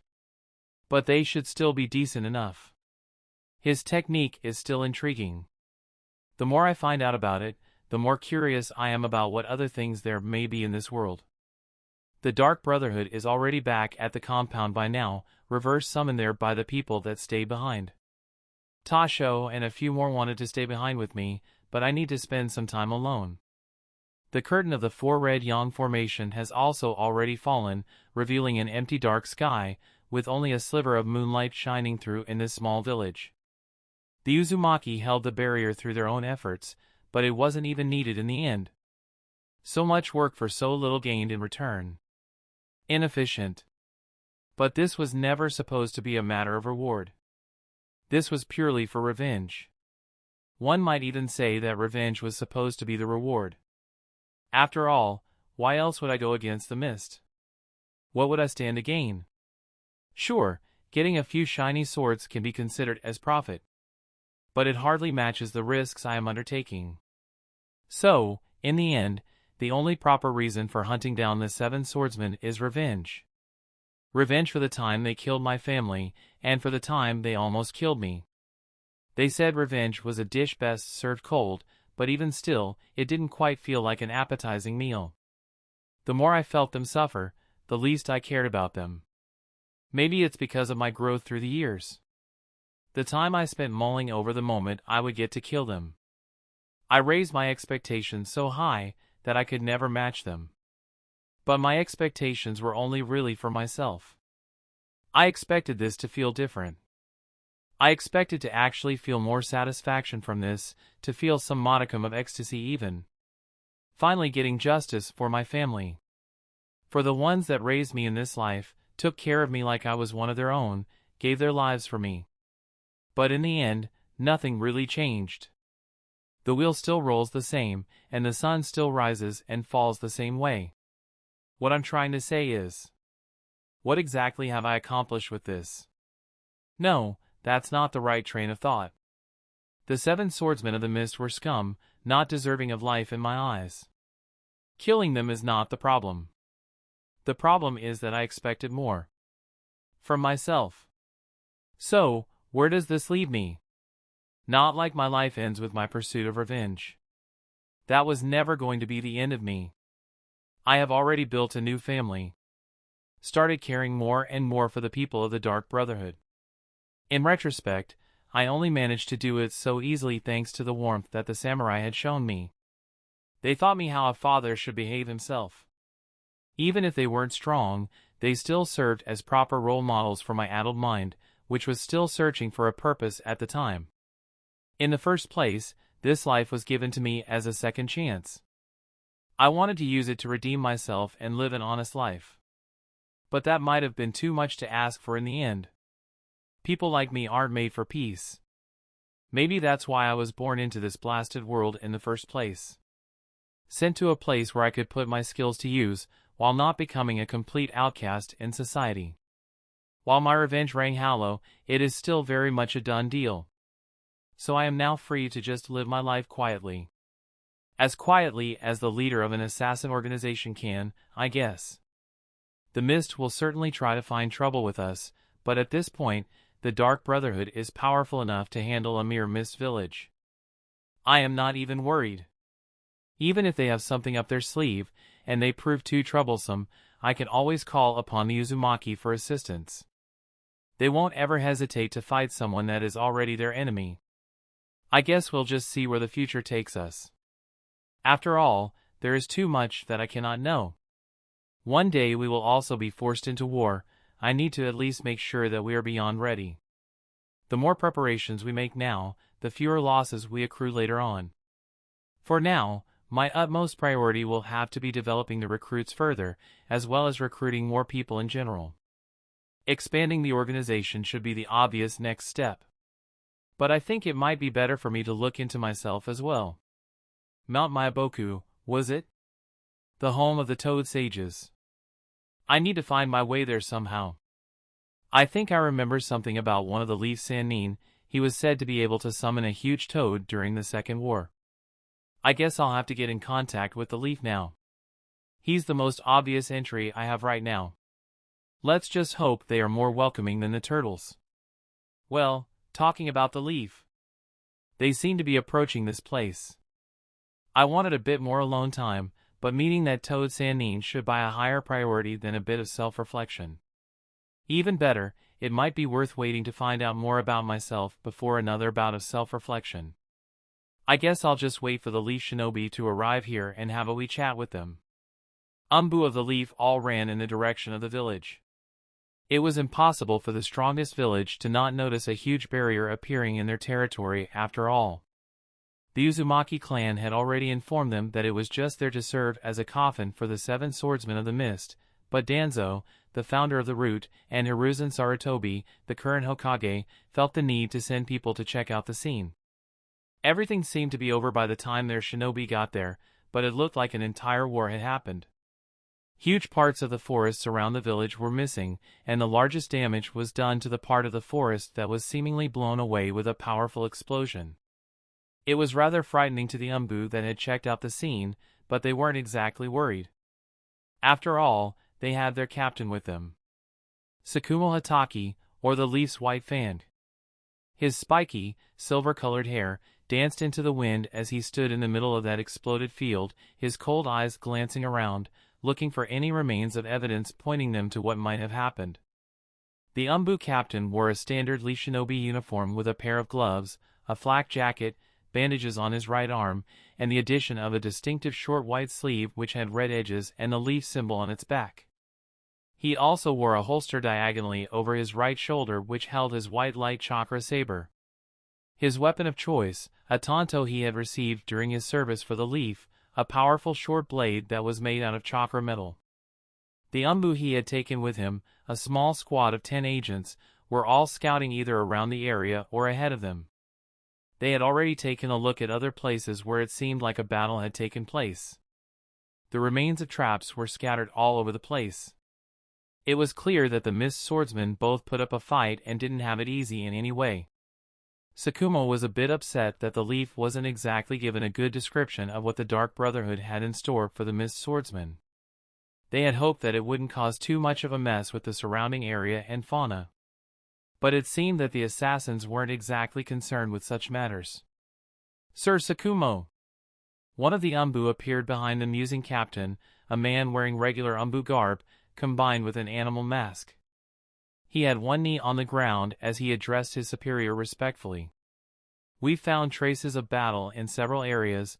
We assume all of the bodies were collected and brought to the middle. The village itself should still have them unless the Brotherhood decided to keep them." The Umbu quickly gave a report of the situation, his voice cold but filled with awe and respect for his captain. Tsukumo just looked at him, gave him a warm smile, and nodded. He then turned into a blur as he dashed towards the village and questioned himself. "I doubt there's any of them left. But I wouldn't mind actually meeting someone from the Dark Brotherhood. They seem to have close ties with the Uzumaki clan."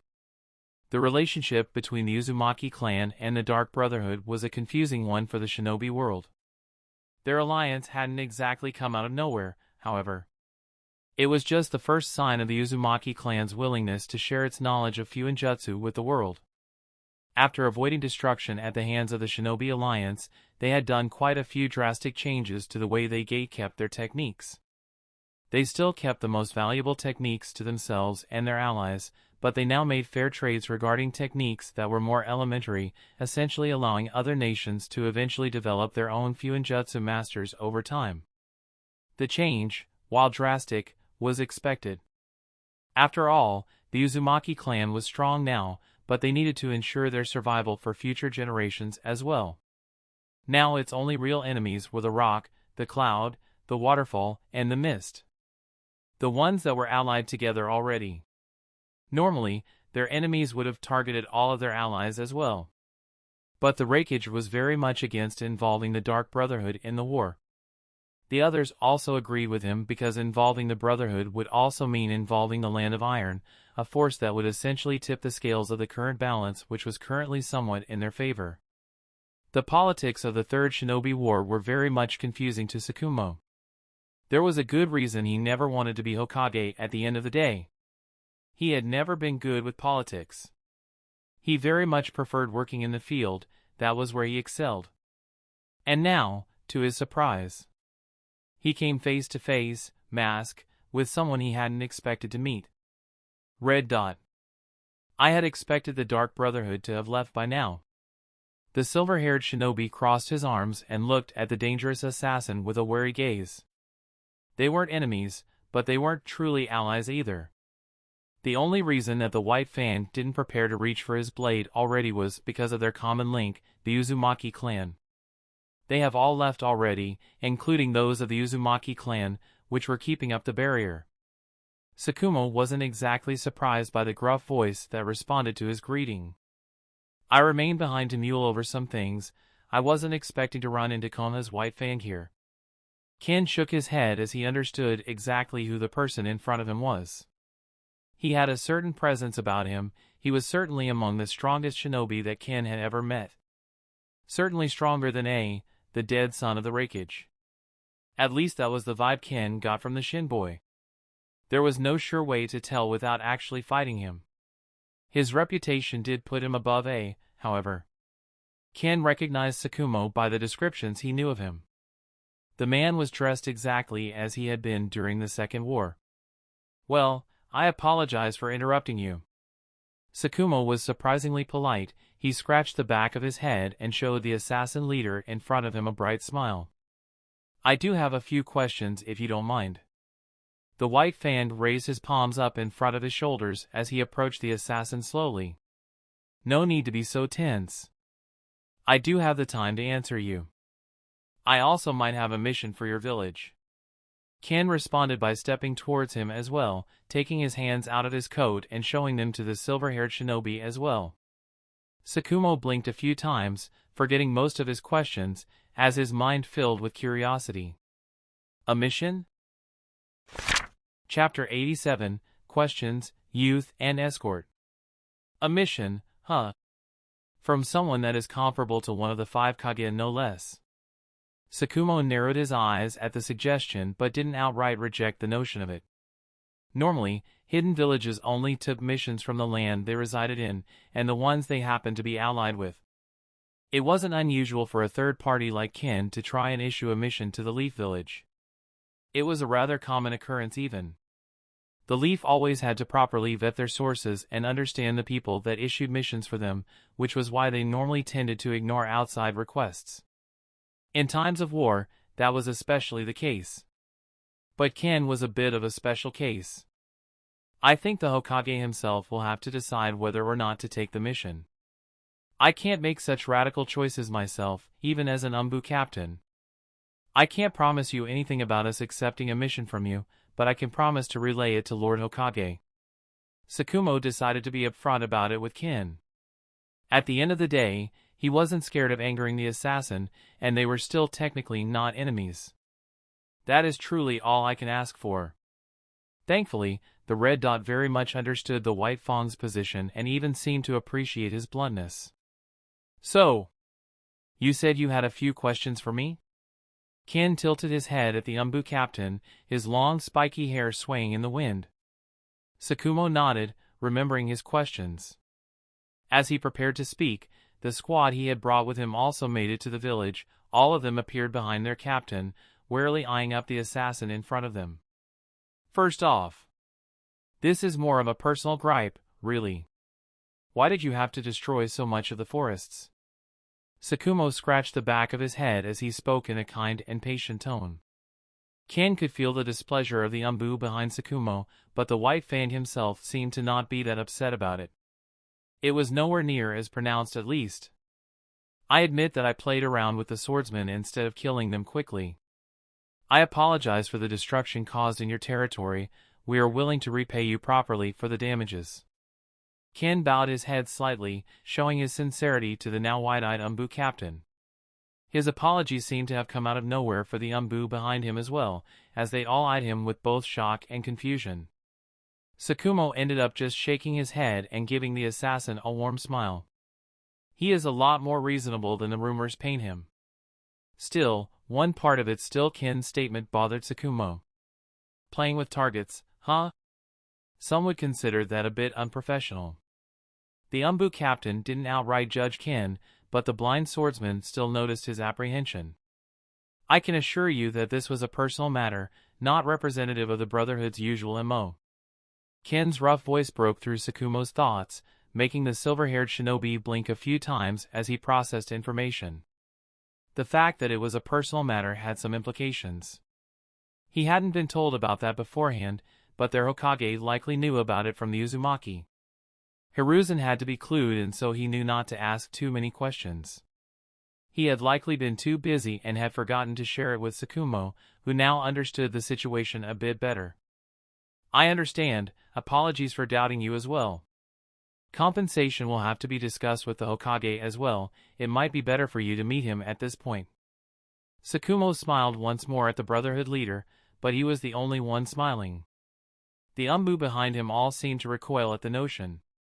Letting a dangerous assassin have a meeting with Lord Hokage in the middle of a war? They didn't wish to appear disrespectful and outwardly question their captain's decision, but they all still had clear doubts about the situation. One of them even decided to study the assassin a bit closer. Said Umbu happened to be a member of the Hyuga clan. His eyes suddenly shifted as he activated his dojutsu, the Byakugan.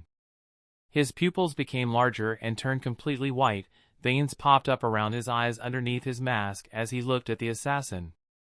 The Byakugan itself was a powerful dojutsu, one that was said to be on par with the Uchiha clan Sharingan.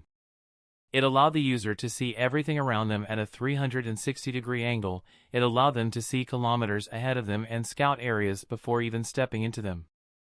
It also highlighted a person's chakra network and weaknesses. To add to that, it assisted the user in finding ways to exploit them. It even allowed a user that was skilled enough to split ninjutsu apart by targeting its weak spots. It was a frightening bloodline ability to fight against, to the point where even Ken had heard about it in the past. The blind swordsman obviously couldn't see the change in the Hyuga member. After all, he couldn't feel the wind bending around his features since he was wearing a mask. But he could feel the change in the man's chakra. He even became wary for a second, although he didn't exactly feel threatened by the group in front of him. The only one that would be able to face him was Sakumo, who didn't seem that confrontational. The Byakugan user looked at Ken for all of 2 seconds before he gasped and took a step back. He broke his silence, gaining the surprise of both Sakumo and the people around him. He, however, wasn't thinking about the attention he had just garnered. Instead, his mind was reeling, trying to understand what exactly he was even looking at. This thing isn't even human. He could see the mangled chakra network of the beast in front of him. It was nothing to scoff at, his reserves were already impressive enough. But the most shocking thing was the lack of something crucial to all shinobi. Tenketsu. The only thing enabling shinobi to use the chakra latent within their body and mold it to create different effects. The red dot was already known to be able to use ninjutsu and chakra quite easily. His control over it was said to be masterful from what was observed. So how come he was unable to see any tenketsu? In truth, Ken did originally have his tenketsu intact, he even trained using them. But after a while, he decided to cover them up slightly, to avoid the possibility of them being used as a weakness. After gaining more mastery over nature's energy and his transformations, he managed to alter his body in such ways. He did need to uncover them whenever he used jutsu, but that wasn't difficult to do. It just required concentration. No one but Ken was privy to that knowledge. So there was only one real explanation that the Hyuga member could come up with on the spot. The red dot wasn't human. Can we really afford to bring this thing into our village? The Umbu's back filled with sweat as he tried to look for any weakness in the red dot's body. Only to not find anything. That was even more concerning. No matter how strong someone was, they always had a weakness. Even Sakumo had a weakness. Exploiting said weakness was the difficult part for people at his level. But the red dot didn't even show any weakness. None that the Umbu member could find. "What are you?" That was all that the Hyuga asked after he turned off his Byakugan. His comrades and superiors still looking at him quizzically. Sakumo was confused at first, but then he noticed the fact that the Hyuga had his Byakugan active. So he realized that he must have seen something strange. That is very much related to the mission I have for the Leaf Village. The White Fan sighed. Apologies for the rudeness of my subordinate. He decided to apologize for the disrespect. He was also curious as to what the Hyuga member had observed, but it was better for him to find out later when Ken wasn't present. No harm done. It is not that big a deal. The Red Dot himself was both not going to go into detail about his situation to them, and not going to dwell too long on whatever disrespect the Hyuga member had shown him. Got it. Thank you for your understanding. Another thing I've been meaning to ask you. Are you perhaps young? Sakumo narrowed his eyes as he looked at Ken. They were now the same height. But Ken was originally reported to be an extremely short man. A stature fitting for an assassin. The blind swordsman sighed as he shrugged for a moment. He considered answering that for a moment. He had no real reason to actually hide his age from the world. But at the same time, he had no reason to answer such a personal question in the first place. I'll leave that up to your interpretation. Ken ended up giving one of his patented non-committal answers as he crossed his arms. Sakumo nodded, his eyes appearing conflicted for a moment as he just shook his head and looked at the ground. It was already wildly speculated that the leader of the Dark Brotherhood was young. But there was still a more popular theory that he was able to alter his height as he wished. It gave him even more of a mystical air, and it very much fit in with his reputation and presence. Even if the Grass Village had once tried to paint him as a madman, it wasn't all that effective over time. In the shinobi world, infamy and reputation were one and the same. No one with a large reputation was in any way liked by many. In the first place, being liked was a luxury that couldn't be given in times of war. Instead, the main currency was fear. Reputation nowadays was only built from infamy, as that was the one to cause the most fear. The White Fan? Well known for crushing the forces of the Sand Village and executing many of their strong shinobi. Feared throughout the elemental nations. The third Hokage and current god of shinobi, Hiruzen Sarutobi? Well known for having surpassed his teacher, the second Hokage, widely considered the strongest Hokage, or at least on par with the first. All of his feats inspired fear in his enemies. Even if he was more kind-hearted in nature, he was still one of the most fearsome shinobi alive. The problem was that Ken, who now Sakumo suspected to be a child, had also built a similarly fearsome reputation at a very young age. He had also essentially built an entire hidden village of his own in the Land of Iron, a place that was famously against shinobi in general. I'll have to report this to Lord Herzuin as well.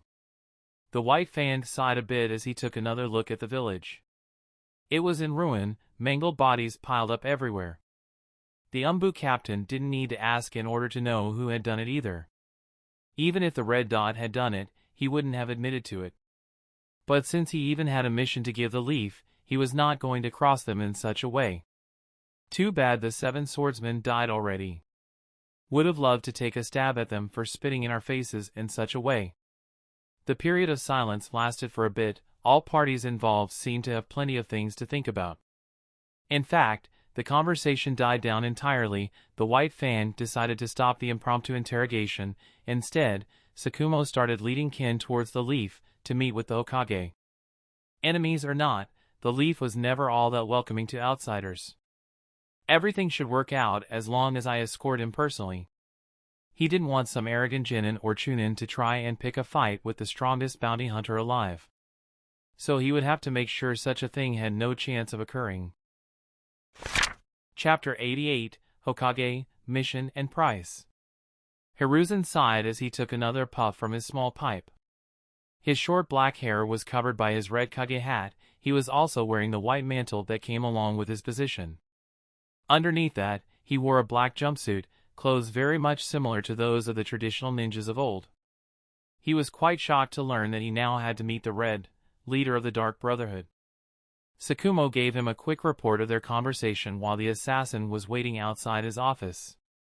He was closely monitored by Sakumo's Umbu squad, but he was there on peaceful matters regardless of that. The Hokage understood the situation to some extent, but there were still many questions to ask, and the masked assassin didn't seem to be too interested in giving Sakumo detailed answers regarding everything.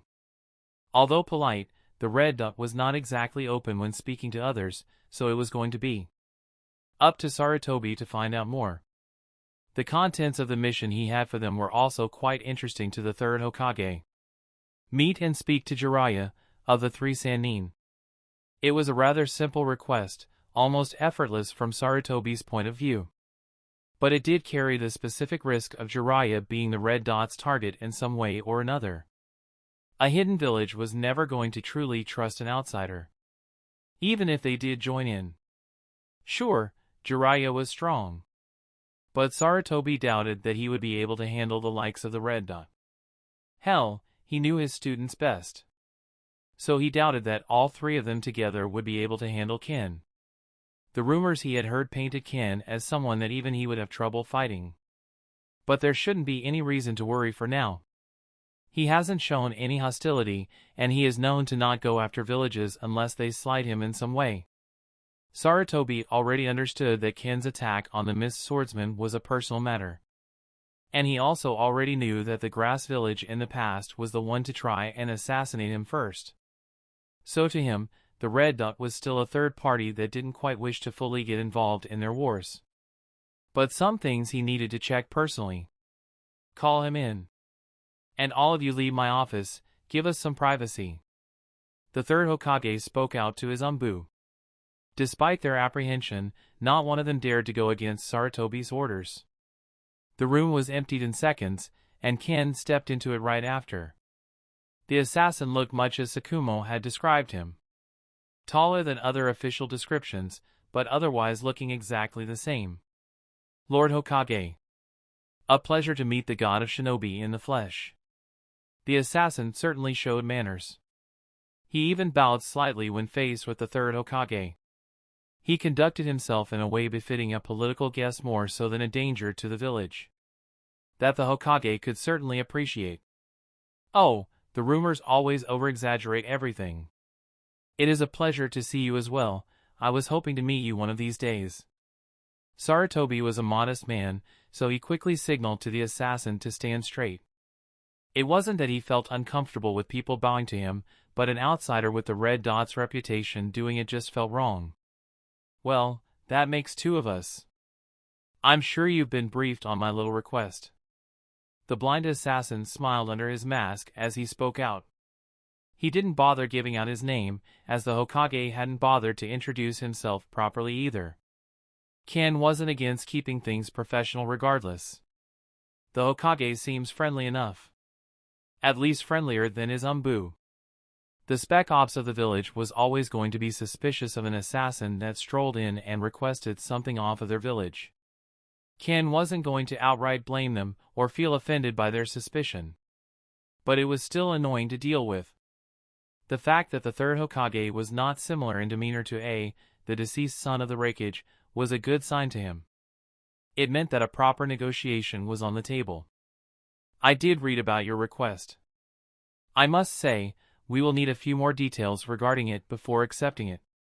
I'm sure you understand, but the Sannin are a great asset to the village.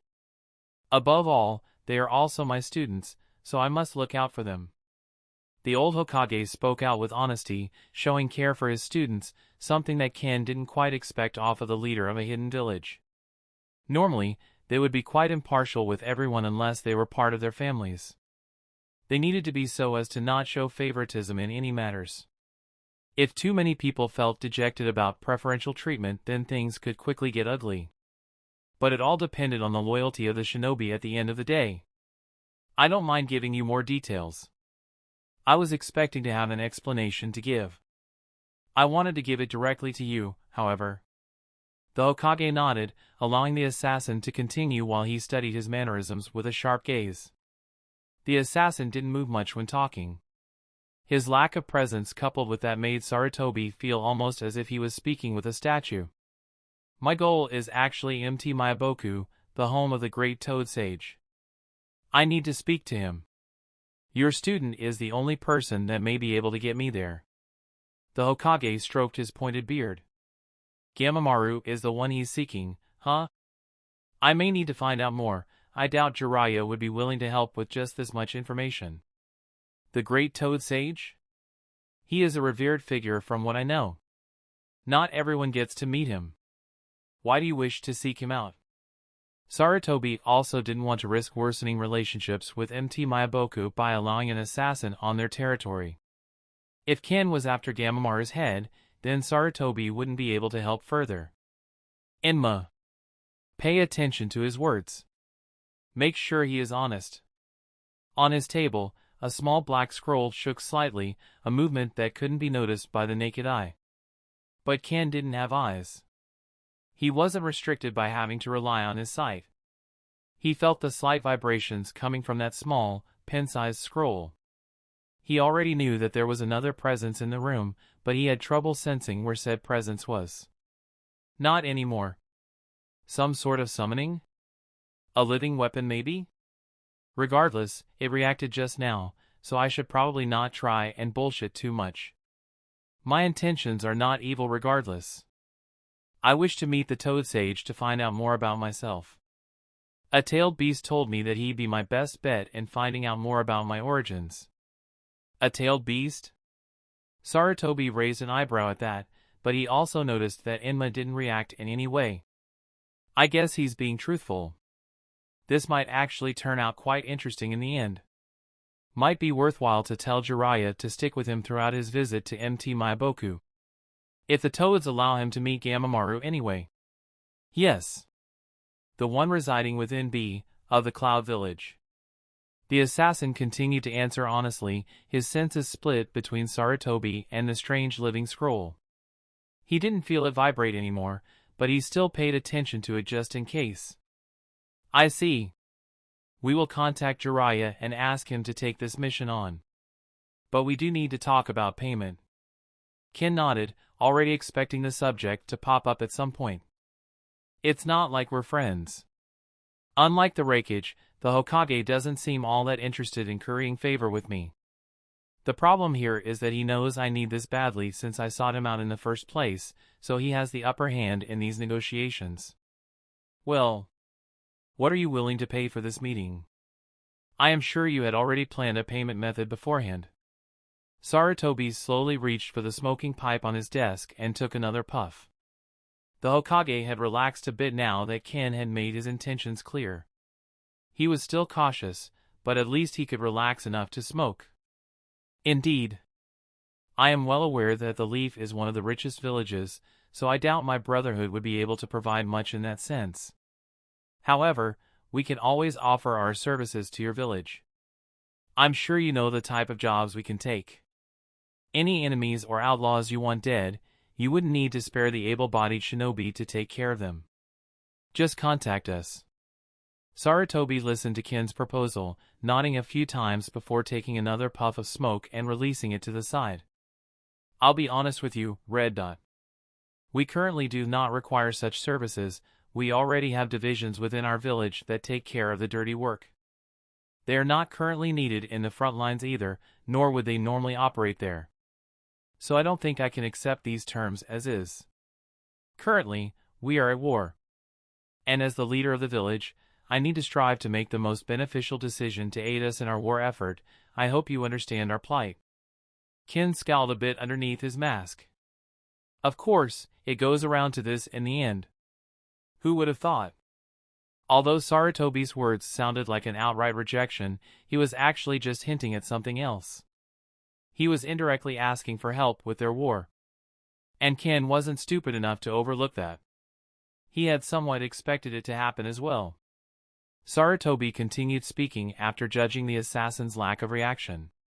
You seem to be on good terms with the Reikage, and by extension the alliance he's part of. On terms good enough to convince him to not give any retreat orders to the 7 swordsmen of the mist. Don't think we wouldn't have noticed.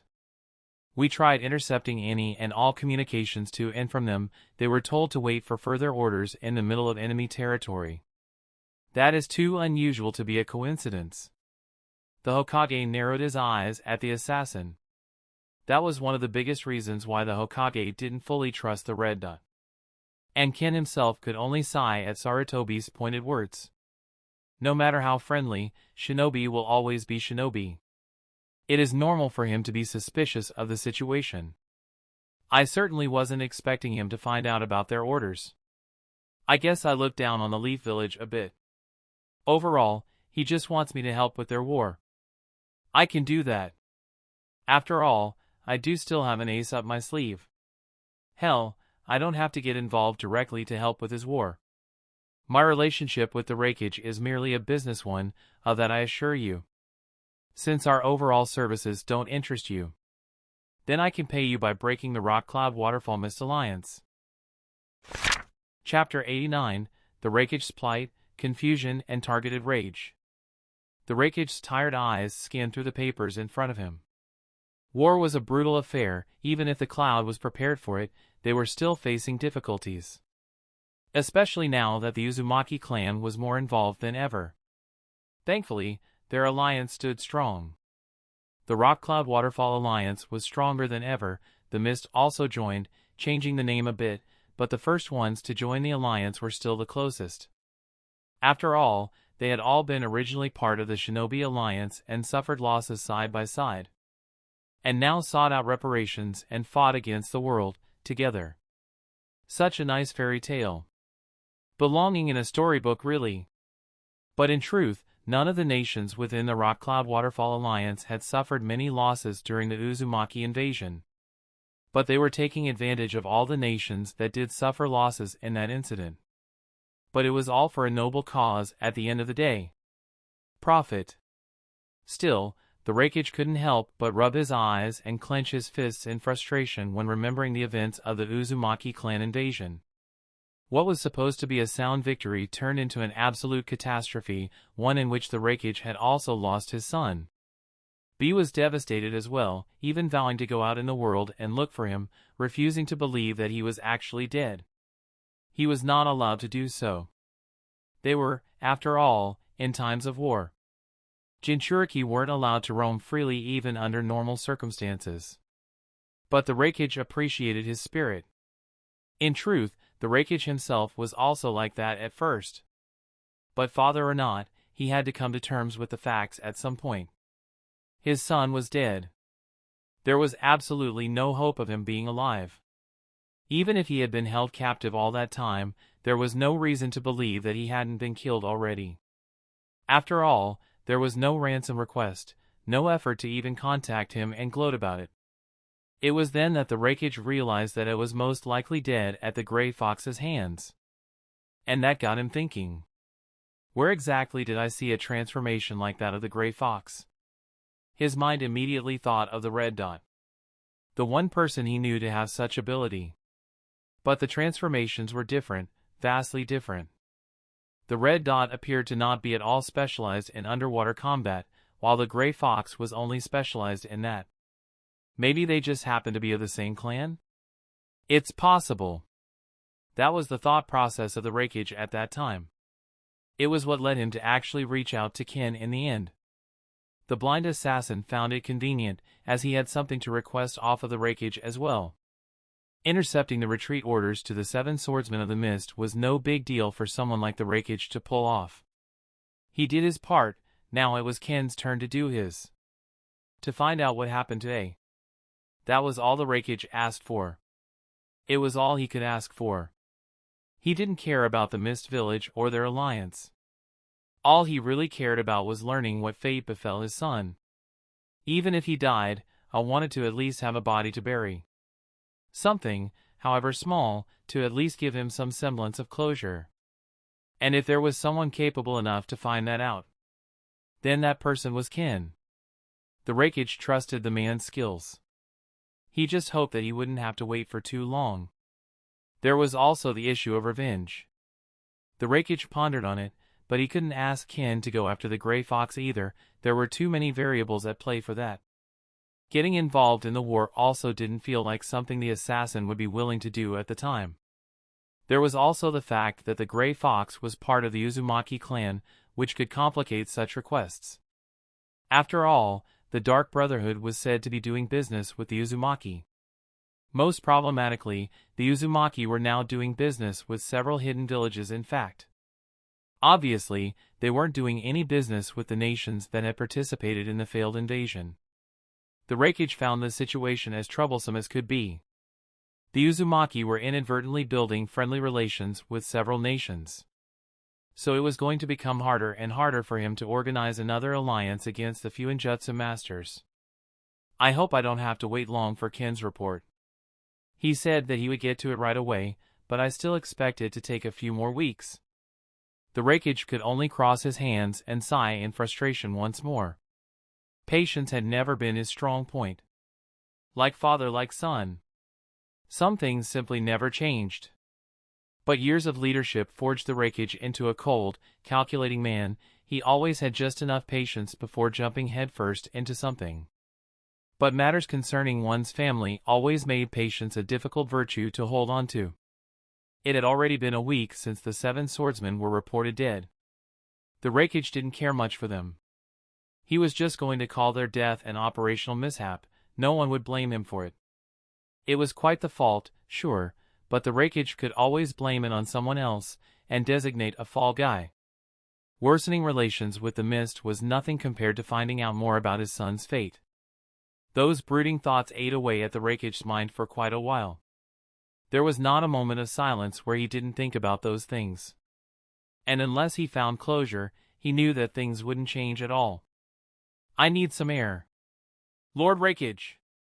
A masked man entered the room at that very moment, interrupting the Reikage's inner monologue. What? The Reikage grunted as he rubbed his eyebrows in frustration. He was getting irritated easily lately, always being on edge did that to a man. We intercepted a message from the Dark Brotherhood. As requested, we brought it to you right away.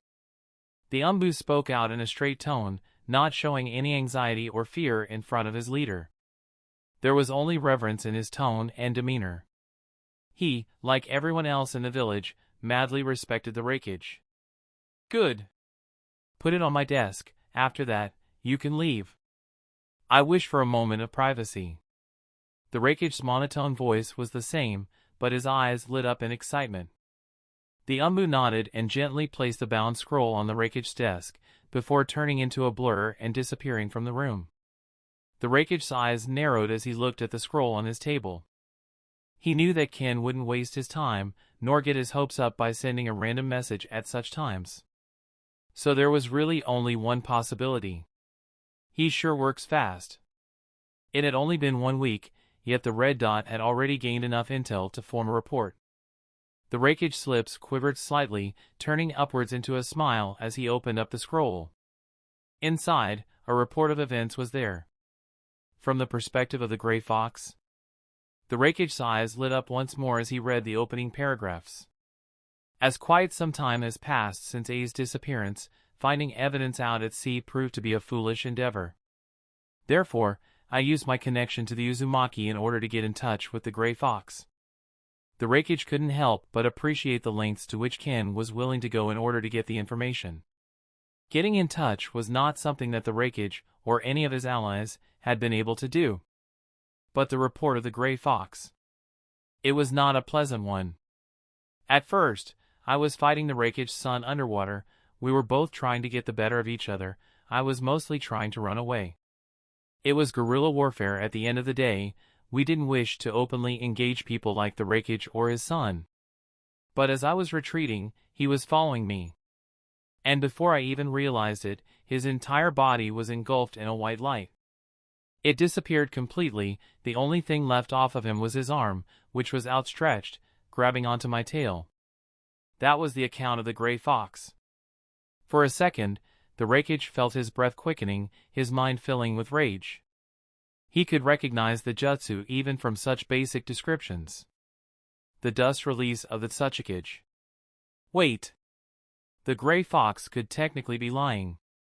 I can't take his words at face value. But Ken's next words seemed to give them more clarity. I believe this is the true version of events. I made it clear that I was searching for A of my own volition. We were friends at the end of the day. While there is a possibility the Grey Fox could have lied, I am inclined to believe him. More members of his squad were able to provide similar renditions of this same story. The Reikage's fist trembled as his desk filled with cracks, every muscle in his body twisted in rage as he clenched his fists harder. After all that time, he finally had a target for that rage. The most possible outcome. After all, there was no way anything else could have taken A out so quickly, without leaving any trace at all. The story was not only believable, but it was also so obvious that the Reikage was mad he didn't figure it out beforehand. But the Tsuchikage wasn't the only target for his rage. One of the members in the Grey Fox's squad witnessed the Kage of the waterfall pocket the arm. It should still be in his possession. The Tsuchikage should also be aware of your son's demise, as the Jinchuriki went to visit him right after the ordeal. The Reikage ground his teeth together in rage. They lied to me. The both of them. So many tears, so many hours wasted, so much frustration, so much rage. All because of them? I'll show them. I'll show them. Underscore underscore underscore underscore underscore underscore underscore underscore POV kin underscore underscore underscore underscore underscore underscore underscore underscore. Are you sure this will work, sir? Tasho stood by my side, and both of us sat in a tent in the field. I summoned him here not long after I sent that message to the Reikage. I explained the situation to him, brought him here for counsel, and in case I need someone to read things for me. I didn't quite explain the whole scheme to the Hokage. He demanded payment up front for the mission, as he isn't quite sure I can pull such a thing off. Of course, it will work. I may not be the best judge of character, but Reikage and his son were open books.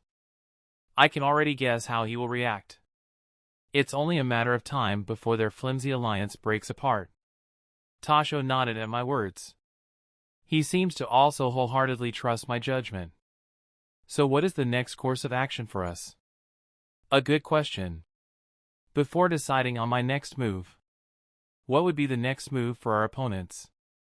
Let's go with the most obvious. Knowing the Reikage and the rage he must be feeling, he'll seek revenge as soon as possible.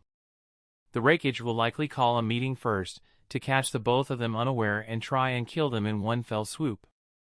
I can feel Tasho rubbing his chin by my side. Do we intervene at that point?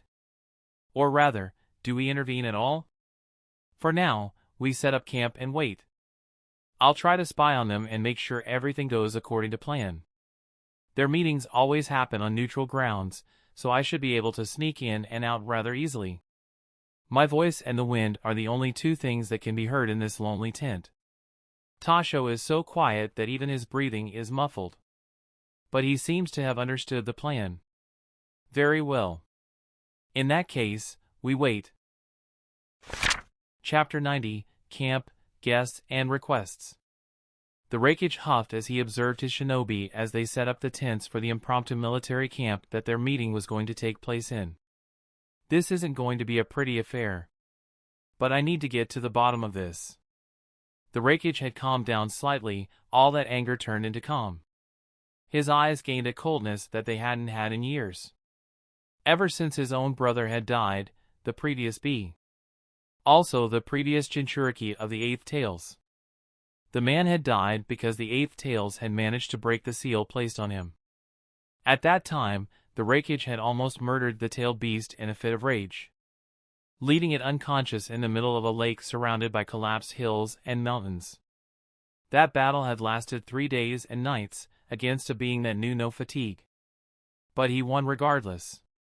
He won only because his rage settled in the middle of the fight, his mind clearing in time for him to salvage things and fight with calculated efficiency, befitting his status.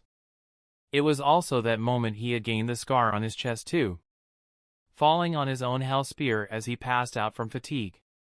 Nothing of that sort would have happened had he fought conservatively the entire time. Therefore, the Reikage now had a perfect reminder of what letting your anger control you could lead to. Even if the matter now concerned his son, his own blood, he still couldn't allow his anger to control him. That was why he wasn't going in alone this time around. Reikage B was by his side. B, I am glad you decided to join. The Reikage nodded to the Jinchuriki. The death of A had affected him heavily, to the point where he was a lot less upbeat. His passion for music was still the same, but he seemed to be pulling out his notebook and writing down lyrics less and less. The Jinchuriki was simply not in the right space to write his lyrics. Not while his brother, A, was dead and his killers roamed free. The Reikage didn't force him to join the operation. He wanted the village to at least have a last defense in case he found his end on the very field they stood in. But B wanted to come regardless. He wanted to be there to help put his brother's killers to rest. Even so, the two of them understood that their opponents were powerful. They would have to get very creative if they wanted to be able to kill them. Simply blitzing them wasn't going to cut it. So they needed to prepare the field, and hope that they didn't bring all that many guards with them. On their side, they had brought quite a few people, but also left a lot of them in the village, making sure that it was going to be protected regardless of their absence. They were forced to pull back from all foreign nations that they were invading. It was certainly going to rouse a bit of suspicion, but the Reikage couldn't afford to spread his forces out too thin. The fact that he and B were both there was bad enough on its own. They needed to make sure that the Cloud Village was defended well. Failure was simply not an option for them. How much do you think it's going to take them to arrive? The Jinchuriki lost his musical intonation as he looked at the already set up tents in the military camp. The Reikage looked at the sky and raised his hand, making it into a clenched fist. B could feel a bit of wind on his face as some dust rose up around them.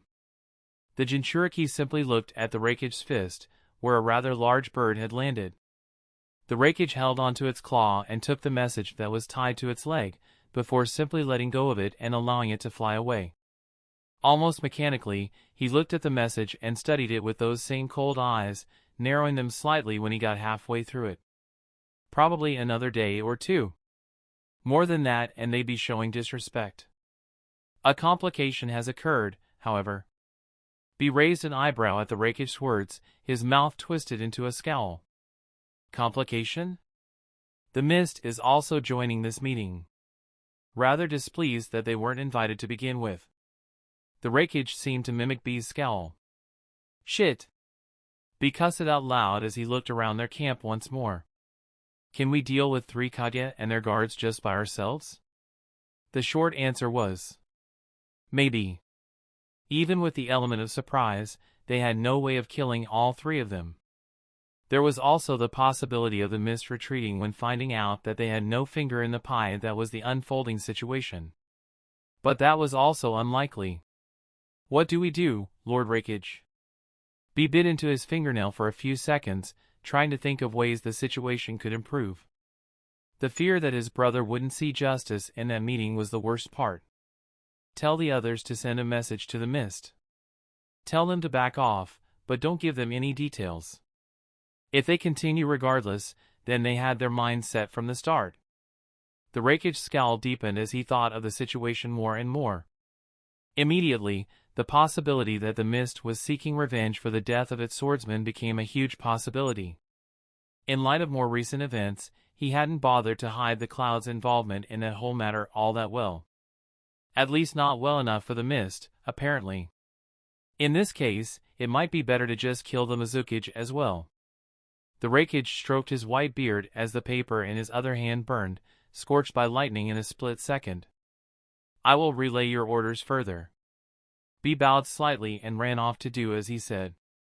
The Reikage knew that the Jinchuriki was still worried, but his mind was becoming calmer and calmer by the minute. The 3rd Mizukage is coming in person, alongside whatever other guards he can bring.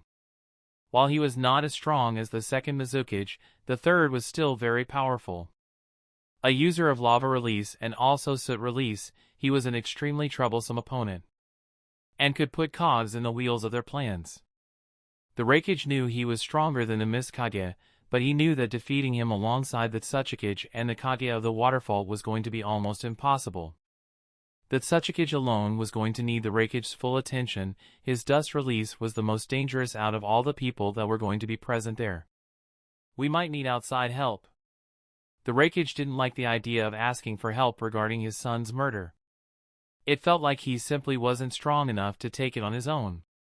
But if he missed the chance he had created right now, he would lose the element of surprise. The Tsuchikage wasn't stupid. He and the Jinchuriki of the waterfall both knew their guilt, and it was highly likely that they suspected something bad was happening. The Reikage himself knew that he wouldn't be able to find it in himself to act all friendly with the killer of his son, so he knew that the friendly facade would fall flat rather quickly. Things are bound to get colder within our alliance if I don't act tonight. Another opportunity like this will not show up again. We need to grasp it. So, he now had to choose. Try their luck as they are right now, with a high possibility of losing the fight and being forced to retreat, or call for help from any allies. But who could he even call? Immediately, his mind went to the nearby lands, those that could hopefully make it in time for the meeting. For a second, he considered reaching out to the Leaf but decided against it. They couldn't be trusted not to take advantage of the situation if the Reikage or B were left weakened after their fights. There were also some smaller lands nearby, but they were all enemies of the Cloud, so they also couldn't be relied upon. So that left him with only one reliable party to call for aid. One that could still be nearby. The Dark Brotherhood. They had delivered a message to him rather quickly. It was fair to say they would be able to make it in time as well. He knew the Red Dot was extremely fast, so if anyone in the world would make it in time, then it was him. I need to contact him, now. Contact the agents in the Land of Iron. Send a message to the Dark Brotherhood. Urgently. The Reikage shout reverberated throughout the camp. A masked figure nodded and turned into a blur, vanishing into the distance to contact the others and relay the orders. Meanwhile, the Reikage went and personally started writing up the message, while his men prepared the means of transportation. Let's hope for the best. Around a day later, Ken sat on his chair, listening to the wind outside his tent while his legs were crossed and rested on the table in front of him. Breaking up the alliance of the Cloud, Rock, Waterfall, and Mist was a rather simple task in his lack of eyes. It was something he wanted to do regardless of his deal with the Hokage. The reason was rather simple as well. He had the means to do it, and it was something he felt was the right thing to do. He hoped that it would put a stop to the Third Shinobi War, or at least reduce its scale in a meaningful enough way. The fact that he could also use this to not have to pay the Leaf anything for their help in reaching Mt. Maiboku. So, you're telling me the Reikage wants to pay me in order to help avenge his son, who I killed? The unmasked assassin scratched his chin as he listened to Tasho read out the message. Well, essentially. At least this is what one of Saburo's clones intercepted from a carrier hawk. He sent it to us immediately. The turtles are still a reliable mode of transporting information, thankfully. Tasho responded with a slight nod. The Samahata on his back seemed to wriggle in amusement for a few seconds before settling down when the first blade slapped its hilt. Well, I can't refuse an offer that good. Being there in person might also help against their attempts to reject the Reikage's accusations. The blind monster slowly stood up, putting his mask on, covering the large smile that was currently spreading on his lips. I suggest you wait another day to make your way there. Wouldn't want to arouse suspicion by getting there too soon. Ken hummed a bit when hearing Tasho's suggestion, considering it for a moment before shrugging his shoulders and laughing a bit. Oh, I say we just head there now. Just claim we were hunting down some random rouge in a nearby land. You're coming with, by the way. Ken patted the first blade on the shoulder and started slowly walking out of the tent. Tasho blinked a few times and turned around to watch Ken's back as he left the tent. The living blade on his back wriggled a bit. Tasho assumed it did its equivalent of a shrug. I will never be able to fully guess what is on Lord Ken's mind. Chapter 91, Council of War and Provocation. The Tsuchikage felt unease as he looked at the military tents that were set up in the distance. He had only brought a few people with him, those that he could spare. Around 10 Umbu members. Anoki had thought of also bringing Kitsuchi, his son, along, but decided against it since the meeting in itself seemed to be quite spontaneous. Most of their shinobi were still actively engaged in conflict, and the sudden military meeting that the Reikage requested left them somewhat open. The Kage of the waterfall, Yusuzo, was also in a very similar position. With him, he only brought around 5 Umbu members and 2 shinobi squads of Jonin leading Chunin. A total of only 11 people. It wasn't much, but the Jinchuriki doubted that the Reikage was going to launch an all-out assault against their enemy with only the forces they brought to the meeting. But Yasuzo, much like Inoki, felt extremely uneasy. Granted, the Jinchuriki always felt uneasy near the Reikage ever since that incident. This, however, was different. The two of them looked at each other, their gazes meeting and eyes narrowing. It was not something they could explain. Just a strange unease, the type a wild animal would get before a disaster occurred in their forest. Immediately, their minds jumped to the worst conclusion. Did he find out? But it was impossible. In the Tsuchikage's mind, the only evidence that existed was destroyed that day. And the Reikage was not so brash as to act without proper evidence, right? Yes. He was likely just overthinking things. The Reikage was his ally for now. He was going to stay cautious, as always, but he didn't need to worry too much over things that were unlikely. Unlike him, Yasuzo was not able to calm down effectively. Internally, he was panicking a lot, his mind running on overdrive trying to think of ways that the Reikage could find out. The only feasible one to him was if he contacted the Gray Fox, or the Gray Fox contacted him. But the Reikage wouldn't be so stupid as to believe an enemy and turn against his allies. The Gray Fox, even if he witnessed those events with his own eyes, had no way of proving anything. The burden of proof was his to bear, and since he was an enemy, it was unlikely that the Reikage would take his words over theirs. Unfortunately for the Jinchuriki, no matter how careful and intelligent one person was, they always missed something. In this instance, Yasuzo didn't consider the possibility of a trusted third party collecting the information from the Gray Fox and vouching for its credibility. Regardless, the Jinchuriki opted to tread carefully while in the camp. And right behind them arrived the mist. A party of around 20 shinobi, Umbu and Jonin, all trailing behind one man. He was handsome and tall, with black sclerae and no visible pupils. He also had long black hair that reached down to his back, and on his head, he also wore a blue kage hat. He wore the standard Kirigakure attire complete with pinstriped arm and leg guards over which he wore an open white coat that covered most of his back. That man was the Mizukage, and he was also planning something, but it wasn't going to go in line with Yasuzo's thread carefully dogma. No, he had invited himself to that meeting in order to ask for an explanation. A good reason why the Cloud had interfered with their operations and had gotten the 7 swordsmen killed. The evidence he had was scarce, but all signs were pointing towards the Cloud, and he had no other lead to go after, hence his appearance there. He planned to inquire about the situation, as well as ask for a proper report regarding the situation from the Reikage, who was supposed to be watching over the front with the Leaf Village. All of the Kage greeted each other outside the camp, before proceeding. It didn't take more than a few seconds for them to realize that the Reikage had pulled in a lot of people in that camp. There were easily around 30 Umbu in there, which was a bit excessive. The Mizukage raised an eyebrow when seeing just how many of them there were. Somewhat confused since the Cloud was supposedly fighting on quite a few different fronts. I guess it's a show of strength. That was his best guess. It wasn't like the presence of a few Umbu made that big a difference. At the end of the day, the Reikage alone was enough of a threat to keep them all on their toes. Yasuzo and Inoki thought the same, but something else was welling up inside them as well. Suspicion and paranoia were mounting, but it was already too late to back off. The worst had yet to come, unfortunately. As they all left their troops in the middle of the camp and walked inside the biggest tent. Inside greeted them a few chairs, 5 of them, to be exact. And some people were already waiting inside. On one seat sat the Reikage, his arms crossed and expression bordering on impatience. Behind him stood Killer Bee, the Jinchuriki of the 8 tails. Yet another massive red flag for the Rock Waterfall Kage duo.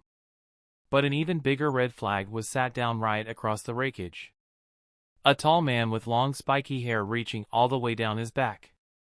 His body was mostly covered in an open black coat, only revealing a few bits of red samurai armor. He also wore a pair of steel-toe boots and the most recognizable part. A white mask with a large red dot in the center of it. The red dot. Yasuzo and Inoki both stared at the man with narrowed eyes.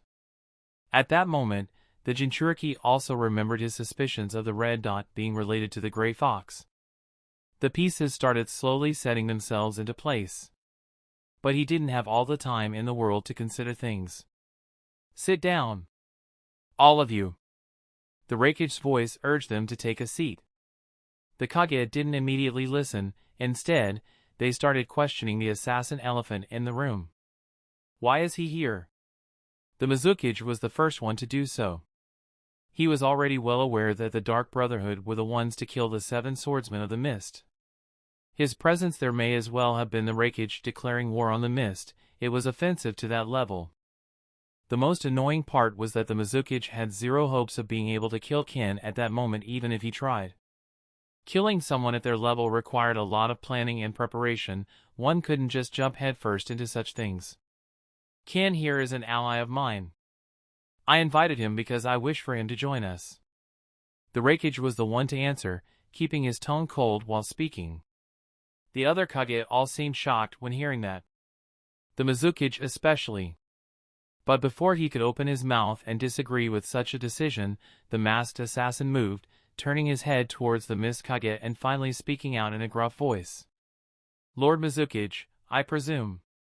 The situation with the 7 swordsmen of the Mist was nothing more than a personal matter. They killed people I held dear. I have nothing against the Mist itself. His explanation was short, his tone almost emotionless. The Mizukage raised an eyebrow, taking a good look at the assassin. A personal vendetta. Huh. I guess acting recklessly eventually caught up with them. Still, he still dealt a blow to the Mist by killing them. Fine. But I wish to speak more with you later, alone. I also wish for the blades to be returned to the Mist. They are the treasures of our village, after all. The Mizukage could only sigh and accept defeat. It wasn't like their village had the resources to even go after the likes of Ken. They were in the middle of a bloody war. They couldn't afford to spare any resources at all. Of course. We can speak about that later on. Ken simply nodded, agreeing on a one-to-one conversation seemingly on a whim. The Rakige looked at the assassin for a second, before the corner of his lips turned upwards and he shook his head. Later all of you will be dead regardless. The Rakige smiled internally as that thought wriggled in his mind for a few seconds. The Mizukage eventually nodded and sat down, taking the seat furthest away from Ken. The Tsuchikage soon followed, taking the seat behind him while eyeing the taller assassin with a quizzical gaze. Wasn't he reportedly smaller? A fake? Doubtful, he feels too dangerous to be one. Maybe some sort of appearance-altering jutsu that's not detectable even by us? The Tsuchikage couldn't quite put his finger on it, but he didn't like looking at the strange assassin. His presence was fleeting, a ghost in human clothing. Exactly as the rumors described him in all aspects but his size. Now, the only one left standing was Yasuzo, who seemed transfixed on Ken for a few seconds. His tailed beast screamed warnings in his mind. Don't get close to that thing. Get us out of here. The 7-tailed beast seemed completely against the meeting now. It seemed to be completely unnerved by the assassin's presence. Chomei wriggled inside Yasuzo's mind, trying to comprehend what it was looking at. But it felt like she was looking at an unsolvable Rubik's Cube. A human that was more nature energy than man, being almost entirely made out of the energy that was supposed to be extremely fickle and dangerous to control for humans. Anything wrong, Lord Yasuzo? Before the Jinchuriki even realized the red dot's mask was already facing him, almost as if he was making eye contact. Almost as if on instinct, the Jinchuriki looked away, his back filling with sweat. He concealed his anxiety as he shook his head and stepped forward, sitting down on the chair closest to the abomination. He felt uncomfortable even sitting near him. It was almost as if he could constantly feel something crawling around his neck. The others looked at the scene and felt a bit odd. Why is he putting so much pressure on Yasuzo? The Tsuchikage raised an eyebrow, unsure what to think of the situation. He assumed it was because of the fact that Yasuzo was a Jinchuriki, maybe some sort of prejudice of sorts. The Mizukage had similar thoughts, while the Reikage was a bit confused. Meanwhile, Ken just stared at the man and the Jinchuriki in him with a small smile on his covered face. He seemed pretty smart. Better not give him the opportunity to think too much. The pressure he was putting on Yasuzo was nothing more than a form of killing intent projected outwardly using nature energy. It gave the atmosphere around him a gloomy vibe and made for a very good scare tactic. Ken was not expecting it to work so effectively on Akage, however. He had no way of knowing that he was being inadvertently helped by the tailed beast within Yasuzo, who was unnerved and scared of him before he had even started projecting that aura. Now that everyone is seated, I think it's time we start this meeting. I'm sure everyone is curious why I called it in the first place. The Reikage decided to start speaking, not dwelling too much on why Ken was intimidating the spineless Jinchuriki. The other Kage immediately started paying attention to him, Yasuzo included. He was still uncomfortable but seemed to have somewhat accustomed to Ken's intimidation tactic after a bit.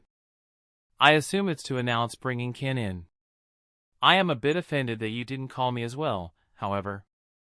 The Mizukage spoke out, his eyes turning towards the Reikage. The cloud leader just shrugged. Honestly, didn't know how you'd take the news.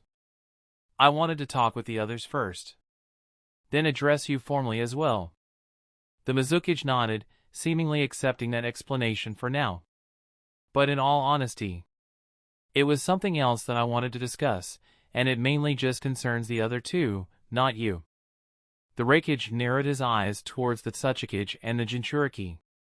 At that point, both of them seemed to be taken aback, gulping slightly as the words they hoped to never hear left his mouth. Why did you kill and hide the remains of my son? Chapter 92, Accusations, Panic and Chaos. Why did you kill and hide the remains of my son? The Reikage's words echoed throughout the tent, his accusatory tone and cold gaze sent a shiver through the spines of the people involved. The Mizukage was the most surprised, however. His eyebrows rose in confusion as the entire image finally clicked in for him. Wait. Does that mean? The Mizukage turned his head and looked towards the red dot with wide eyes. He's likely here to help the Reikage. For some reason, I feel like I shouldn't be getting involved in this. But the Mist Village leader pondered about taking revenge for the Seven Swordsmen once more. The preparation he needed was nullified by the fact that he had both the Tsuchikage and a Jinchuriki by his side. Sure, they still needed to deal with B and the Reikage, but the Mizukage had high hopes of being able to hold the assassin back enough for at least the Tsuchikage to be done with his fight. The Reikage was strong, sure, but so was the Tsuchikage. In fact, Inoki was the one with the strongest attack power in the room, one that completely ignored defenses. The Reikage's question managed to do one thing besides putting the Kage on the spot. It also warned them. They now couldn't be taken by surprise if a fight was to break out. To the Mizukage, that felt like a grave mistake. Yes. I can use this to get rid of the red dot. If he's gone, the Dark Brotherhood will fall with him. And we'll be able to recover our swords as well as save some face at having lost good jonin to bounty hunters. In the end, it all came down to that. The Mizukage suppressed a smile as a perfect picture started developing in his mind. Alas, the third Mizukage still had much to learn. Despite being the right hand of the second Mizukage, he still didn't personally know either Inoki or Yasuzo. There was never going to be a surprise attack, because the two of them would never be taken by surprise so easily. Especially not when they knew their guilt and were already cautious around the cloud. The Reikage understood that, so he decided to try and get some answers out of them. To better understand why such fate would befall his son. That is quite the accusation to throw around, Lord Reikage. Inoki seemed to recover from the shock first. Yasuzo also recovered eventually. He took another glance towards the bounty hunter/assassin standing by his side. The Jinchuriki's eyes widened as he immediately reached the same conclusion that the Mizukage did. Shit. The red dot is here as hired help. But the Tsuchikage has the right idea. Maybe we can talk our way out of this? Accusation, Huh. Then would you like to explain why exactly my son's arm, the only thing left of him, is in the Jinchuriki's possession? The Raikage's face shifted in rage as veins popped up on his forehead, and lighting flickered around his hair as he spoke. The Tsuchikage scoffed. What arm? Why would Yasuzo have such a thing? That's right. I find such an insinuation to be insulting. Yasuzo gritted his teeth as he composed himself enough to speak out as well. We are willing to forget this happened. The Jinchuriki was interrupted when he tried to continue. Insulting, is that so? Ken, who sat by his side, seemed to turn his masked face towards him. What do Yasuzo was about to verbally lash out, to question the assassin's meddling in the matter, but Ken's pressure seemed to build up as he interrupted the Jinchuriki once more. If it's nothing more than a baseless accusation, then I guess you wouldn't mind if we searched you, right? That way, there will be no more suspicion, and we can go on with this meeting. The Raikage nodded at Ken's suggestion, his eyes narrowing. He appreciated the fact that Ken was helping confirm their information.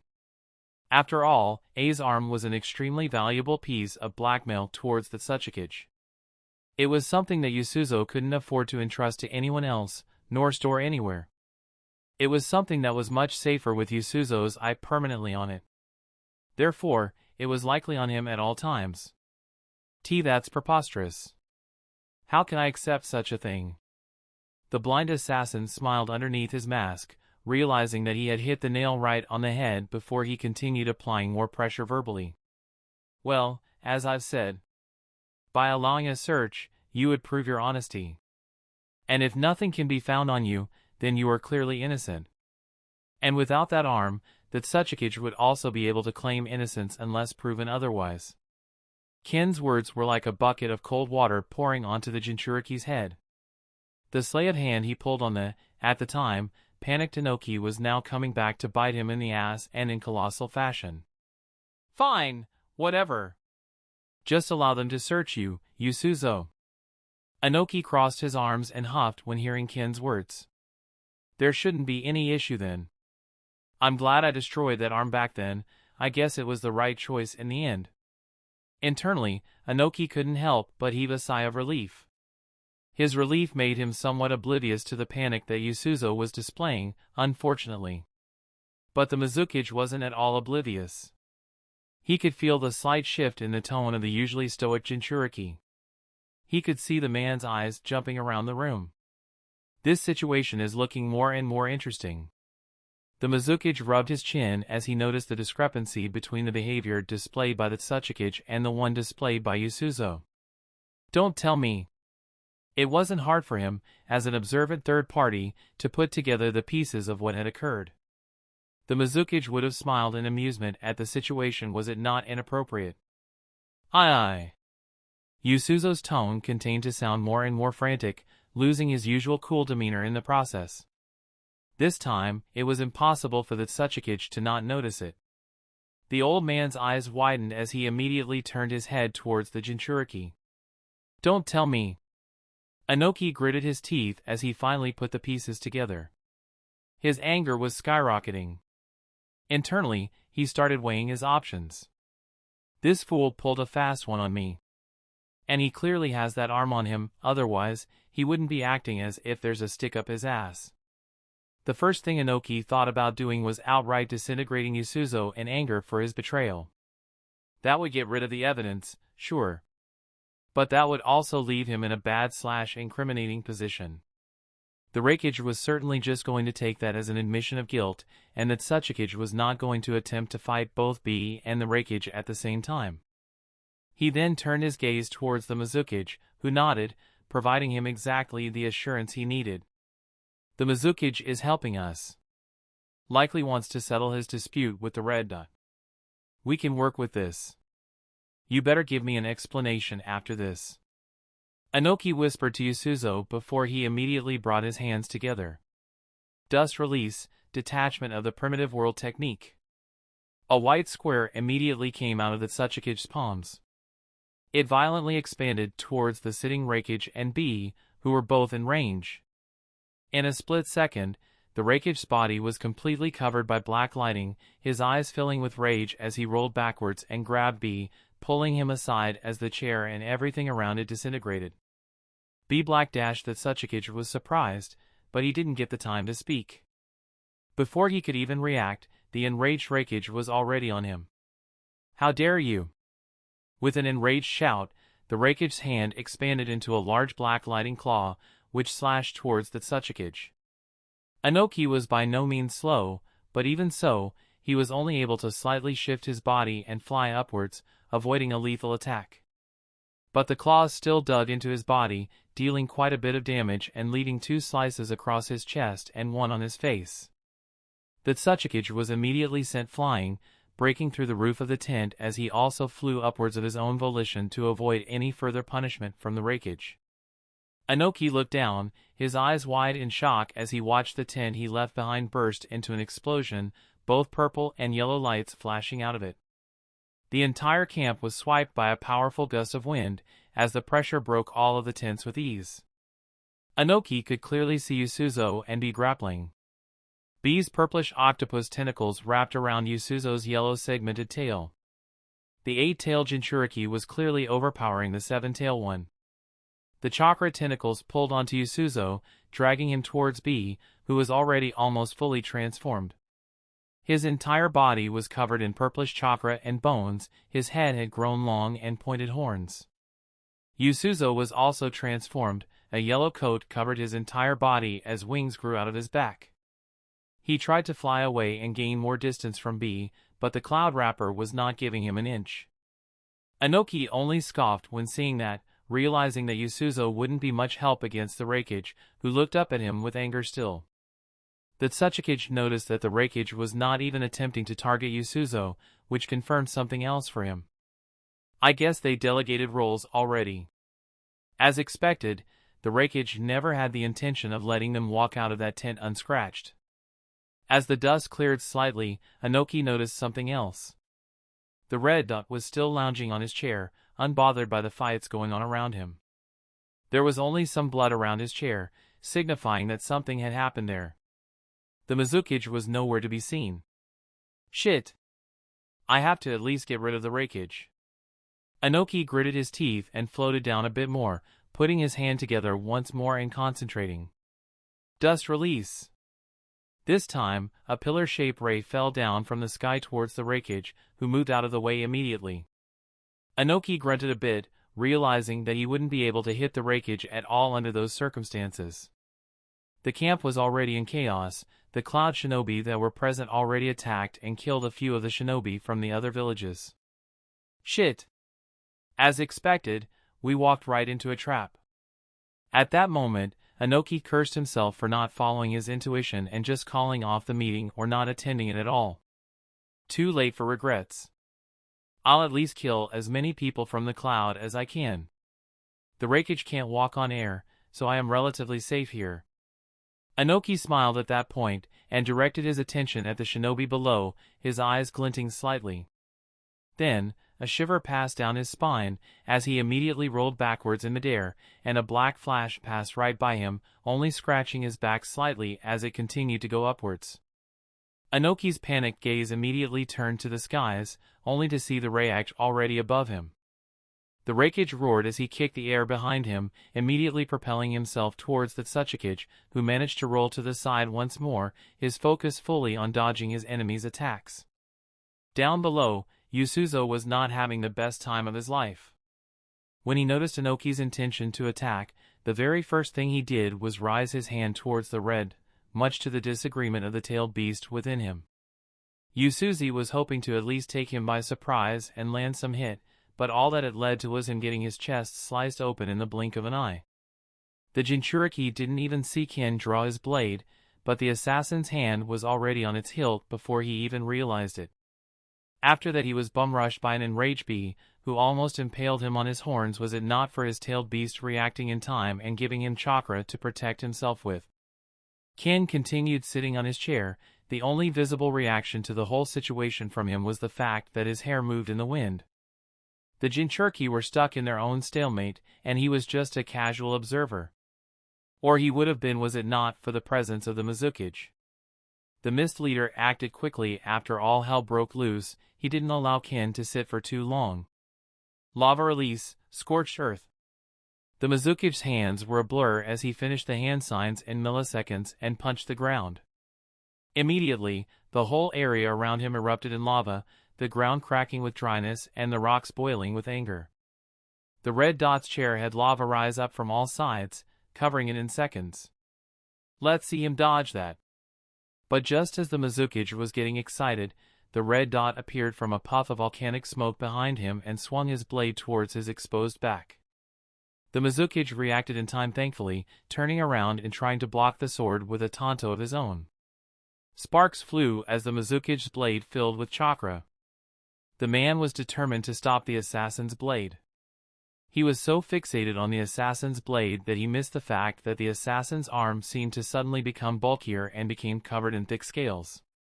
All it took was for him to blink once. And the next thing the Mizuki knew was that he was flying out of the destroyed camp and into the forest with a broken hilt in his hand, as well as a swollen wrist. Ken, who stood tall in the middle of the camp, flexed his scaled arm and gripped his sword with a calm smile beneath his mask. Things went even better than planned. Regardless of who wins, I win. Might as well have some fun with the Mizuki. And just like that, the blind monster vanished from the chaotic camp. Chapter 93, Mizuki's Power, Struggle, and Survival. The Mizuki rolled to break the momentum as he passed through a few trees.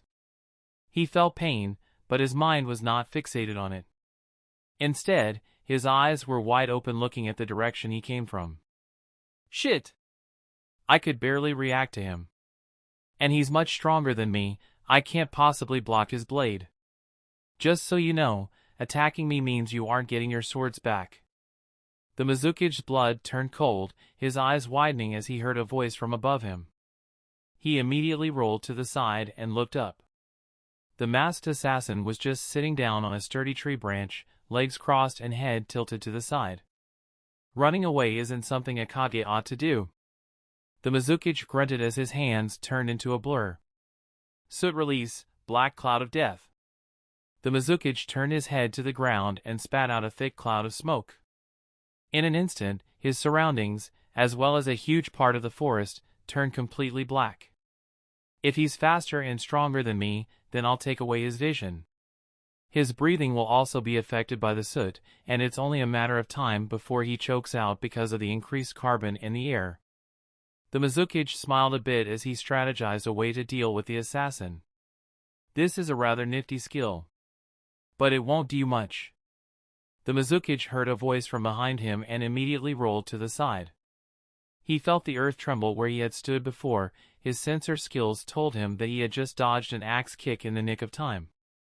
I guess you weren't all that attentive to rumors about me. But I am a pretty good sensor. Ken slowly got up, dragging his leg on the ground as he stepped forward. Tisk! The Mizuki, his hands moved once more. This time he decided on a more damaging approach. Lava release chakra mode. The Mizuki gritted his teeth as he used one of his trump cards instantly.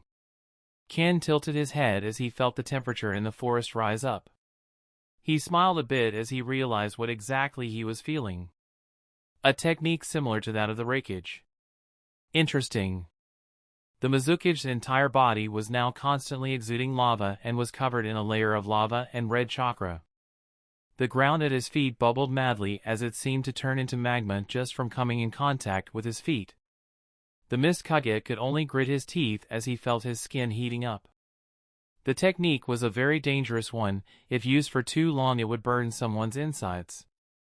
It didn't increase speed, but it provided the Mizuki with a layer of defense that harmed his opponents, as well as a large boost in attack power. Unfortunately, the form was not sustainable, and Ken could feel it. He could feel how uncomfortable the Mizuki was. Shit! This was supposed to be a last resort. But what else am I supposed to do? One good hit from him and I'm done for. But I only have a few minutes in this form.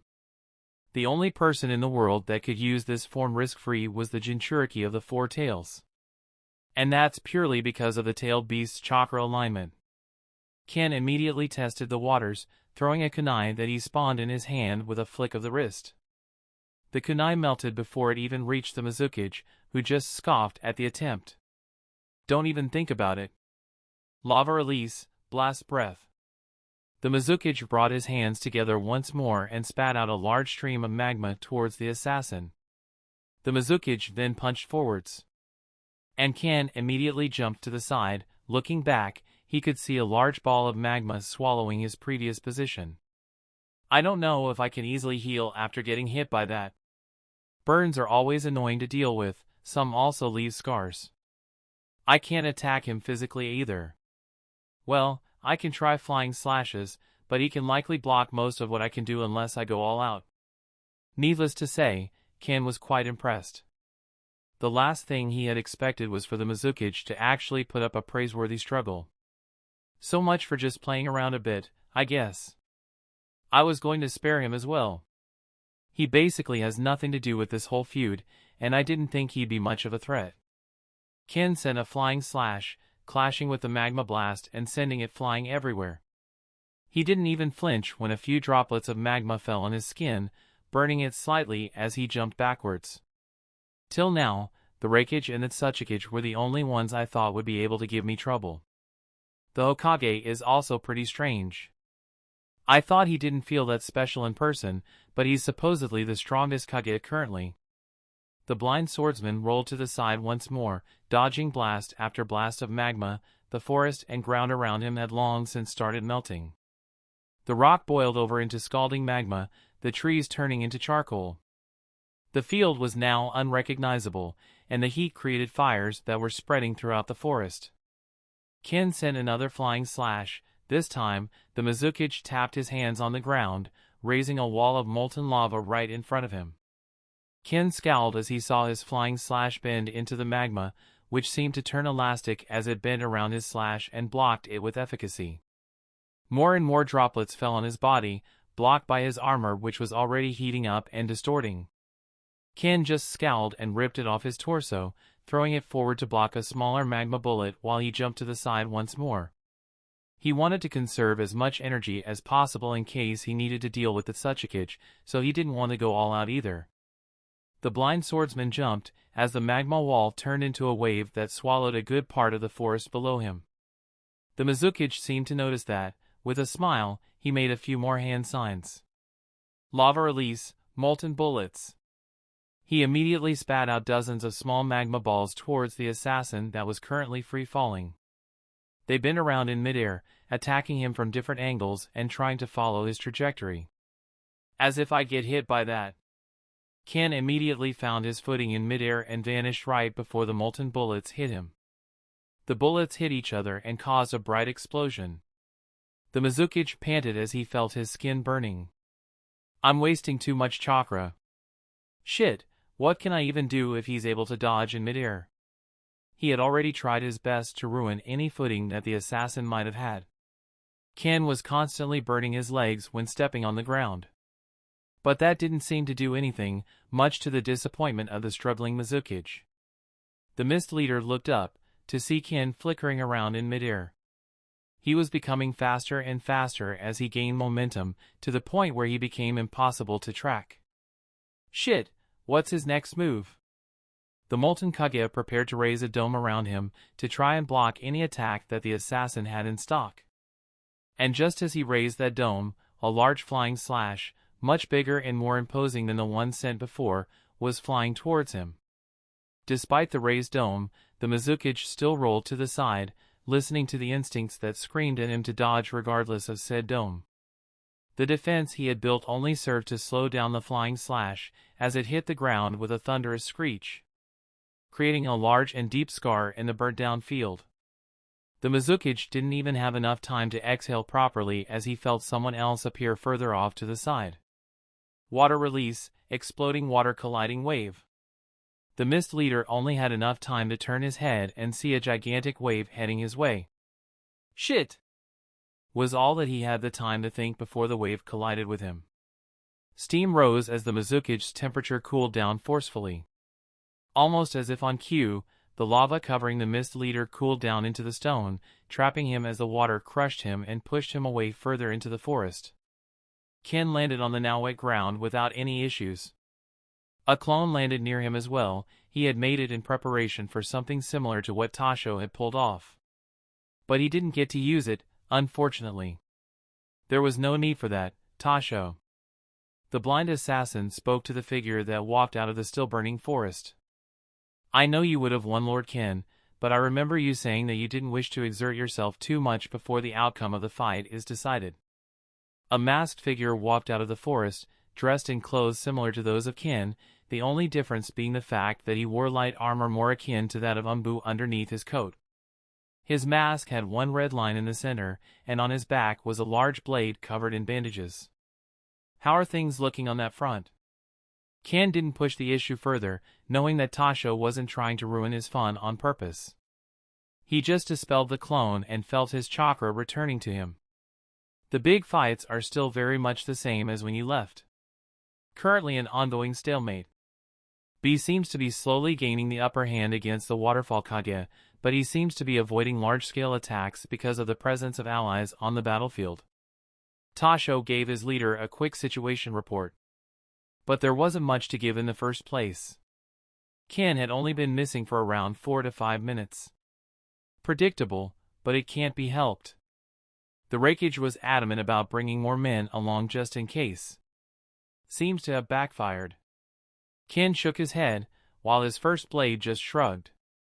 It's also possible that he doesn't think his opponent would get injured enough to warrant the drain on his chakra.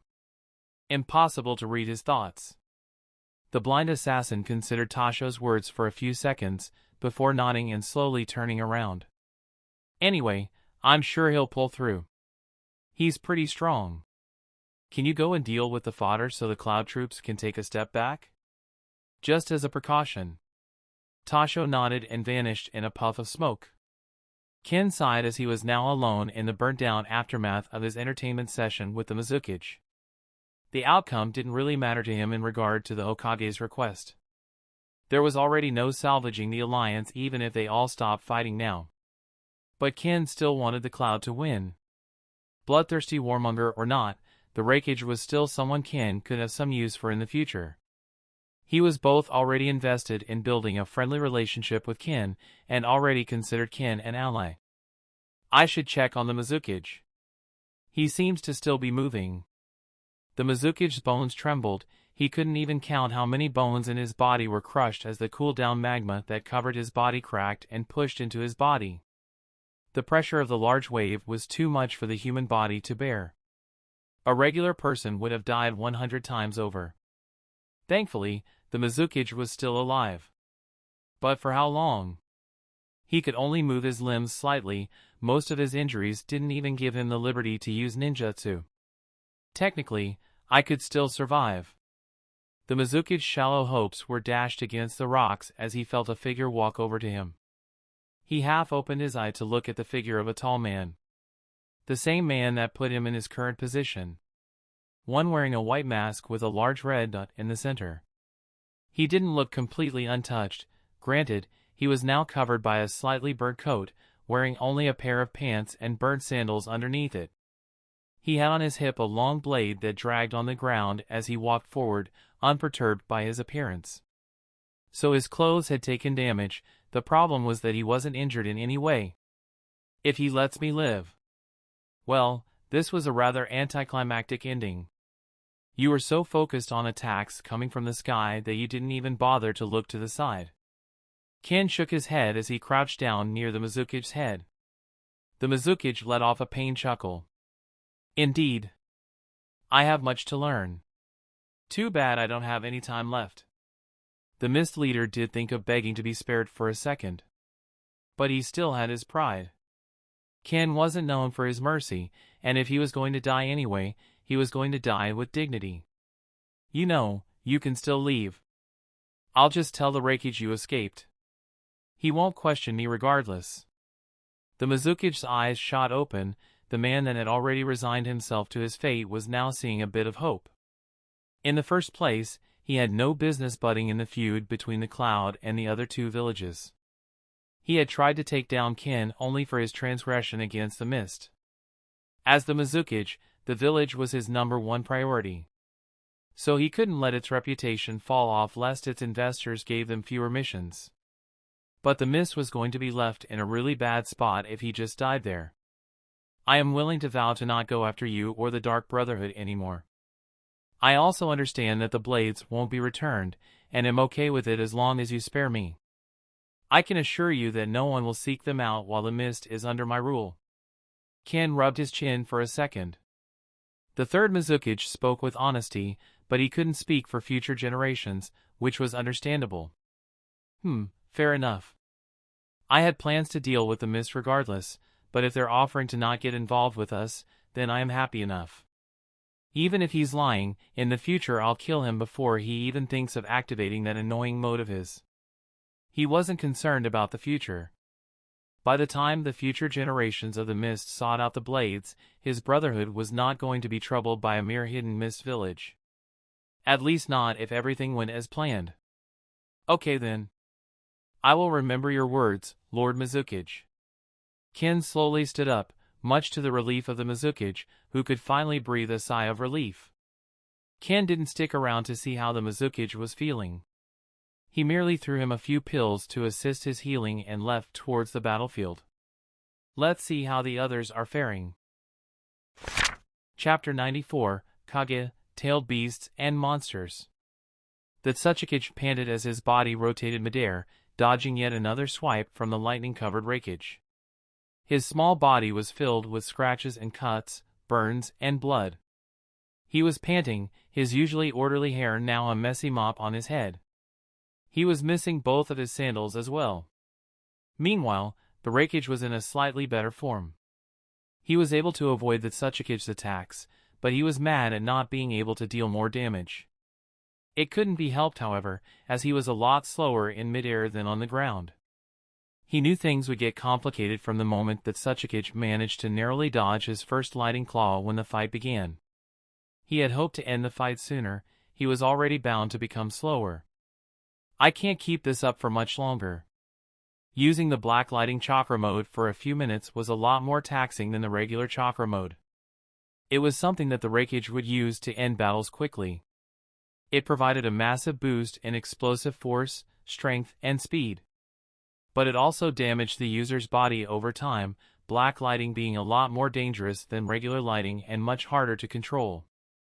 The Tsuchikage seemed to have caught up on that as well. The short man had already stopped attacking and had gone on a complete defensive streak.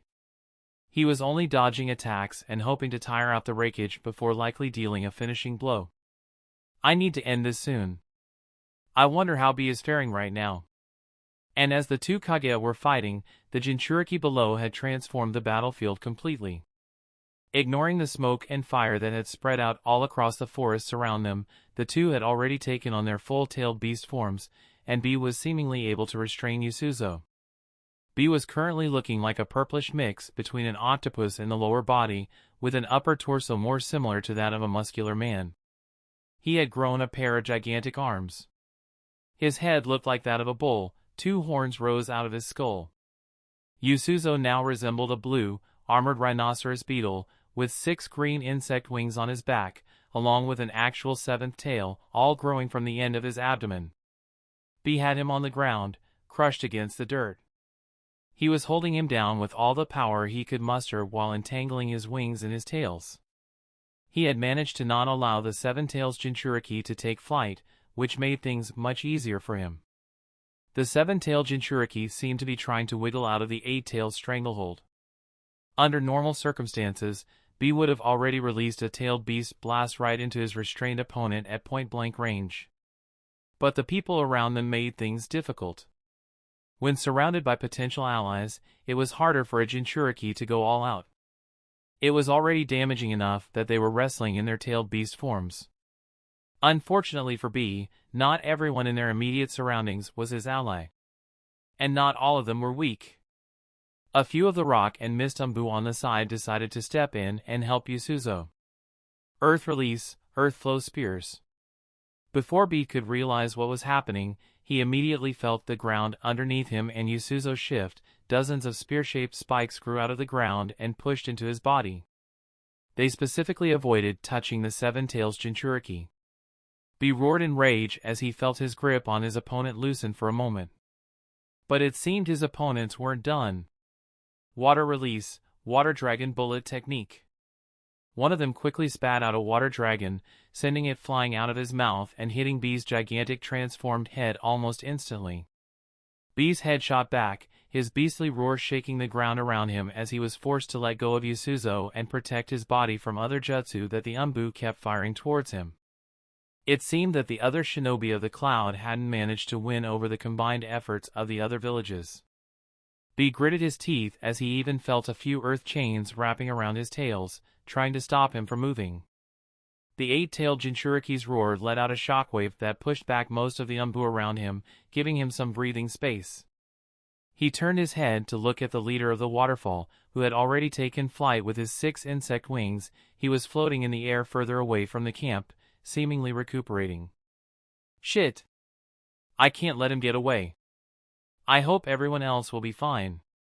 B immediately gathered chakra at his mouth, forming a purplish-black ball. The shinobi around him immediately got scared of the scene, all of them taking a step back.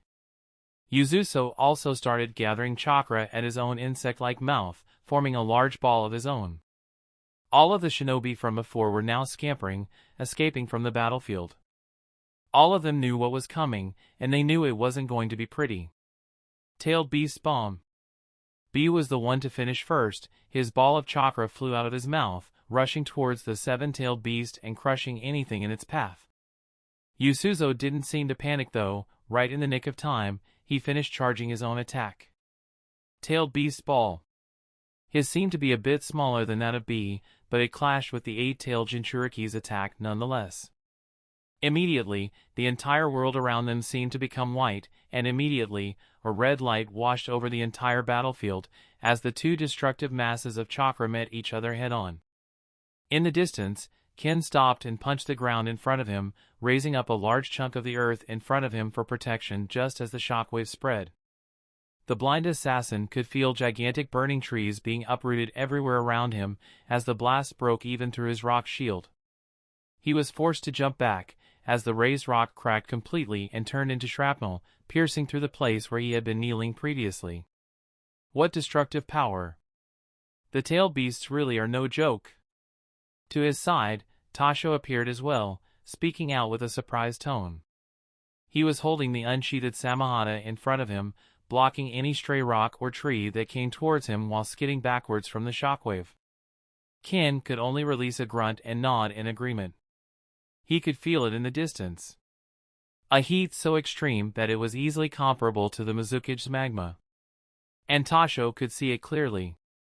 In the distance, a gigantic explosion expanded from the contact point of the two-tailed beast bombs. It swallowed up the entire battlefield in a red glow, morphing it into an unrecognizable mess. Shinobi really are mad. Ken muttered as he slowly stood up, ignoring the continuing shockwave while stepping forwards towards the center still. Lord Ken! Seems that the fodder of the other villages has scattered.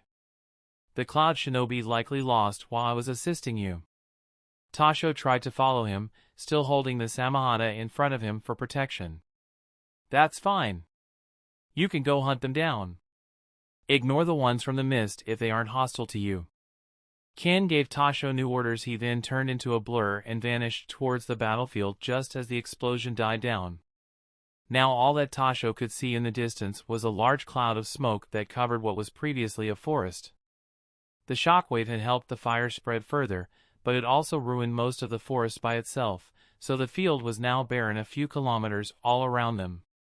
The Tsuchikage also took notice of what had happened below. He used the shockwave to dodge one of the Reikage stashes as well.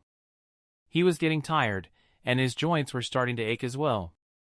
But he couldn't give up and retreat yet. Just a bit longer. I can feel the Reikage getting more and more sluggish. And his senses were working right. The Reikage had at most a few more seconds left. The shockwave from earlier had managed to ruin one of the last chances he might have had to kill the Tsuchikage. One last hit. If I don't kill Inoki, I'll make sure to at least leave him something to remember me by. The Reikage wasn't losing hope, however. He knew he didn't have time left, but a few seconds in that mode could still be the difference between winning or losing. All he needed was a bit of proper footing. B! Immediately, the Rakich's voice roared down at the Jinchuriki.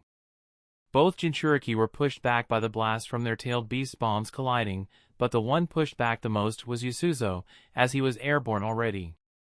The bull octopus demon was still close enough to hear the Rakich's thunderous shout, so he turned his head and looked up, roaring back as its tail moved at great speeds, flicking up a bunch of rocks like shrapnel towards the Tsuchikage.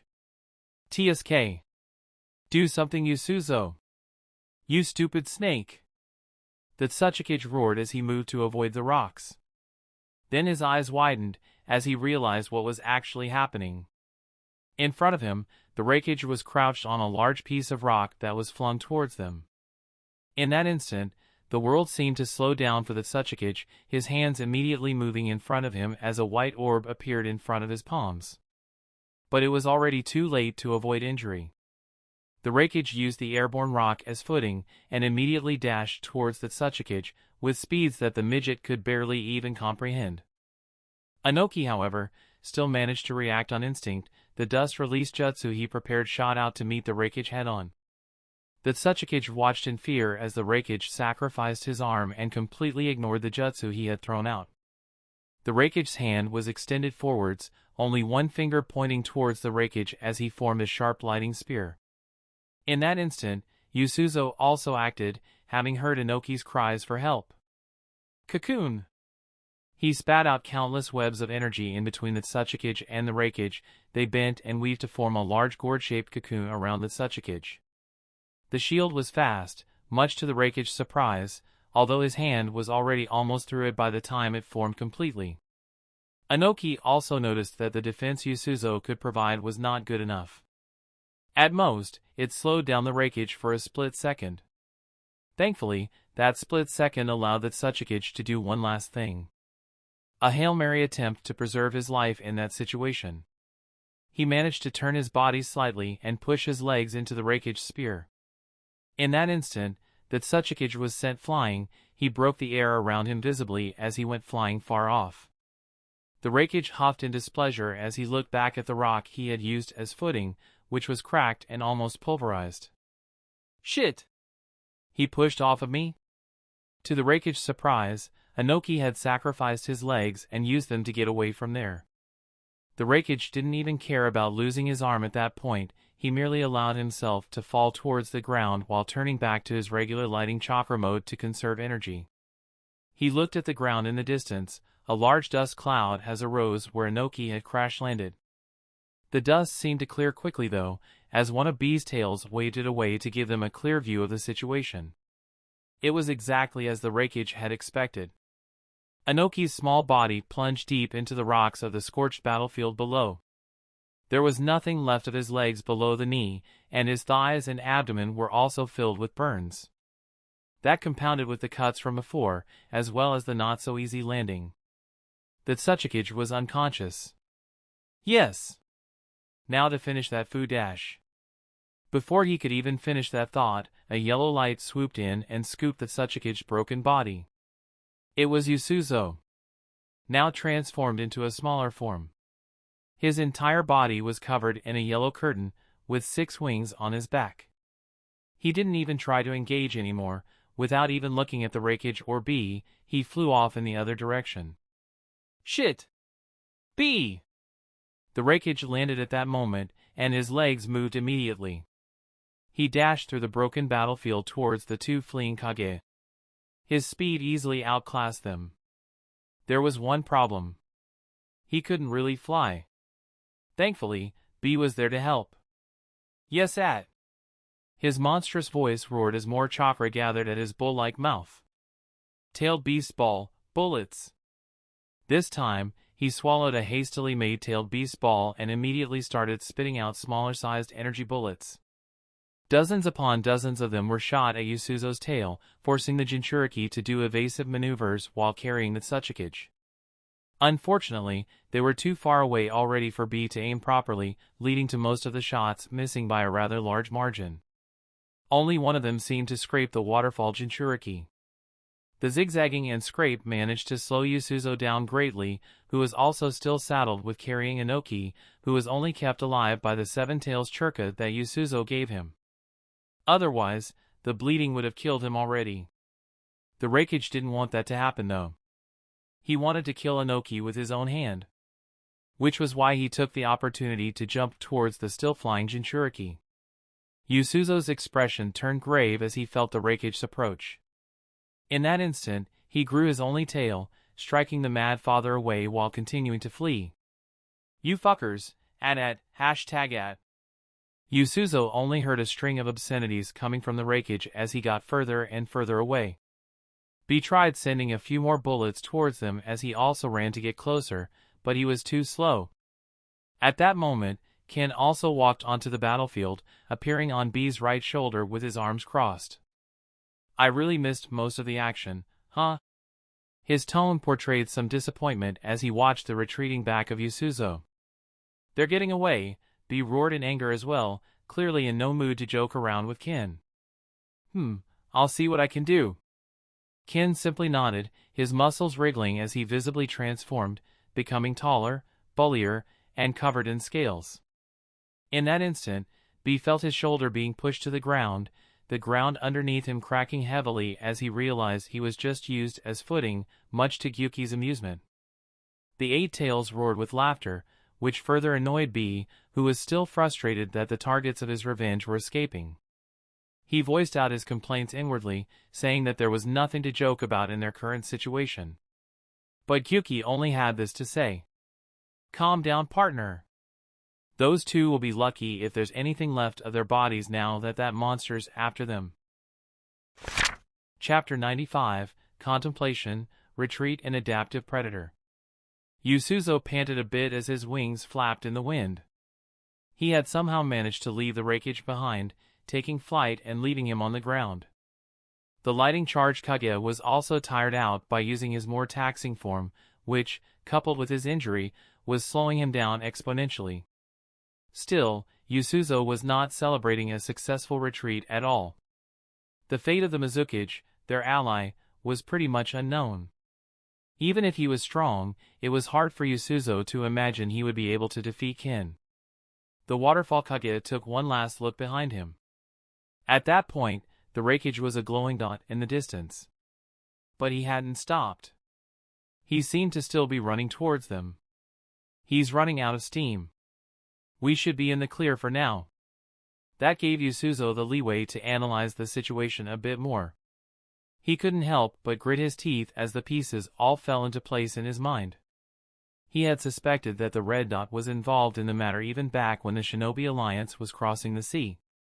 Now, turns out he was involved in finding out the information that set off the Reikage against them. It was too suspicious in the Jinchuriki's mind to be a coincidence.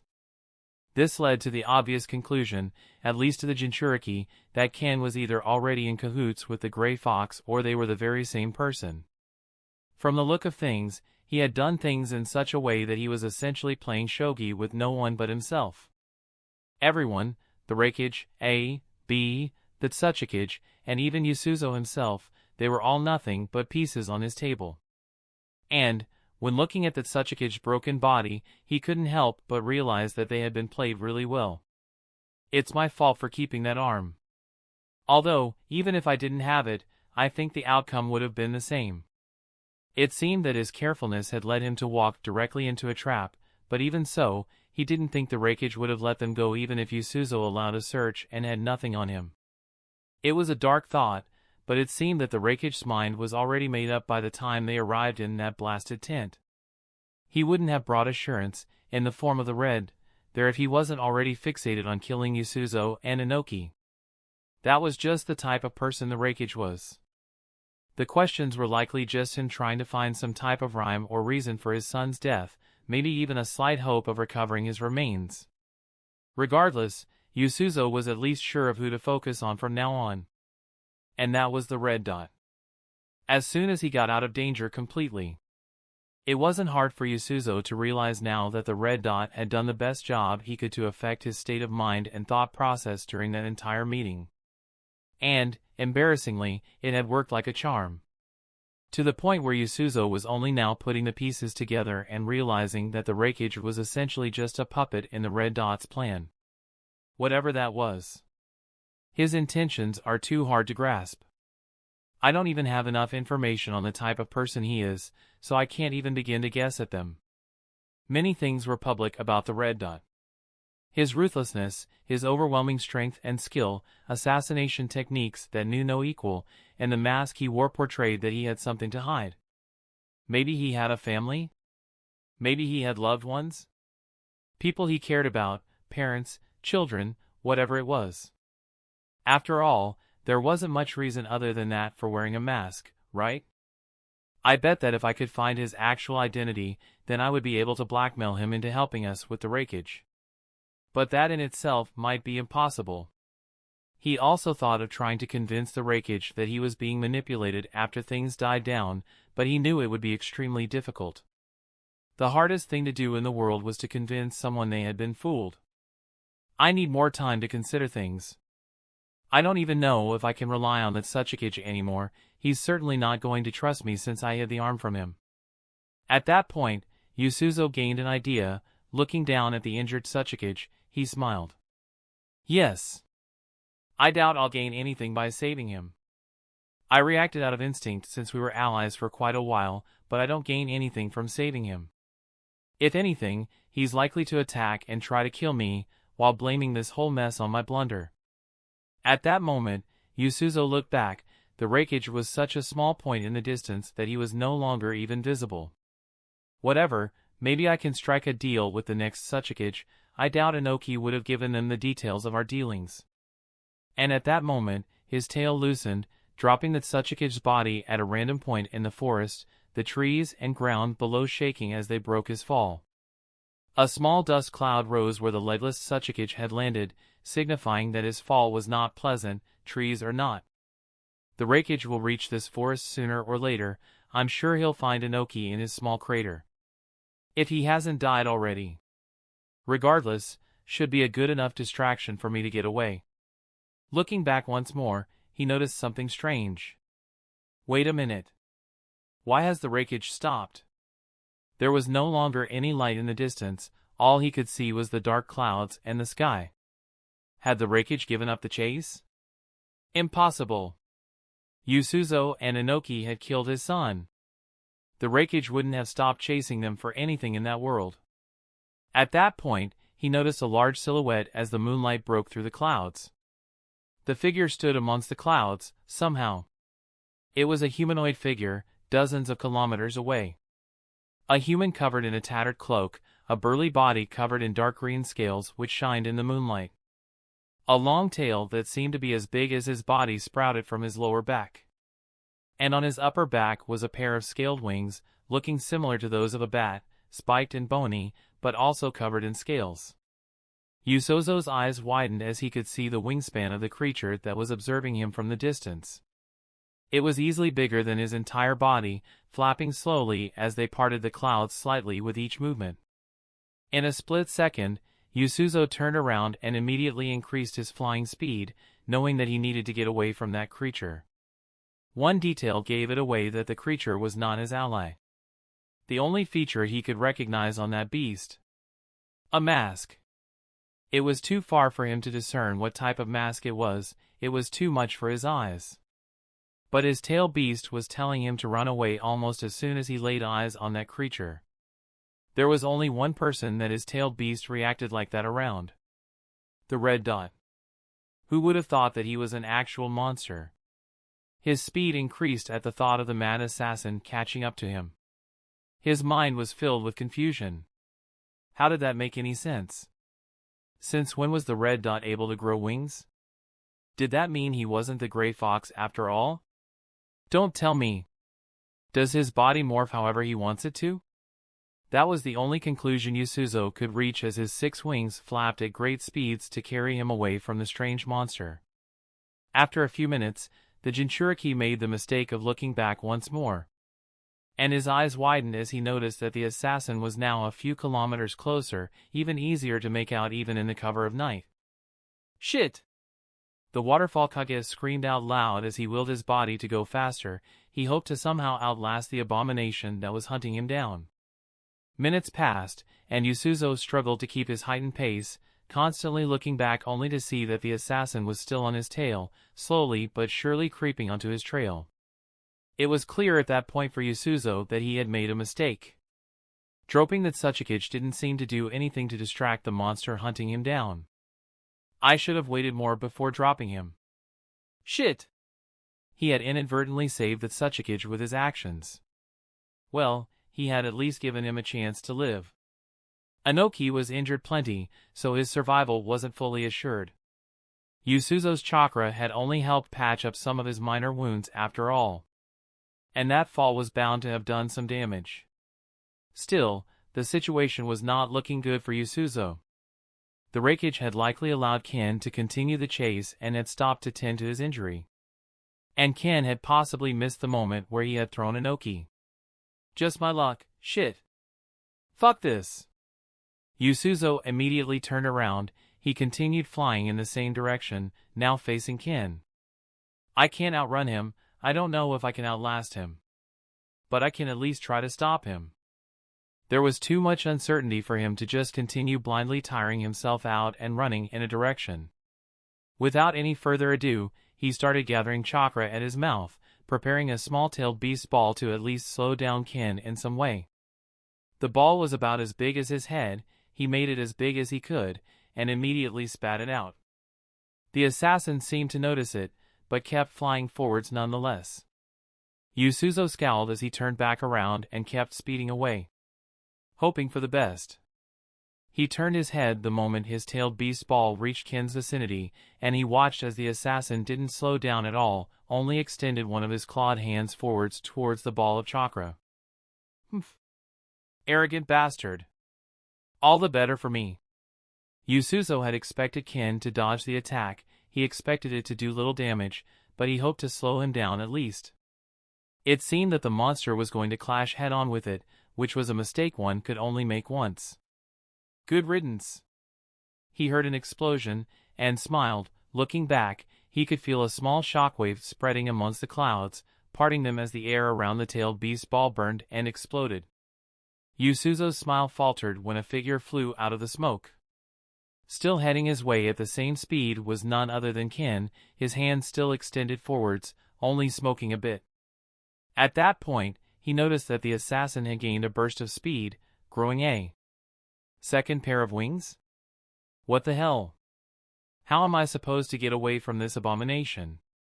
It seemed that getting away simply wasn't in the cards for poor Yasuzo.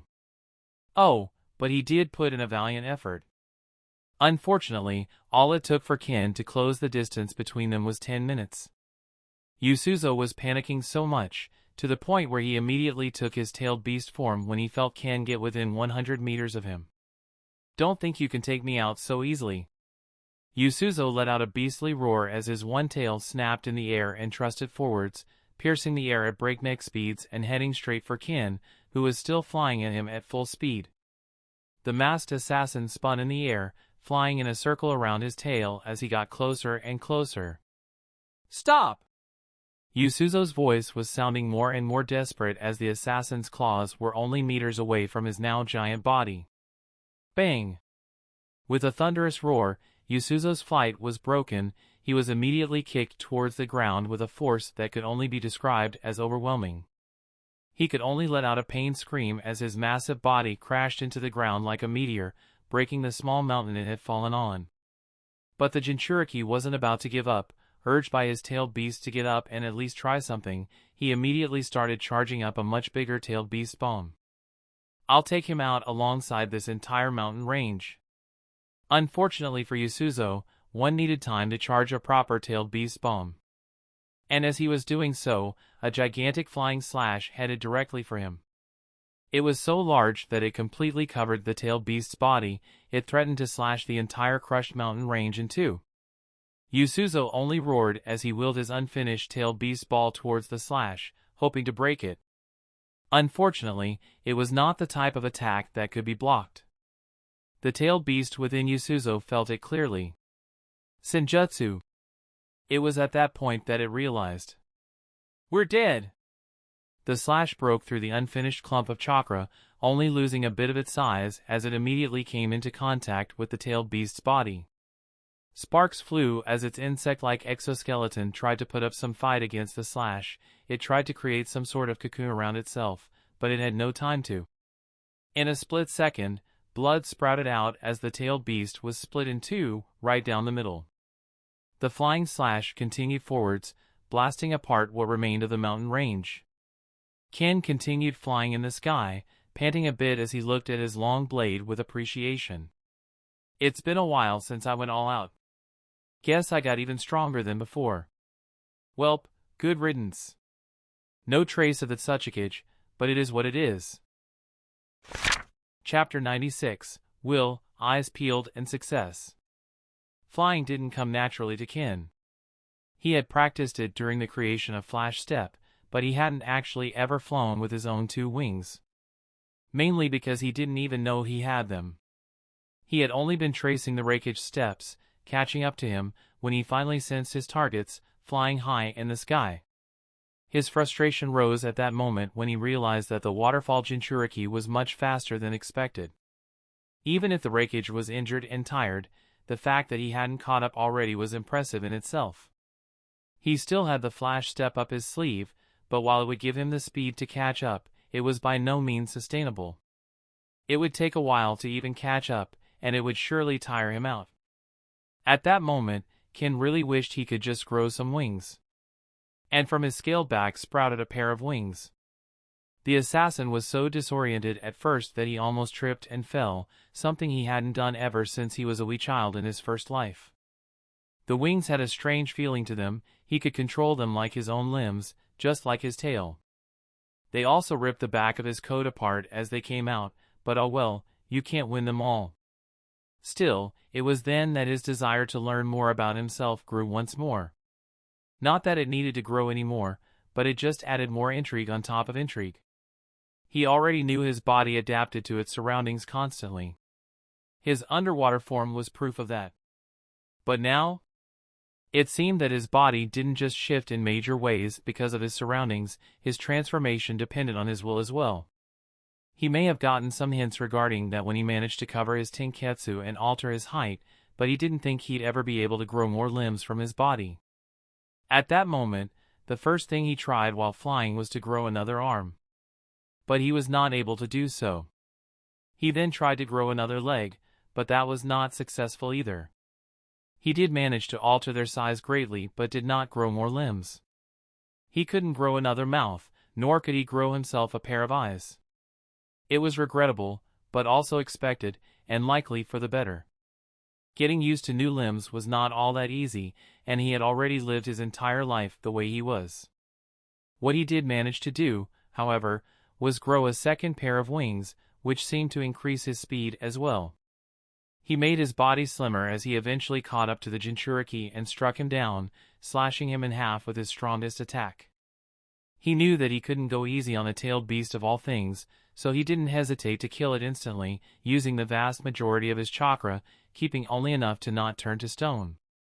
He did notice the distinct lack of Inoki. He had felt the old Tsuchikage somewhere within the forest as he flew by. But the midget seemed to be immobile at the time, so Ken didn't bother going after him and wasting precious minutes while Yasuzo got farther and farther away. Yasuzo was already at the edges of Ken's perception at the time. Even a minute of stagnation would have likely meant losing him. Sure, following his scent might have been possible, but there was always the possibility of him hiding his scent, making clones and sending them in different directions. Just the possibility was too much of a bother. Well, now that the Jinchuriki was dead, the first thing the masked assassin did was to check his corpse. The tailed beast chakra had already dissipated, and the body of the Kage returned to that of a human, still split in two right down the middle. His Kage had long since been blown away, and Ken could clearly feel a split expression of pure terror on his face. It was clear that Yasuzo's last moments were not pleasant. But Ken didn't care for that one bit. He simply walked over to his body and started searching him properly. Eventually, he managed to find the scroll he was looking for. A's arm. Well, it was most likely the scroll that contained A's arm. It was hidden in a seal hidden in between some bandages that he wore on his arm. Better to just take everything to make sure. And so, the assassin did just that. He didn't bother checking the first scroll. Instead, he stripped the Jinchuriki of everything he deemed useful or valuable before turning around and flying off. Using his wings was certainly more tiring than simply running, but it was also faster. There were no obstacles in the sky, nothing slowing him down. No flock of birds was stupid enough to even attempt to get close to him, so he had free rein to travel in the sky. The stamina consumption of flying meant that he wouldn't be able to do it endlessly like running. But he was certain he'd be able to fly for at least a few days before needing a stop for rest. But his current flight only took around 40 minutes. The chase hadn't taken that long, but the speed they had gone had increased exponentially when Ken grew his second pair of wings and the Jinchuriki started pushing himself to his limits. Now, Ken just took it at a more leisurely pace, enjoying the wind on his skin as he retracted the scales from most of his body, allowing what little chakra he had left to flow in all but his back. The first thing he felt? That Suchikage was no longer where he had fallen. In that instant, Ken dived down into that forest, a confusing scene for the Reikage and Bee, who were observing him in the distance. Ken landed on the ground, raising a cloud of dust around him. In front of him was a rather large crater, with the imprint of a small body in the middle. Blood seemed to trail in one direction and into the woods. The assassin's nostrils flared for a second. He immediately picked up a few more scents near the crater. Umbu likely. The trail feels faint. If anything, my chances of catching them are rather low. The main problem was that, no matter how good Ken's senses were, the Umbu still had countless ways of hiding their tracks, and they were used to doing so against countless techniques similar to Ken's. They were no longer within that patch of forest too, outside of Ken's overall senses. I could try to follow the scent of blood. But it seems to cut off at some point, and the others seem to have split up. Umbu are always going to be annoying. In the end, the assassin just shook his head and turned around. There was no point in crying over spilled milk.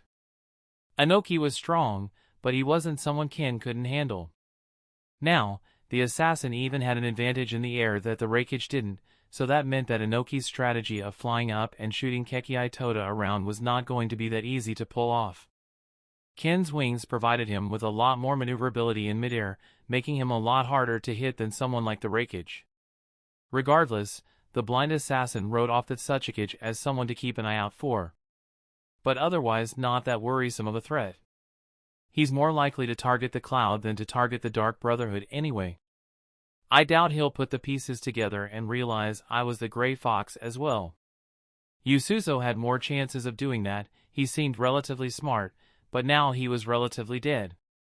Still, he had been smart enough to fool that Suchikage anyway. Well, he took advantage of that Suchikage's panic at the time to pull the wool over his eyes. But it was a win nonetheless. A win that managed to put him in Ken's visors as a person of interest, someone to pay attention to and be careful around. His death meant that Ken could now focus his attention elsewhere. Ken's wings flapped as he reached the Reikage and Bee in a few more minutes, his wings creating a powerful wind that forced Bee, who was now supplying the Reikage with chakra, to close his eyes. The Reikage clenched his fist, a purplish aura covered him and two ephemeral tentacles grew out of that aura on his back. "How's the situation? Did you kill the fuckers?" The Reikage asked as the masked assassin landed in front of him and Bee. "The waterfall Jinchuriki is dead, here." Ken threw the scrolls he had taken from Yusuzo's body. "Your son's remains should be in one of these scrolls." Ken crossed his arms and turned his head towards the Reikage, who seemed confused. "Why didn't you just check them yourself?" The Reikage's question went unanswered, as Ken just shrugged and pretended to look away. Bee just sighed as he got to work. The Reikage was still recovering. He also wanted to see the remains of his brother. He needed to do that in order to finally accept his death. The very first step of the process of healing from a loss. If there was no body, then even though they knew better, they would still forever be in denial. Bee started searching through the scrolls with a grave expression etched on his face. Ken just flexed his back, his scales entering his body and disappearing, alongside his large wings. The Reikage raised an eyebrow at that. It couldn't be helped, the scene was just that odd. The wings themselves were bigger than Ken's body, and seeing them just disappear was strange. To add to that, the assassin's flesh seemed to shift visibly as he retracted his wings, his muscles twitching as if an earthquake was contained within his body. It was both an unnatural and unnerving sight for B and the Reikage. Meanwhile, the Eight Tails was just intrigued, curious about the nature of Ken's existence still. But it didn't overstep boundaries to try and speak to him again. He merely hoped they would get a chance to do so later. The Reikage didn't dwell too much on Ken's monstrous abilities and body. Instead, his mind focused back on his own body, then on his missing arm. And then, he turned back to Ken. What about the Tsuchikage? He grasped at his stump. Most of the bleeding had stopped thanks to B's chakra, but it wasn't looking all that pretty. That midget escaped. He was dropped off in the forest while I was following the Jinchuriki. I decided to prioritize chasing the still-escaping target rather than the unconscious one. Ken's tone was steady, and his words sounded reasonable even, but that didn't mean the Reikage liked hearing them. What? How long would it have taken to just fly down there and cut his head off? The Reikage raised his voice without even realizing it. For once, he didn't care about shouting at Ken, he didn't care about diplomacy. He just cared about his son's killer getting away. I don't know. A minute, maybe a few seconds? But the Jinchuriki was already getting away from my sensor range. Ken didn't react at all to the Reikage's raised voice. If it bothered him, he surely didn't show it. Sensor range? He was in the middle of the sky. If you kept your eyes peeled, you could have tracked him easily. The Reikage scowled, not satisfied at all with the assassin's explanation. First off, we don't all have eyes, Lord Reikage. Some of us just don't get that lucky. Second, if you had kept your eyes peeled, maybe you could have noticed that the Tsuchikage had only landed a few dozen kilometers from the place you stopped, and maybe you could have finished the job yourself. Ken's tone was just as cold as before, but there was a mocking undertone to it. The assassin didn't bother sticking around to hear the Reikage's response either. You can send my payment to the Dark Brotherhood compound. Bye. After that, the assassin just disappeared. His job was done there. He saw no point in arguing with the Reikage. He didn't bother to focus on the Reikage, or B, he didn't care what they felt. But the two of them couldn't help but stare at the assassins disappearing back in absolute shock. One of the most intimidating assassins alive. Someone capable of hunting down Kage like their prized prey. Is completely blind? B's mind had just imploded at that point. The Reikage himself was both too shocked and embarrassed to say anything. Well, that could have gone better. The Reikage sighed as he turned and looked at the scrolls on the ground. He joined B in searching for his son's remains after that, knowing that there was no use in trying to find the assassin. Meanwhile, Ken didn't even spare them a thought. He just smiled as he hoped to feel a nice reaction from the Hokage. Mission success. I wonder what Tasho is up to. I'll just send him a message to go back to base. Meanwhile, I'll just take my sweet time traveling back to the Leaf. Chapter 97, Taking One's Time, Children, and Perspective.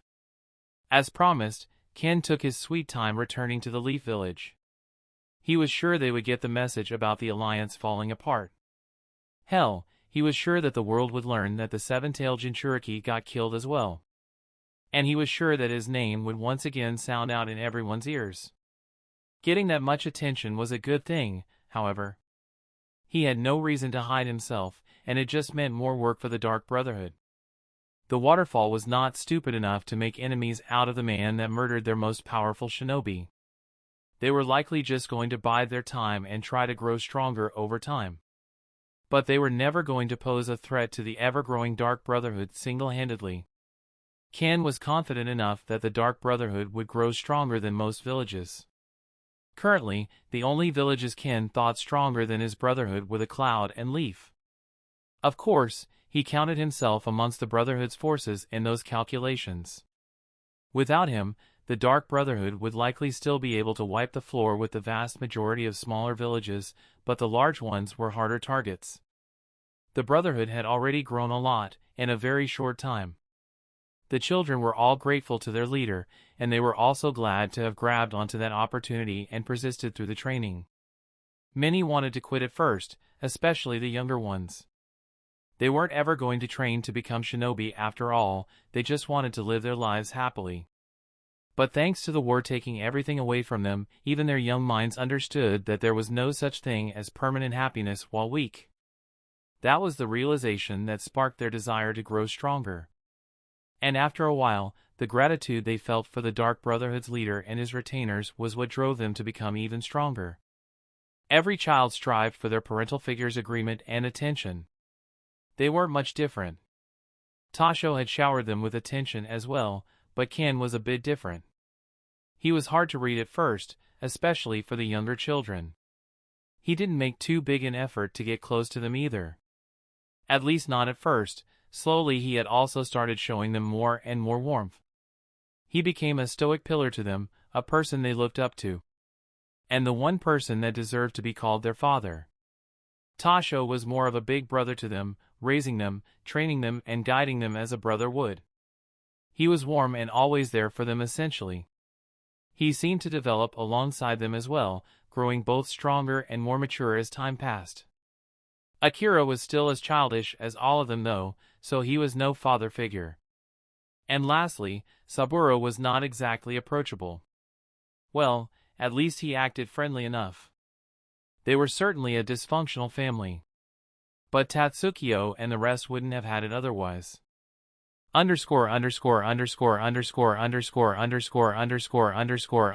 POV Tatsukio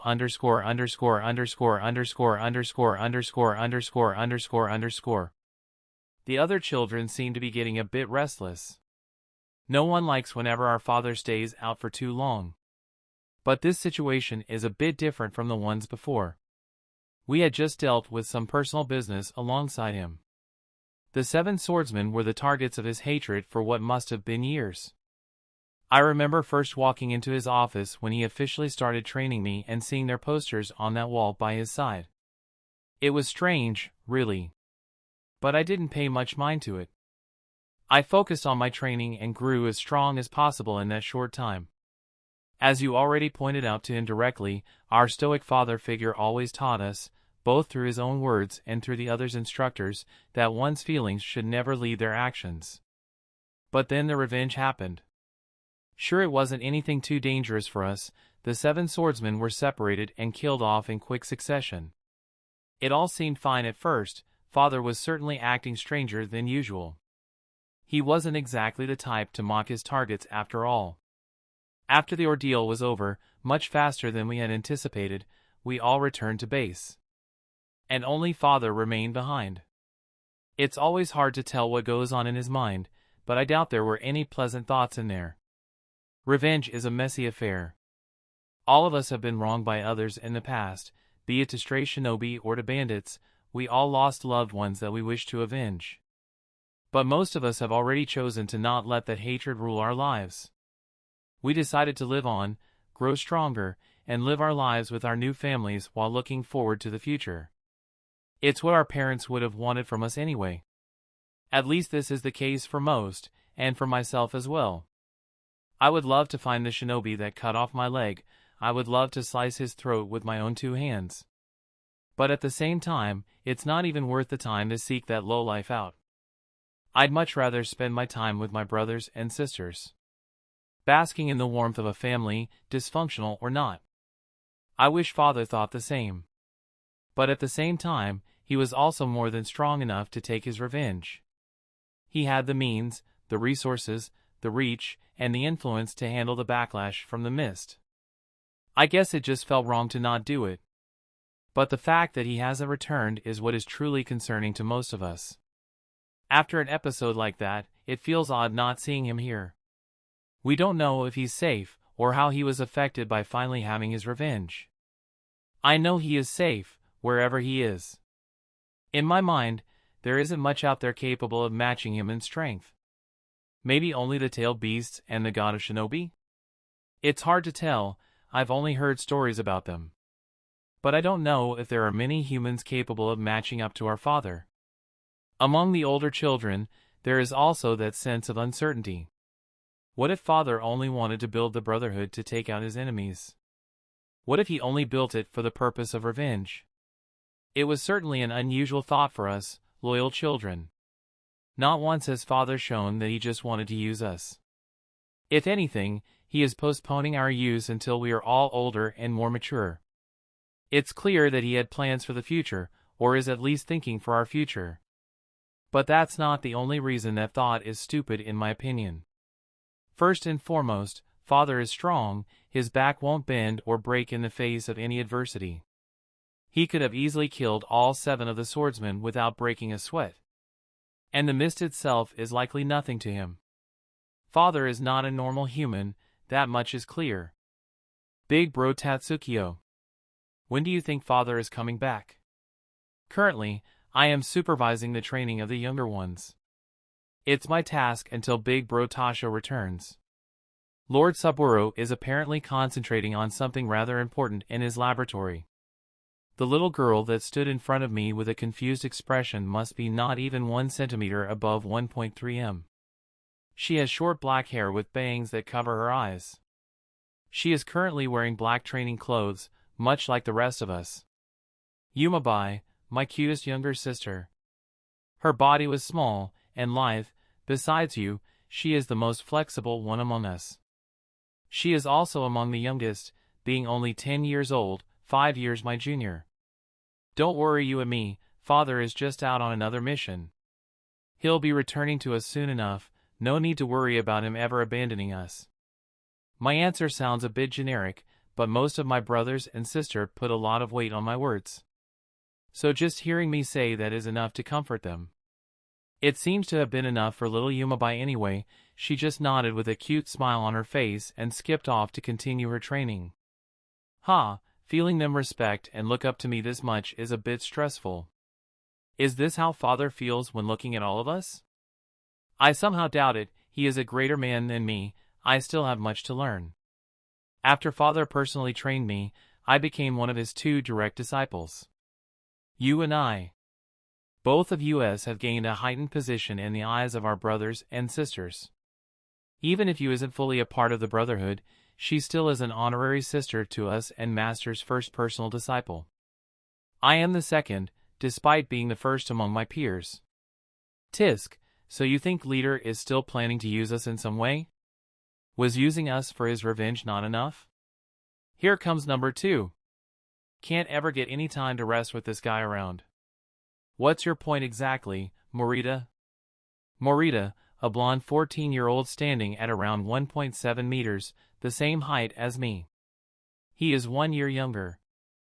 Mr. 2, as he is called, he is the second ranking among us recruits, the one that sits right under me.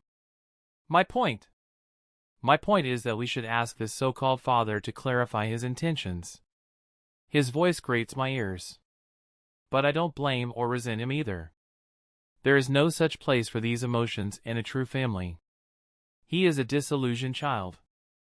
Father's attention and time aren't limitless, and the children that don't get his recognition may end up throwing tantrums. This is just one example of that. A childish outburst. Teenage angst, whichever it is, I don't resent my little brother for it.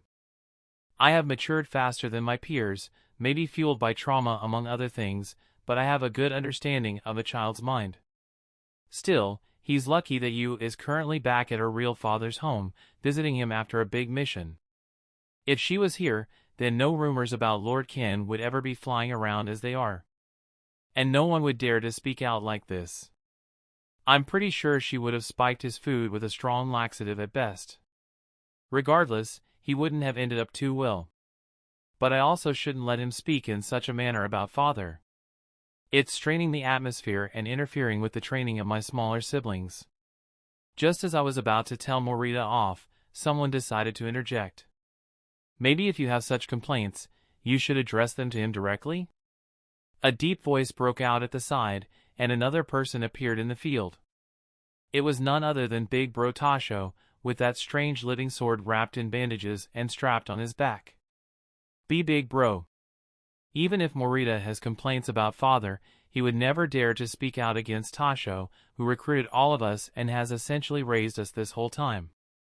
As expected, the children flocked to him, all excited to hear news about both Tasho and our father. Morita sulked a bit to the side, unsure how to react. Tasho took off his mask, smiling at the children and speaking to them a bit, before he finally walked up to Morita, who was standing at the side awkwardly. The children were silent as they saw that. They didn't know what to expect. They may have had their own dissatisfaction, but Morita was the only one to voice them out in that manner. It had been the first time one of them had actually done such a thing. So they didn't know how Tasho or their father would react. I was serious. Toshio's voice was calm, his gaze was warm as he looked at the blonde fledgling assassin. What? Morita seems a bit panicky and confused. Thankfully, Big Bro Tasho didn't let him stir in confusion for too long. If you have any issues, don't hesitate to speak up. Leader may seem a bit cold outwardly, but he takes all of your opinions into account. If you have any complaints, you can always speak to him. I can see the panic vanishing from Morita's face. He just skulked, rubbing his elbow and looking at the ground with a childish pout on his face. Tasho then turned around to the other children. All of you can speak to him. The doors to his office are open most days. Currently, he's out dealing with the Leaf and making some deals. But he will be back soon. Tasho then patted NR.2 on the shoulder, nodding to him, before leading us to our training. As soon as he left, the children broke into talk, voices overlapping each other as they spoke of things they wanted to tell their father, and how excited they were for him to come back. Knowing them all, they'll keep this up till dinner. We can't have that. Get back to training if you're done gawking. My shout seems to have awakened them back to reality. Father isn't home yet, so they needed to continue their training and wait for him diligently. Morita, as much as he likes to complain, also went back to training. We really are a dysfunctional family. Chapter 98, Tide-Breaking Move, War Council and Lurking Plot.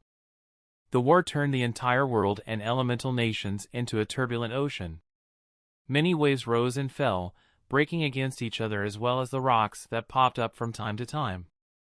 But the news that broke out was what completely shifted the tide of the current war. The complete breakdown of the largest and most powerful alliance that had originally started the war. Its circumstances were strange. A few rumors circulated said that the Reikage son was murdered by the Tsuchikage, who colluded with the Waterfall Kage and Mizukage. Other rumors said that the Reikage attacked the others in a fit of rage without any proper evidence and only speculations. To that point, only the Waterfall Kage was confirmed dead. His bisected body had been found by a few wandering shinobi that were fleeing from the scene. Reports spoke of the man's fearful gaze even in death. They were also quickly able to speculate who the perpetrator was.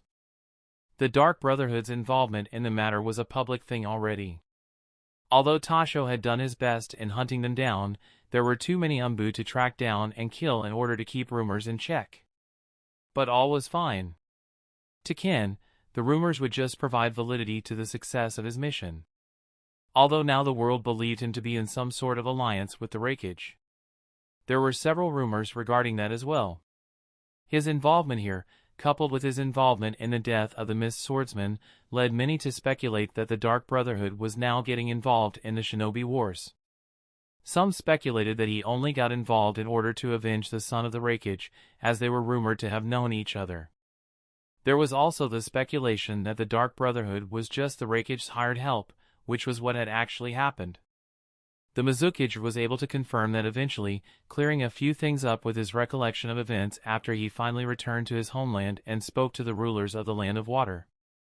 He wasn't able to confirm much else regarding what had occurred, only confirmed that the Reikage had accused the Tsuchikage and Waterfall Kage of killing his son. He wasn't able to confirm who had killed the Seven-Tails Jinchuriki of the Waterfall, but he did say it was most likely the Red, claiming that the Reikage was injured against the Tsuchikage. Thanks to his words, and the royalty of the Land of Water that decided to spread it, the events of that day became a lot clearer. No one really knew what means the red dot was used to kill the waterfall Kage. People that had seen the scene of the split mountain did say that it was most likely an overwhelming force. The fact that Ken was capable of such a thing essentially cemented him as a figure on par with the god of shinobi in the eyes of the elemental nations. There was also more interesting news circulating regarding the red, things that were more personal in nature. Rumors on the streets, among restaurants and inns all over the elemental nations. The red, the world's strongest bounty hunter, is blind. It was a difficult pill to swallow, especially for people that had dealt with Ken before, like the Grass Village and even the Mizukage. The rumor itself was believed to have been spread by a grieving bee in a tavern in a random village within the Land of Lightning.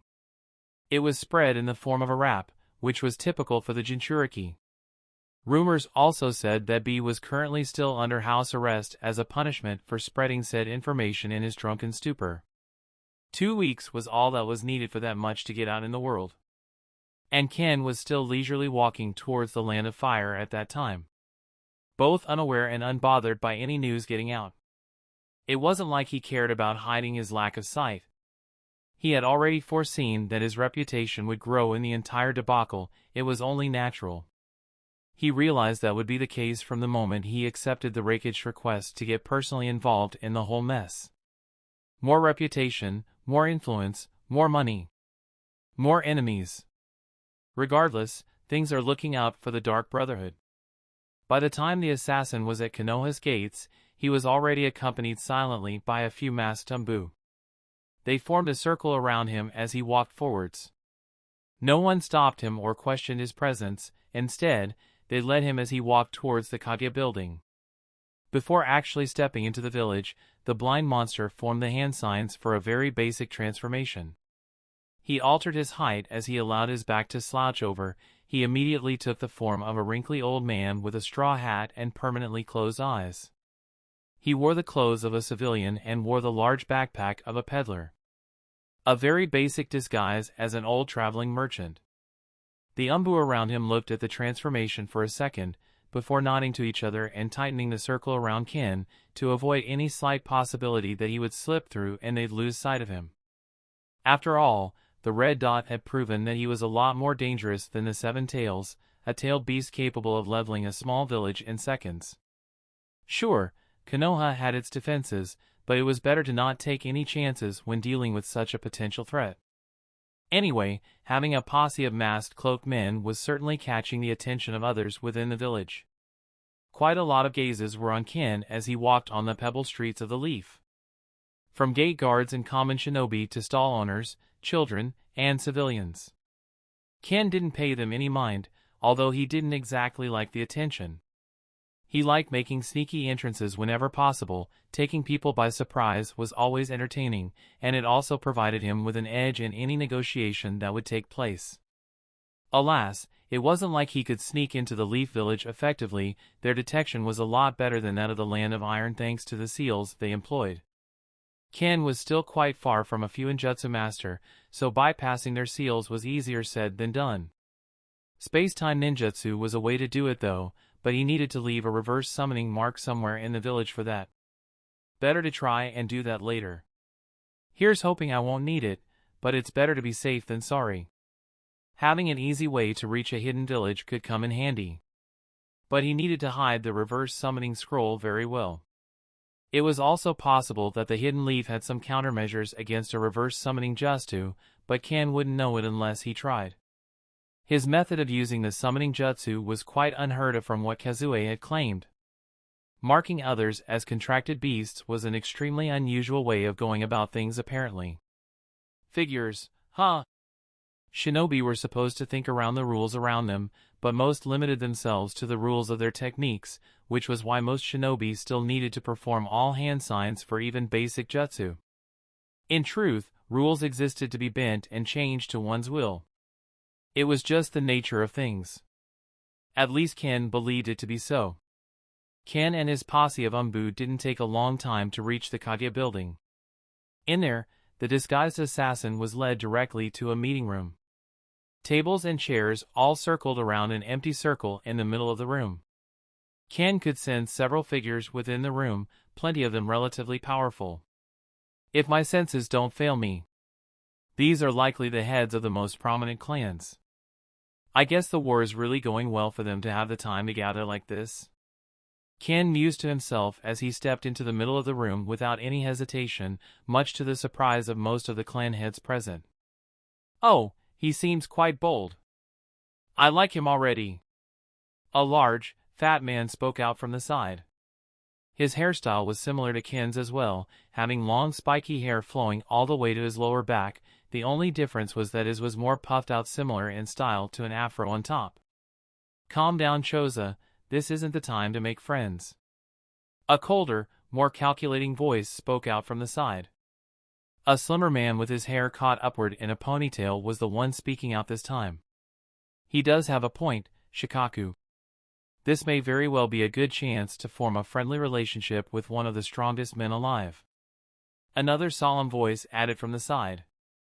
The speaker this time was also a slim man with sunken cheeks. His hair was caught in his headband, and he wore his hair spiky on top and ending in a long ponytail that reached all the way to his lower back. Enough, Inoichi, Shikaku, Choza. A colder voice from the side commanded the clan heads to be silent in a demanding and arrogant tone. Ken tilted his head as he realized the identities of some of the people in the room. If I'm not mistaken, the ones that spoke out first were the clan heads of the Akimichi, Nara, and Yamanaka respectively. Their trio is considered to be quite deadly. I can appreciate their honesty at least. The one interrupting them may be the young head of the Uchiha clan. Wicked-eyed Fugaku Uchiha. I heard a lot about him and his clan.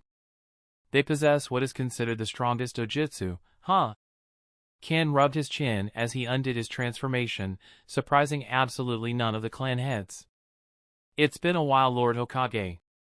And it is a pleasure to meet with the various clan heads present here today.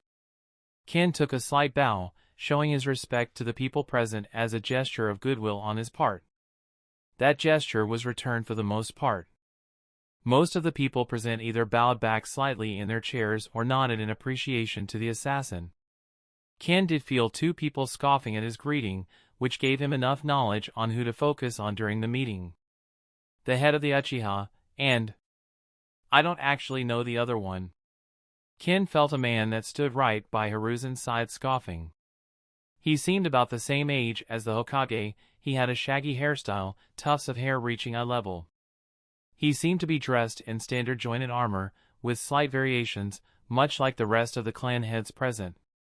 Ken could also feel a distinct scar on his chin when focusing hard enough on his face, which gave away his identity. Danzo Shimura, the third Hokage's right-hand man.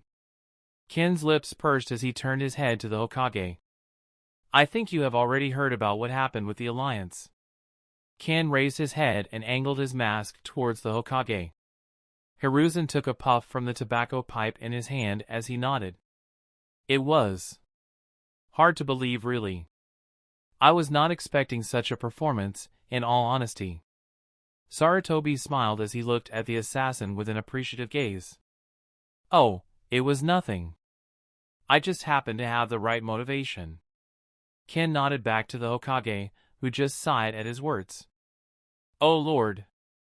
If others could accomplish that much with just motivation, this war would have ended within a few days. Hiruzen puffed out a cloud of smoke as he smiled and prepared to compliment the assassin's work. But Danzo chimed in at just the right moment. Enough senseless posturing. You did your part of the deal, it's only natural for you to do so. Now, although not all elders of this village agreed to make the deal with you, the Hokage gave his word before consulting with us, so we are obliged to keep it. His rough voice did help turn the atmosphere in the room a few degrees colder.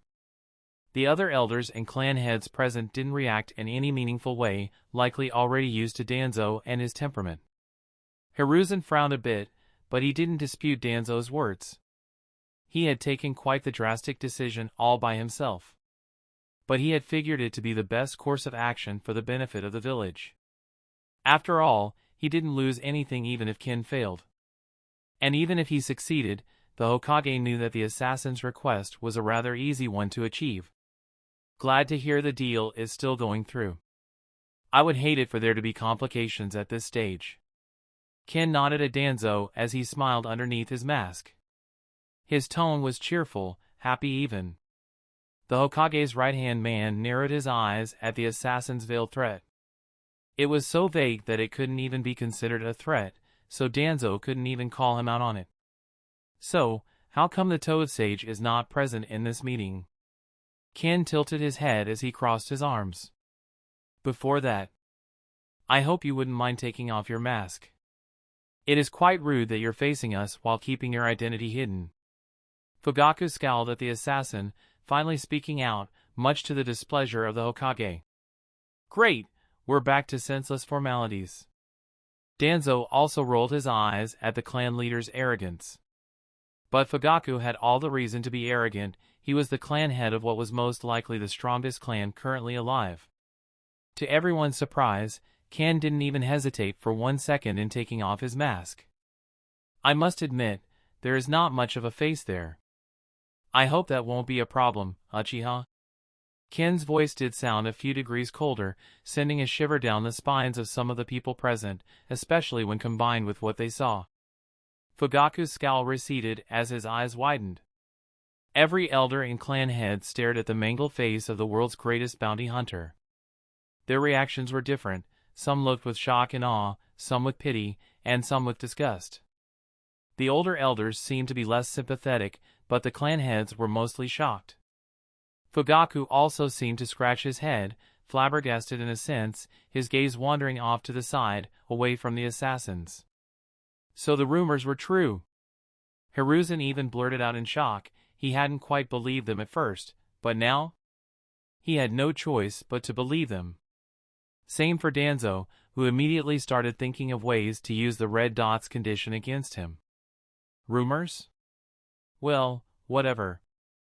I hope this won't be a problem, Lord Hokage. Ken nodded once more towards the Hokage, his eyeless face turned towards him the same way as before. It seemed a lot more creepy now that everyone realized Ken was just turning his head for show, not to look at others. It won't be an issue, apologies for the outburst. The Hokage slightly bowed his head, showing the assassin respect, much to the disapproval of Danzo. I also would like to apologize for forcing you to reveal your face. I'm sure you were wearing a mask for a reason. Having your identity exposed in such a way is unfortunate. Hiruzen showcased a shocking amount of honesty. Ken was genuinely surprised. The clan heads didn't seem all that shocked, some of them even nodded in understanding. After all, the only reason one would wear a mask was to protect their identity, right? It was clearly a fixture of Ken's. He likely kept his private life separate since he was an elusive individual. It is fine, no one besides the Dark Brotherhood knows this face. My identity is my mask. The fixture of a red, it's become a lot more symbolic than a malformed visage. The clan heads all seemed to sweat a bit at his words. In a sense, it was to be expected from the world's best bounty hunter and assassin. His identity had become so ingrained in his psyche that he didn't even think or care about having a private life. To Danzo and Fugaku, such a thing was certainly commendable. It made the assassin seem quite a bit more impressive in their eyes. Well then. Currently, we are holding a war meeting. Your arrival was a bit of an interlude, honestly. I will send word for Jiraiya to come back urgently, but you will have to stay within the village for a few days. I hope that is not an issue? The Hokage quickly pulled the subject back on track, and the assassin just nodded. That is okay with me. After that, the assassin nodded, putting his mask back on and turning around. The Umbu that had led him to the Kage building were the ones to lead him to his temporary house, a small apartment off to the side of the Kage building, highly monitored. At least they have nice snacks. Ken thought to himself as he bit into a few dangos on a stick. He had asked the Umbu for them, and they surprisingly gave him whatever he wanted. Hurry up and wait, huh? In the end, the assassin just sighed and went on with his day. Unbeknownst to him, a plot was already unraveling in the darkness, as a few shinobi of the Sand Village had somehow managed to slip past the village's defenses. Their objective? The Jinchuriki of the Nine Tails. Chapter 99, Kidnapping, Tracking and Flawed Justice. The blind assassin yawned as he did a few more handstand push-ups to pass the time. A long sword leaned on the wall by the side of his relatively large room. He was given privacy within the confines of that home, but every exit and entrance to the house was closely monitored. They really aren't taking any chances, huh? He didn't feel all that bad about their lack of trust. A hidden village would normally be that guarded. It was mostly the same while he was at the Cloud Village for a while. It did irritate him that the village elders weren't quite appreciative of his efforts. Danzo even had the gall to imply that Konoha didn't have any obligation to hold its part of the deal. The assassin was half a mind to kill him then and there. There was no point in trying to build friendly relations with a nation that didn't show him any respect or goodwill. But it seemed that the Hokage had already talked with Danzo beforehand. And Hiruzen was adamant about keeping his part of the deal. At least that was the vibe that Ken had gotten from that meeting. Only the Hokage and some of the clan heads were friendly and seemed to wish to form some sort of alliance. Maybe they were a bit forward, but at least they were respectful. It would have been nice if the others were a bit more tactful. Unlike the Uchiha clan head, who essentially ordered Ken to take off his mask. Now, the blind monster didn't care about people seeing his face. He had no reason to care about it. But it was simply a lack of respect at the end of the day. One wouldn't ask a foreign umbu to take off their mask if they were making a deal with a different land. It didn't matter if they were in the presence of the whole war council or not. Ken was not some random bounty hunter off the street. He was a legend of the shinobi world at that point, leading an organization that was the equivalent of a hidden village in the land of samurai. He didn't need his ego to be inflated by some useless village executives, but some respect could have still gone a long way. Whatever, shinobi will always be shinobi. My presence does warrant a certain degree of caution. The real problem was the Hokage's right-hand man. And his shady demeanor. That Danzo. He isn't even an elder from what I remember, just Hiruzen's attendant. There isn't much information about him out there. All I know is that he used to be in the same team as the third Hokage. Ken pondered about it for a few minutes, but he couldn't do anything besides sigh in the end. Then he felt something strange. His senses flared. He felt as if a blanket had been taken off of his head. The barriers fallen. The Fuinjutsu that made infiltrating Konoha undetected fell for exactly 1 minute. It was almost unnoticeable to a regular shinobi. It came and went fast, but the outage was noticed by Ken's enhanced senses. The more powerful people within the city were bound to have noticed it as well. It was clear what had happened. Someone infiltrated the village. Ken had no way of knowing why exactly. He wasn't paying full attention to the entire village. Too much information to process. His mind was still human after all. But the Leaf was sure to start investigating instantly, and they certainly jumped into action quickly. Ken could feel a few of the people stationed at his house running off, leaving it with less supervision. I'll take this chance. Might as well find a place to hide that scroll and investigate whatever is happening in the hidden village. I can use that as an excuse as well if I get found out.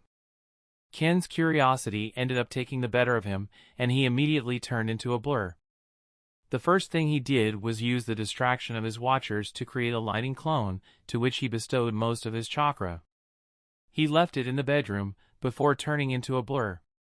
He escaped from his extremely small window, his body twisting and bending unnaturally at great speeds as he ran off into the distance. The shinobi observing his house weren't able to observe his departure due to the mess that came with reorganizing their surveillance to work with fewer people. Ken couldn't really feel them blink because most of them wore masks, but he trusted his speed to slip by unnoticed. The blind assassin took off his mask and tied his hair in a pony's spiky ponytail, leaving a long tuft of hair to obscure most of his face beside his mouth. He also took off his armor and put on the most unassuming clothes he had. He looked just like a civilian. He blended into the village with ease, walking on the streets with a wide smile on his face. He also managed to find a nice place to leave a reverse summoning scroll, right underneath a large dumpster without wheels. It's gonna be unpleasant to get reverse summoned into trash. But hopefully, they won't find it. The disguised assassin then put his hands behind his head and whistled as he walked off. The defensive barrier in the city was unlikely to spot him as a difference since he hadn't even left himself enough chakra to be classified as a genin, so he was free to wander for now. Ken wasn't stupid, however. He realized that some more skilled shinobi will be sent to his home to check on him. If they were skilled enough, they would also notice that he had left a clone there. But only someone like the White Fan or the Hokage personally might be able to tell the difference. So he wasn't particularly worried about getting found out. Even if he was to be found out, it wasn't like he was doing anything bad. And so, his elbows raised to the sky as he smiled and blended into the streets. He looked so unassuming that no one even bothered to give him a second look. His presence was fleeting. But his senses were spread out all around him. He was feeling the wind bend around various houses within the village, and he was looking for anything out of the ordinary. Eventually, he found it. A rather large home in the distance, currently vacant. One door was open large, and there were no real signs of struggle, but Ken noticed quite a few lingering scents as he got closer to the house. It mostly permeated with a sweet smell, likely belonging to a young girl.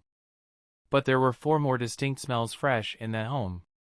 And as he stood at the door of that house, he also felt other shinobi approaching the house from other directions. I guess someone important lives here. It may be worth following the scents for now. It'll take a while for them to track it otherwise. It felt odd. The home belonged to a little girl alone from what Ken could sense, and the other 4 seemed to be grown men. It's worth observing them for a bit.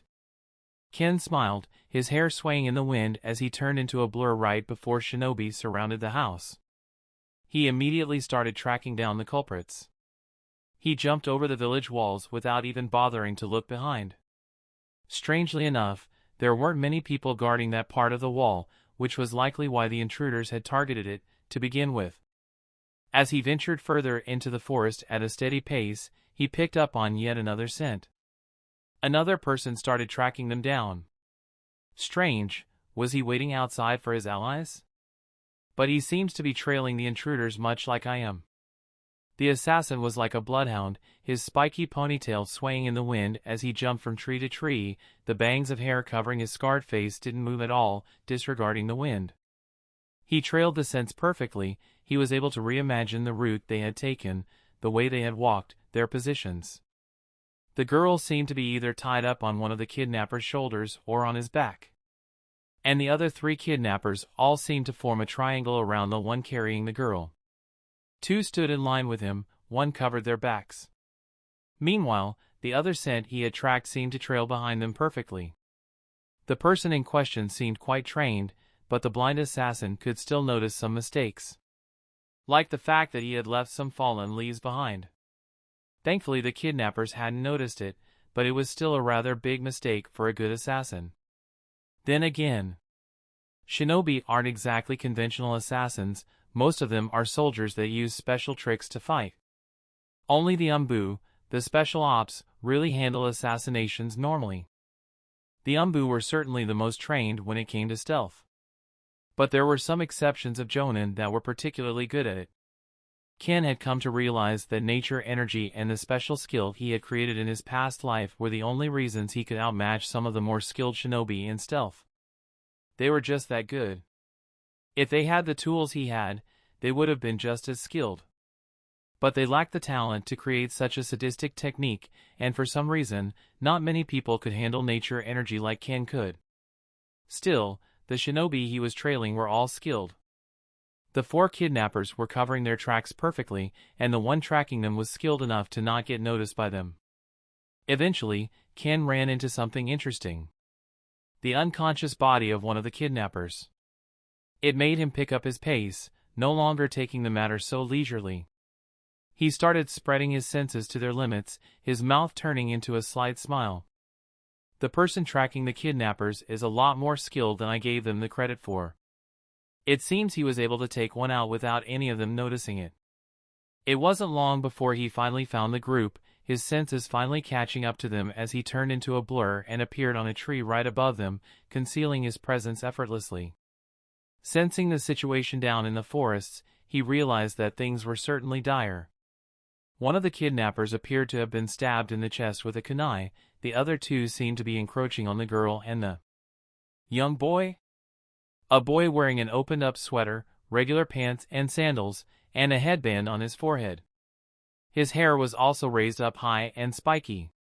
So the skill tracker that made a mockery of these trained shinobi that infiltrated the village is a boy as young as I am?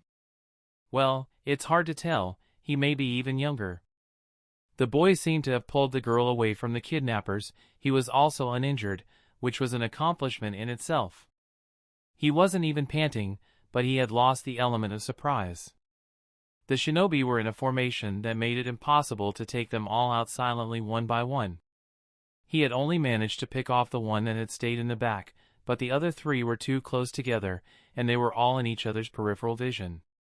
That much Ken was able to tell when he was tracking their scents as well, which was why he hurried to catch up to them. Each kidnapper seemed to be carrying a weapon. One had a sword, and the other had a ball and chain, which was wrapped around his wrist. Ken couldn't tell much about their appearance besides the fact that they wore generic shinobi clothing and masks. They had no headbands, so he couldn't tell what villages they were from. And Minato? The little girl's tired voice was the first one that Ken heard. She seemed shocked to see him. Ken could feel some of her features as well. She seemed to be wearing some sort of dress, alongside sandals that extended upwards to her thighs. She seemed to have very long hair, and she also wore her headband in the same way as Minato. And then he felt the chakra within her. So much that he couldn't even sense an end to it. It was only then that he finally realized who she was. The current nine-tailed Jinchuriki. Kazue's little sister, Kushina Uzumaki. Ken could feel the young man's head angle towards Kushina and give her a warm smile. The calm smile on Ken's mouth receded a bit when he felt that. His lips turned downward in a slight scowl. But he wasn't scowling at the Minato rescuing Kushina.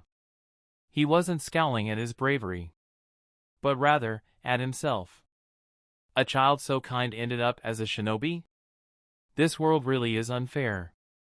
But then again, could Ken really claim that the boy was an exception to the norm? The assassin couldn't help but think back to the shinobi he had killed in the past. How many of them had the potential to give someone such a warm smile? How many of them had the potential to live a fulfilling life? The truth was that Ken had no way of answering that question. He couldn't possibly know. He had never bothered to look at shinobi in such a way. To him, they were barely even human, not deserving of a second look as their corpses dried out in a field. He had forged alliances with some, but he had kept them at arm's length. He hadn't ever cared about actually befriending shinobi. But it was the smile of that child that reminded him that shinobi were people as well. Not the screams of pain and agony of the thousands he had killed in cold blood. For a second, that realization dwelled on the assassin's shoulders before he heaved a sigh and shook his head. Innocent or guilty? Why did I think it would be a good idea to take it upon myself to judge that? He remembered his promise for a second. To plunge a blade into his own stomach if he took the life of an innocent. He had no way to prove that he had done so yet. But now he also realized that he was too conceited. Who am I to judge them anyway? He was nothing more than a maniac fulfilling whatever fantasy of justice he had in his mind. Nothing more than a hypocrite. Well, better that I realize this now than never. The two unmarked shinobi seemed to have approached Minato and Kushina. The young man was preparing to roll backwards with Kushina still in his hands. He hadn't even managed to untie her yet, but he had cut away some of the rope already. The two shinobi seemed to be fast though, at least faster than him while he was carrying Kushina. But they didn't get to reach Minato and Kushina. They both stopped dead in their tracks, their muscles standing rigid at the sight in front of them. Out of nowhere, a figure appeared behind their targets. A figure they could only describe as frightful. He was tall, filled with muscle, his face was mostly covered by hair, and he wore regular civilian clothing, but there was just something unnerving about the way he appeared in front of them. Neither shinobi could even feel his presence there. They both gulped as they thanked God for having their sights intact to even be able to see their opponent. But they soon realized that seeing their opponent didn't matter at all. A chilling murderous intent exuded out of the man, and the very next second, their hair stood straight as their spines trembled in fear. No amount of training could have ever prepared them for that feeling of dread that set in alongside that man's presence. They weren't prepared. They weren't prepared at all. Nature itself didn't seem to be prepared for his rage. The grass around them all started bending away from the people they were trying to approach. The trees around them seemed to be bending away from them as well. Both Minato and Kushina noticed that change, their eyes widening in shock. They couldn't feel the murderous intent, it wasn't directed at them at all. But they still got a feeling of dread just from seeing the way nature reacted. They slowly looked behind, only to see a tall man tower over them. His face was mostly covered by hair, but they could only see his mouth, noticing a cold scowl on it. "Seems I've run into something interesting." The man's cold voice sent shivers down the spines of all of the people present. "I hope we can get out of this alive," was the only thing Minato could think of at the time. Chapter 100, Creepy but Helpful Stranger, Warmth and Attackers. Minato gulped as he hoped for the best inwardly. He could only hope that the newcomer would first focus on the two unmarked shinobi and that they'd be able to use that chance to escape. Minato trusted his speed. At the end of the day, he knew that he could probably get away while carrying Kushina if given the chance. Kushina, who was currently in Minato's arms, felt her back get colder with sweat as she watched the creepy figure of the man behind them. But strangely enough, it also gave her a safe feeling. She couldn't feel any bad intentions from him. Kurama, the nine-tailed fox within her, watched the scene through her eyes. Its interest was immediately piqued. That thing. Did Father Hagoromo create more brothers? No, he has long since departed this world. It can't be. The gigantic orange fox could only watch the scene with wide red eyes. He couldn't speak through Kushina, held a little girl couldn't even hear him. The seal that was placed on her was far stronger than even that which had been placed on Mito Uzumaki, her predecessor. All Kurama could do was watch without being able to do anything. He assumed the shinobi kidnapping his host was planning to try and use its power in some ways. The tailed beast planned to happily assist them. The second they so much as gave him an inch of leeway, he would take control of his host and blow up their flimsy village to bits. He didn't care about his new host's life. All he cared about was not being used by humans once more. But it seemed like such a thing wouldn't even be needed. Instead, something even more troublesome had popped up. The humanoid monster Kurama was looking at now was the source of that trouble. The tailed beast's mind reeled as it tried to remember its father's teachings. A natural tailed beast. Father feared such a thing would happen in the future. Kurama had been the one to remember most of his father's teachings. He was also the strongest among his brothers and sisters, he was the big brother of the group, and he knew he had a mission. "I need to kill this thing before it grows even more." But how? The nine tails could do nothing but release a low growl that no one besides itself could hear. It remained gagged and bound inside the body of a child. So it was forced to watch as the situation unfolded. Minato opened his mouth to speak, but he couldn't even find the words as he looked at the shinobi that threatened his and Kushina's life. They were nothing more than twisted, broken dolls on the ground. Both genin had barely even managed to notice after it had happened. But both of the shinobi were pancaked into the ground, their limbs bent and broken unnaturally. Their weapons were also crushed and tossed to the side unceremoniously. Two fully fledged jonin or umbu died instantly. Minato wasn't exactly sure of their rankings, but he knew that they were above Chunin. If they weren't, he would have been able to deal with them by himself. They were trained shinobi, all four of them. Minato had struggled to even take down two of them. But the man that towered over him seemed to be on a completely different playing field when compared to a normal shinobi. Kushina was also petrified. She looked at the blood of her captors pooling on the ground, filling up the small craters that their bodies being flung into the ground had created. After that, she looked at Minato, only for her eyes to widen at the resolute look on his face. She had always seen him as a pushover, unreliable, girly even. She never expected him to come to save her. That in itself was shocking to her. But seeing that resolute look in his eye, even when faced with what was essentially their certain death, just moved her in the right way. That led to her grabbing tightly onto Minato's shirt, doing her best to cling to the slight feeling of protection he was providing even in the middle of that dread. She turned her head to look at the creepy man that had killed her kidnappers. Who are you? Are you going to kill us as well? It sounded dejected. She had clearly given up to some extent, either that or she was hoping to somehow distract the monster while Minato looked for a way out for them. But it was at that moment that the feeling of dread completely vanished. The man appeared in front of them, crouched down, his mouth curled up into a warm smile, and the crushing atmosphere from before was completely crushed. Minato's eyes widened once more, shocked by the contrast as he then felt a large hand landing on his head. He was so shocked that he didn't even get to do anything. You did good, kid. The gruff man's voice had a kind cadence to it, completely unrecognizable to the youngsters. They barely had the time to process the situation, and it was already flipped on its head. To answer your questions. The strange man then looked at Kushina, giving her yet another warm smile. I won't harm either of you. Kushina and Minato, was it? The two couldn't help but nod almost on cue.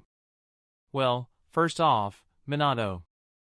As I've said, you did well pursuing the kidnappers on your own. You made some mistakes, but the fact that there were so few of them despite your age means your talent is among the best I've ever seen. The young boy blinked a few times when hearing the stranger's praise. It was just as unexpected as the first one. But this time he managed to calm down. Thank you, sir. He thanked the stranger with a resolute gaze, as one would their superior. Minato couldn't really help it, although kind, the strange man just had an authoritative demeanor that, coupled with his strength, it made it impossible for Minato not to treat him as an impromptu drill instructor. Kushina also noticed that, which led to her giving her savior/colleague an odd look. What's your name? The little girl looked up at their scary savior with a confused gaze. She was hoping to maybe recognize his name. My name is Ken. I have another title, which I'm sure you'll learn. It's nice to finally meet you, however, Kushina. Kazue, your big brother, spoke very highly of you. At that point, Kushina was also starting to feel better. She immediately felt her bindings give way, the rope being ripped apart in an instant as she and Minato were both yanked to their feet. No need to sit down while talking. The kind man spoke to them as he crossed his arms behind his back. Why, you know my brother? How is he? I've not received many letters from them lately. Kushina immediately became excited. It was more than clear that they were no longer in danger. In Kushina's mind, they were the furthest from that as they could be. The man had not only untied her, he had killed the kidnappers that remained, he had acted with nothing but kindness towards them, and he also seemed to know her family. Minato also seemed to have similar thoughts, his fists clenched as he pondered on the day he would be able to grow as strong as Ken. Your brother is fine. He is actually my teacher in Fuinjutsu, quite a talented individual. Kushina's eyes seemed to shine when she heard that. Talking about home was her one escape from her bullying. She didn't resent her father for sending her there, she knew their situation. Even now, things weren't entirely safe for the Uzumaki, which was why she wasn't called back home yet. Or so she figured out. She had no way of knowing what agreement her family and Konoha had reached. It was impossible for the Leaf to let her go, however, as she had become the Jinchuriki of their tailed beast around the time the Uzumaki clan was already faced with destruction. Now, it was impossible for Kushina to fully return to Uzushigakure. No one would bar her from visiting her home, of course. The two Leaf and Whirlpool were still allies. But she'd most likely end up married to someone in Konoha to strengthen her bonds to the city. It would likely be attempted in a manipulative way as well, not some forced arranged marriage. Hidden villages just had that way of doing things. Her father almost certainly knew that, so the relationships between the Leaf and the Whirlpool were bound to become a bit more strained in the future. Ken was well aware of those things. Kazue hadn't been quite upfront about the situation, but the blind monster was easily able to pick up on some things. Are you here to bring me back to the Uzumaki clan? The little girl seemed excited at the prospect. The assassin did notice the little girl giving Minato a sideways glance, and he could feel some disappointment from Minato as well. Ah, to be young and in love again. The assassin pondered like an old man, which he technically wasn't that far off from. But it wasn't like he had ever been in love. Brushing off that thought, the assassin decided to finally respond and kill the suspense. Oh, no such thing. I was just passing by and happened to notice the whole thing. I was tracking all of you down and decided to intervene. Kushina seemed to immediately deflate at Ken's answer. Her disappointment could be felt even by Minato, who patted her back, giving her a warm smile. Ken thought he'd feel some excitement or relief from the boy, but it seemed that he was actually feeling sad for her too. Damn. This kid really is honest, huh? It was almost as if he didn't have a bad bone in his body. Killing one of the kidnappers did indicate he wasn't afraid to get his hands dirty, but his innocence seemed to be untainted by that action. Well, I doubt he'd be that broken up killing someone to save his sweetheart anyway. He's also a shinobi at the end of the day. But he also seems like a good person. As the assassin was pondering that, he felt the two of them hugging, Minato giving Kushina a few warm pats on the back. Ah, to be young again. The assassin just sighed as he coughed into his hand, breaking the two of them out of their immersions. They broke their hug, but neither seemed to feel disappointed about it, they just seemed embarrassed. Sorry for that. I was just hoping it doesn't matter anymore. Thank you, Sir Ken. The little long-haired girl bowed her head to the assassin. She was embarrassed at having floundered about like that in front of her savior. Well, saviors, Minato was also there. And he was sweet enough to comfort her. But she'd have to think more about that later. She couldn't be rude to the person that helped both of them out. It's fine, Kazue did tell me you were an emotional girl, and that you put on a strong face. He did also mention he'd come to visit you sooner or later. Minato raised an eyebrow at the first part, before smiling once more and looking at Kushina with a bit of affection. He likely had figured that much out by himself already. Kushina seemed to be a bit stunted by hearing Ken air out her dirty laundry in front of Minato. But she couldn't help but smile when hearing the second part. Her brother was someone she hadn't gotten to spend much time with, he was always out on missions. But she knew him, and she remembered the few sweet moments they had fondly. He was one of the few family members she had left, and she wanted to meet him more, speak to him more. When she learned that her village was likely going to be exterminated, she entered a rather severe bout of depression. That, coupled with people picking on her for her hair color, led to her lashing out and beating bullies left and right. The fact that her home had survived had mellowed her out a bit, but she was still beating bullies left and right, frustrated with homesickness. But it was only a matter of time before she grew up a bit more and was able to visit on her own. And the fact that her brother would visit her just warmed her heart further. From your reaction, I think I'll tell him to visit you sooner rather than later. The assassin smiled warmly once more, this time patting the girl's head. Kushina was taken aback at first, much like Minato, but that hand simply gave her a feeling of safety. The man in front of them simply had no ulterior motives. Either that or he was the best actor to ever exist. This was why Minato didn't feel jealous at all when looking at the scene. He simply felt a strange warmth. But that warmth was soon interrupted, the atmosphere around them turning a lot colder. Ken's hand fell to the side, as his head angled towards the woods. You can all come out now. Not like you weaklings will ever be able to hide from me. Both Minato and Kushina were shocked to hear that change in tone. It was as if they were looking at a completely different person. From caring and warm, to callous, cold, distant. It further highlighted the contrast they had felt before. Ken really isn't a simple person, huh? Both Minato and Kushina couldn't help but think that. Then the worst-case scenario happened. More and more masked men appeared to surround them from all around the forest in front of them, advancing in a half-circle formation. There were easily 30 people there, which only spelt out trouble. Kushina gulped as her hands trembled a bit. Minato clenched his fists and grit his teeth, hoping for the best. What are you all up to? Are you working with the kidnappers? Ken asked as he crossed his arms. He asked a question with a rather obvious answer. His tone was cold and nonchalant. His forward and confident nature did manage to inspire trust in Kushina and Minato, who had almost forgotten that he had turned the last two shinobi to mush before they even had the chance to blink. Still, they were dealing with a lot more shinobi now, and they had no reason to believe they'd be any weaker. Sir, I doubt they're willing to talk things out at this point. Minato took out a kunai as he prepared to help. Kushina's hands trembled a bit, but she also took one of Minato's kunai and prepared to do her best. But they were stopped when Ken raised his hand towards them, waving them off unceremoniously. Don't bother, children. Let the adults handle such bloody matters. To others, it may have sounded a bit demeaning. But to Kushina and Minato? It just made them feel safe.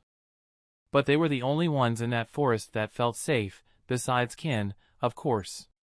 In all honesty, I didn't want to dirty my hands further. Not today. But I don't really seem to have much choice, now do I? The unmasked assassin stepped forward, towards the people that were coming out of the woods. They stood still, a few even taking a step back when observing Ken. But not one of them spoke out, which Ken found weird. There was usually a leader for such operations, but all of them were quiet. To that, the blind monster could only sigh. Too brooding and mysterious to make any sounds, huh? That's fine. You'll be screaming in pain soon. That's the end of this tale for now. Thank you for watching. And I'll see you in part 5. Peace.